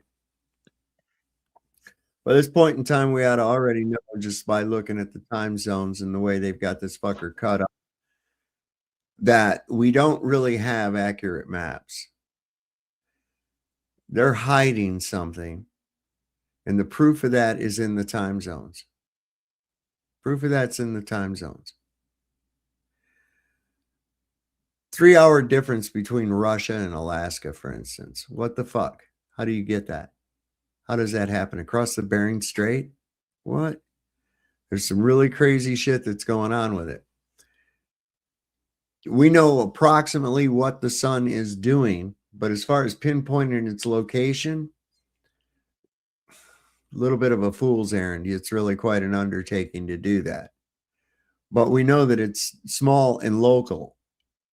Some estimate its height to be about 3,000 miles. I don't know. I don't even agree with that. I wonder if the sun isn't in itself just a projection. But that being said, we know that when it's in the southern reaches, which is here, hold on a second.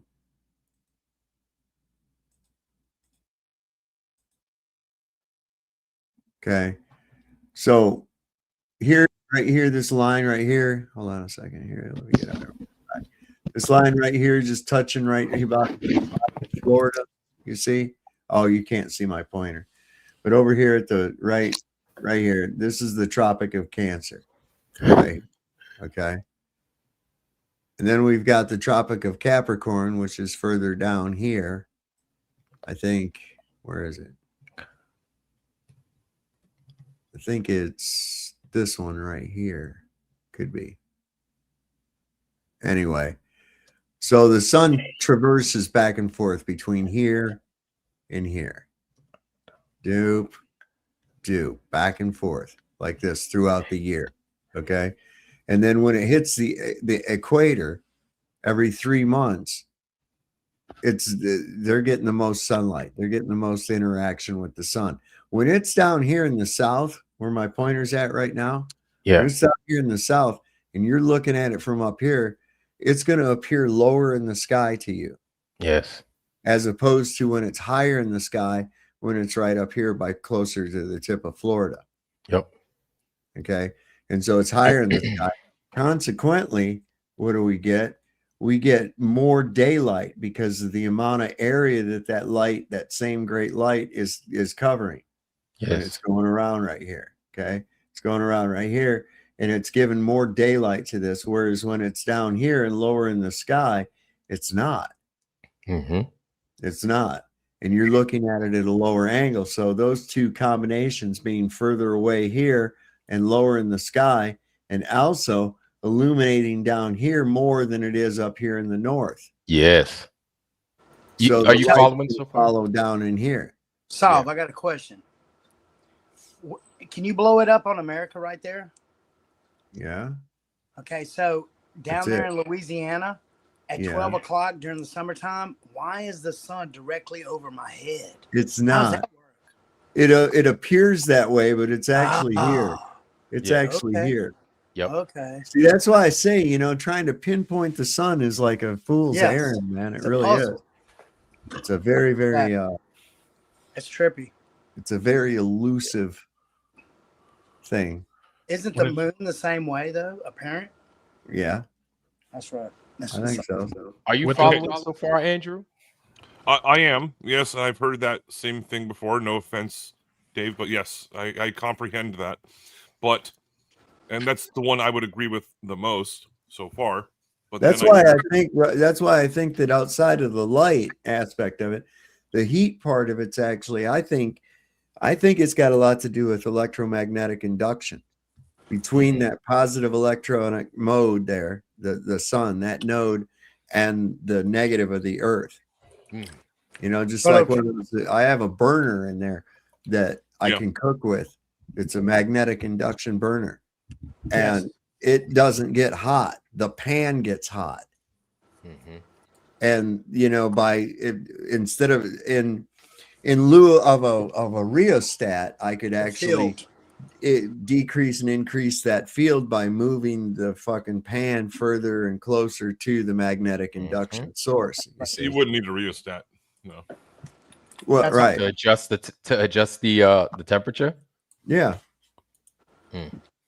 So when it comes to I don't like to toot my own horn too much, but I know a shitload about electricity and that kind of stuff.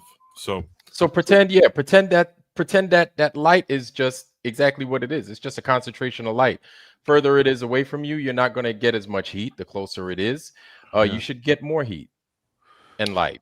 I was just talking about the light in general because of it changes month by month and week to week. Yeah. The light and day. Yeah. So It's either are you? getting Is it the closer to time you- zones? Is it the time zones that's messing with you, Andrew? No, not time zones. No. Okay. Okay. You got to remember where that sun is when it's directly over you. The reason it's hottest because you're over the hot spot. It's closer to you. It's like a spotlight. Yeah. Okay. Think of it as like a heat lamp. It's a secondary issue in regards to time zones because you can say that, like pilots and stuff can say, "Oh, we're going to fly from point A to point B," and the time zones and the clocks are going to stay the same. Those are like basically time zones. But when it comes to why exactly right now, it is December 9th. In 5 months from now, it's not going to be at 10:34 at night. It's not going to be the same. The moon will not be in the same position. Neither will the stars. So, also 6 months. Well, the moon does in a month what the sun does in a year. Yeah. Right. Yes. I know the speed cycles are slightly different. They're off by a tiny little bit. And this is how they are able to calculate eclipses and things like that. But the main thing I'm trying to get at is why exactly, if we're spinning at a consistent 1,024 miles, or no, 1,015, is that what it is? Right. 1,059? Sure. At the equator, like 1,040 yeah, at the equator, right? Axial point of rotation. And so if we're doing that consistently and moving at a consistent rate around, this is where the three body problem comes into play. I'm not going to try and get into that at the moment because there's actually a fourth and fifth body problem I've already figured out. Well, it exists, and maybe even a seventh. But anyways, why exactly right now do I have a shitload of sunlight, of darkness versus someone over in Thailand, or I've never been south of the equator, so I don't know. Yeah, I was gonna say Saab. Yeah, because Saab had the map up. If you look at where he was displaying where the sun is at, Thailand is significantly further south. So Thailand, if you look at a map, it's on the out. It's in like Southeast Asia. South Asia, right? So if you look at a map and where the equator is at in that area, you would see that the equator also runs through freaking Sumatra and all them. So that's out there. That's out there south of like mainland China. I think Thailand is along the equator, so they're going to get significantly more heat and they're going to have more daylight No, because I don't the think sun they're is close further to that. south. No, hold on. I can go get my Gleason's map or just. I mean, when I was in Thailand, it was unbearably fucking hot. But I was there. Well, that's what I'm saying. It's right in the middle of the fucking track. Yeah, that the sun's taking, so it's getting sunlight all the fucking time. Yeah, it's not getting the extremes that the other places further north and south are getting. The places along closer to the equator are getting light all the time. Yeah. The sun is in a longer path from the south to the north and from the north to the south. Now in the south, twilight doesn't last as long as it does in the north. That's another thing too. No, I get that on the flat earth thing. It makes sense to me, but I'm trying to comprehend how people in globe earth are gonna. I'm trying to be like a stupid idiot in regards to trying to be a glober for a moment and try to explain this and steelman the position of understanding. And so far, I can't figure that out with the globe because it's fantasy bullshit. That's why it's hard. Yeah. Andrew, do you get on Earth Awakenings? Just say gravity, and then yes, I'm on Earth Awakenings often. I'm a moderator on there. Yes. Okay. Yeah, I think I heard you. I heard you before. Just say gravity, and then that's all you have to do. Gravity. Fix it. Yeah. You're science denier and shit. Refraction and gravity. Yes, refractor gravillax. That's one I came up with. That's all three of them. So you got parallax, gravity, and refraction mixed all together. It's refractor gravillax. Fix all your fucking problems. It's like if gravity's the duct tape that holds their shit together, then refractor gravel axe is the WD-40. Hey, if you keep saying that, they're gonna make a fucking injection for your fucking arm. Refractor go. gravel axe. It I want needs that some. on a shirt, Needs some. Sav. Get the demons in you. Check this out. I've been wanting to play this. I almost forgot all Reflecto about gravel axe. I want that on a shirt, dude. There you go. That's what you need. Do you guys get Globers often on Earth Awakening? Because I don't think I've ever seen that show. Daily. Okay. Oh yeah. My gosh. PhDs on that bad boy. All right, check this out. Demons go to church. Demons love church. Demons can say the name of Jesus. I don't know where the misconception is, but a lot of Christians think you can't have demons because you're a Christian, you have the Holy Spirit in you. Very wrong. Okay? There's a story in the Bible about Ananias and Sapphira. You ever heard of them? Everybody in the church is selling all their property and giving all that money to the church, and it's all helping one another. And Ananias does it, but he keeps just a little bit for himself. They say, was this everything? And he said, yeah. And he lies and he says that's everything. He doesn't tell them to keep 10%. And Peter goes, why did you let Satan fill your heart? And Ananias falls over dead. Same with Sapphira's wife, same thing. But here's the deal. Just a few verses before Satan filled their heart, they were filled with the Holy Spirit. Okay? So can a Christian get filled with Satan and also be filled with Holy Spirit before? Yes. Yes, absolutely. Can a Christian be blessed and own a bunch of property? Yes. Can a Christian have a Ferrari? Can a Christian commit adultery? Can a Christian do drugs? Yes, yes, yes, yes, and yes. Can a Christian have demons? Yes, a Christian can have demons. There is no magical juju thing that holds you and protects you from otherwise. The only thing that protects you from demons is prayer, fasting, staying holy, and not sinning. But if you live in a state of sin and you keep sinning, you're going to get demons probably. I'm not going to curse anybody, but you're probably going to pick something up.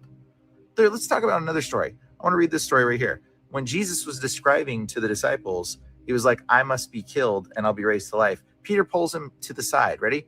Peter took him aside and began to rebuke him. Never, Lord, he said, this shall never happen to you. This is in Matthew. This is in the Bible. And Jesus turned to Peter and said, get behind me, Satan. You are a stumbling block to me. You do not have in mind the concerns of God, but merely human concerns. I don't know how much clearer that needs to be, but he was talking to Peter, one of his closest disciples here, and he said, get thee behind me, Satan. You think he was talking to Peter in that moment? Or was he talking to Satan projecting himself through Peter? See, demons are tricky. They infiltrate you in thoughts and mind, in emotions, in ideas, and they project their will into yours. They project their thoughts into you. They project their ideas over yours. And you think it's your own thoughts. You think it's your own thoughts thinking these things. And a lot of times it's a demon oppressing you. Now, there may be a difference. Okay, granted, there may be a difference if you have Jesus and you have the Holy Spirit in you. Like demons maybe can't go into you, but they can definitely sit on your shoulder. I'll tell you that much. And when we pray for people, they come out. And I will tell you this. When I pray for people, they go to church a whole lot. They usually have some of the gnarliest demons, okay? Because demons, they hang out at the churches and they wait for their new victims for them to oppress, because they know the people that are at the churches are seeking God. So they know that you're vulnerable and they know that you're a good target. And they know that you're somebody that's probably weak. So they go to churches that don't have the Holy Spirit moving. And they know that's a safe church where they can possess you and then take over you, or not possess you really. Really, it's demonize you. Like their possession isn't actually a thing. Side note, guys, I just got to get this out here. Demon possession is a poor translation. The real translation is demonized, and that's a better translation. It doesn't mean that the demon is, controlling you all the time. It just means the demon's influencing you. There is a demon influencing you. So they jump on you while you're at church. They come home with you and they start influencing your actions. There's actually a few different ways demons affect you. They can affect your emotions, your physical actions, your thoughts, your health, and your words. So they can affect all these different parts of your body. So they can jump on to any one of those components of your body. So if you're struggling to control the words coming out of your mouth and you're cursing yourself all the time, you might have a demon attached to you. You don't even realize it.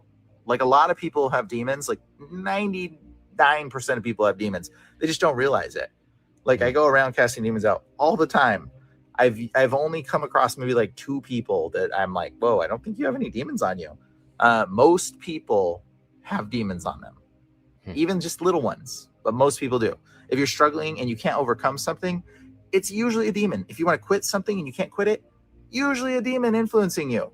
Okay. Like sometimes they affect your emotions. If you get thoughts and they're really bad thoughts that are just like constantly negative and telling you you're worthless and you're terrible and you're horrible, like those are demons whispering thoughts in your mind. They sound like your own thoughts. They're not your own thoughts, guys. Demons are not your own thoughts. Okay. Emotions. If you have sudden bursts of emotions and you're just like, oh, I just feel like crying all the time. Oh, I get like this and I got bipolar and this and all these like mental disorders. Those are demons that are taking over your emotions because they can influence things about your body and about your personality and about your existence in your emotion. When it comes into your physical actions, like if you just want to punch people out of nowhere and you're just like, angry and you just punch people and you like just do things like push people randomly or something terrible, like your actions, or like you just go to places and there's alcohol and you just can't help yourself and your body just goes and drinks the alcohol. Like that's a demon controlling you. There's demons that control your physical bodies, like your physical self. And there's demons that can control even your health, guys, your health. So like if you have sickness in your body, which is the funnest one to deal with, honestly, because when we pray for people that have sickness in their body and we recognize that it's demonic, there's a difference between, like, let's say you trip and fall down the stairs and you twist your ankle and your ankle sore. Big whoop. Okay. Let's say you fall down and hit your head and your head sore. Okay. That's not a demon. But let's say you fall down and hit your head and you have a concussion and you have headaches for like the next 2 weeks. Okay, that could be a demon. Demons enter people through trauma. So it doesn't matter if it's physical trauma, emotional trauma, like there's a lot of different traumas that demons use as doorways where you are hurting or in pain and they say, oh, opportunity, and they jump into you. Okay, so there's a ton of different ways demons enter people. Guys, please don't be ignorant. Demons can enter you whether you're a Christian or not. It doesn't matter what you believe. It matters if you stay holy. Like you have to be holy. That's how you don't have a demon. So like just because you believe and you go on sinning, you're totally in violation of the Bible and open to demons. Demons literally flee when you're in right standing with God. Okay. But if you're not, you're probably oppressed. Like maybe you'll go to heaven still. Sure. You can be a Christian. You can go to heaven and die with demons oppressing you your whole life. Totally a thing. You're not going to have a great life. You're going to be suffering a lot. You're going to have a lot of sickness in your life because you were living in sin. You had things that affected you. Jesus heals a dude, by the way, and he tells him this: go and sin no more. What's the rest of the verse? Go and sin no more, lest a worse thing come upon you.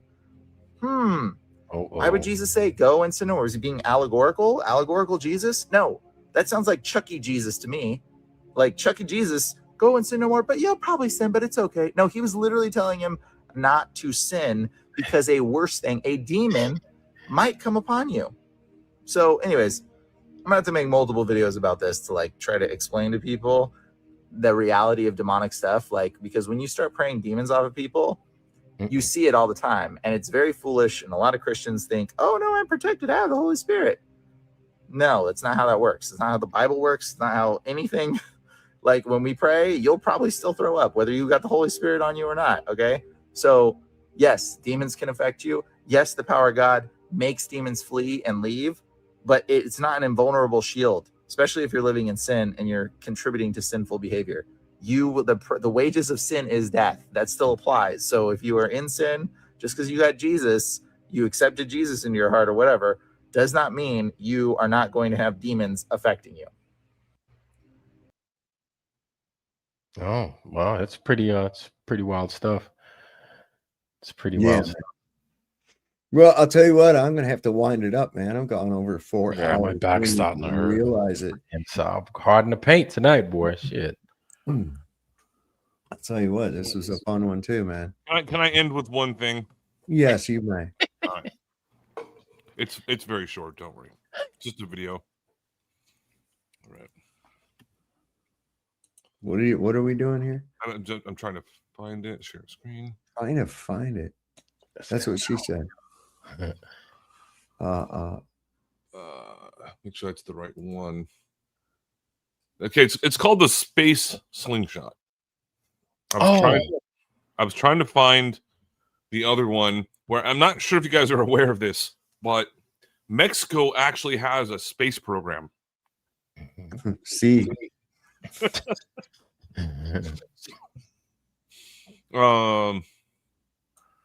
Real quick, it's good to see you guys. Thanks for having me on. So I've good Right to see on. everybody in Thanks chat. for coming, man. You, bro.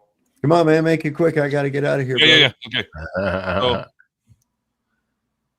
So this isn't necessarily it, but it's even worse than this Mexico's thing. I'll tell about another time. Oh no, they're gonna try to slingshot. I did hear about this. Yeah, that's it. Yep.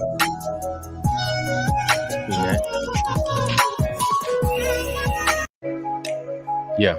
Yeah, I heard about this. It's ridiculous. They ain't put no person in that thing.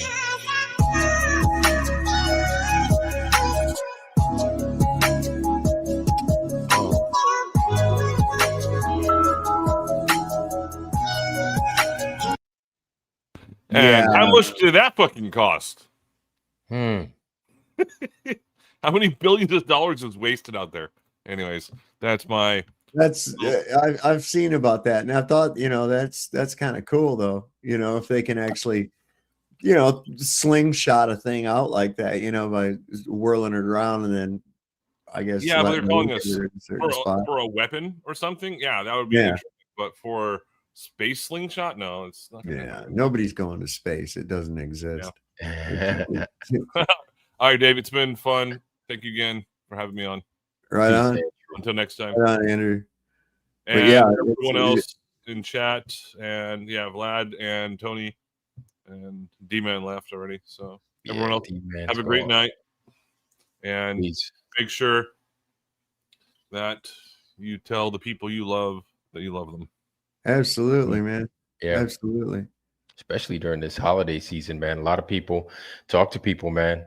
Talk to people. Yeah. I just had my cousin go ahead and fucking knock himself off the other day. So that's something. Yeah, man. It's tough all over, man. But if even the people that you think got it all together, man, just talk to people. You never know who you're going to reach. Yep. You just don't, especially during the holiday seasons, man. Just talk to people. There you go. To fling drugs across the border. I'm actually going to be volunteering at a homeless shelter and giving away a whole bunch of my clothes to them. And they're in good shape and stuff like that. So that's what I'm going to be doing. But fuck, I have too many things on my mind. What do you guys think? If my parents are both in their mid 70s right now, and I want to give them a Christmas present, and they're very well off. I don't have to, they have more money than I do, obviously. But I'm going to buy them a 1-hour helicopter tour guide around the Bay Area. What do you guys think? Is that a good idea? Hey, okay. I like that. Yeah. It's unique. Something they wouldn't think of themselves. It's only like $550 or something like that. So. Right. Yeah. That's nice. Do they drink? Yeah, not like a lot, but yeah, a little bit of champagne on the plane too. Well, some of them do that too. Well, it's a helicopter flight, and neither one of them has been in a helicopter before. Oh, okay, yeah. I think they'd like that. Yeah, I think they'd like that. And they're in California, right? Yeah, I live in San Jose. They live in Fremont. Okay, but yeah, I was just saying, hey, cool. Thank you for saying, like, don't put your parents on a fucking helicopter. Because if you did say that, I'd be like, I gotta rethink this then. But all right, gentlemen, I'll be listening on YouTube or maybe just heading out. But right, all right, Andrew. All right, guys, man, and be I safe. want to thank everybody for coming up tonight. You got a show coming up at all, Ironworks? I was gonna come on tonight, but there were just a few things I needed to take care of. But no, maybe perhaps this Friday, but yeah. Chances are slim, but you were on, and so I was happy to join. So all right, well, it was good to see you, man. I haven't seen you in a little bit, man. So man. It's always a pleasure being on here. And everybody out there, if you can, just go ahead and click that like. It does help in the algorithm. I'm already shadow banned and shit anyway, so but it'll help if you want. I'm not monetized, so if you want to support the show at all, I have a PayPal link in the description, and we also have the Cash App going across the screen there too. Not required, but if you appreciate it and you want to help out, it's much appreciated. So once again, thank you, everybody, Tony and everybody, for coming up. And as we always like to say right here on Sovereign Soul, Unchained Mind, don't forget, the Lord loves a working man. Don't never, ever, ever trust Whitey. See your doctor and get rid of him because he'll probably kill you. And if you heard the shot, it probably wasn't meant for you. We'll see you next time on Sovereign Soul, Unchained Mind. Good night, everybody.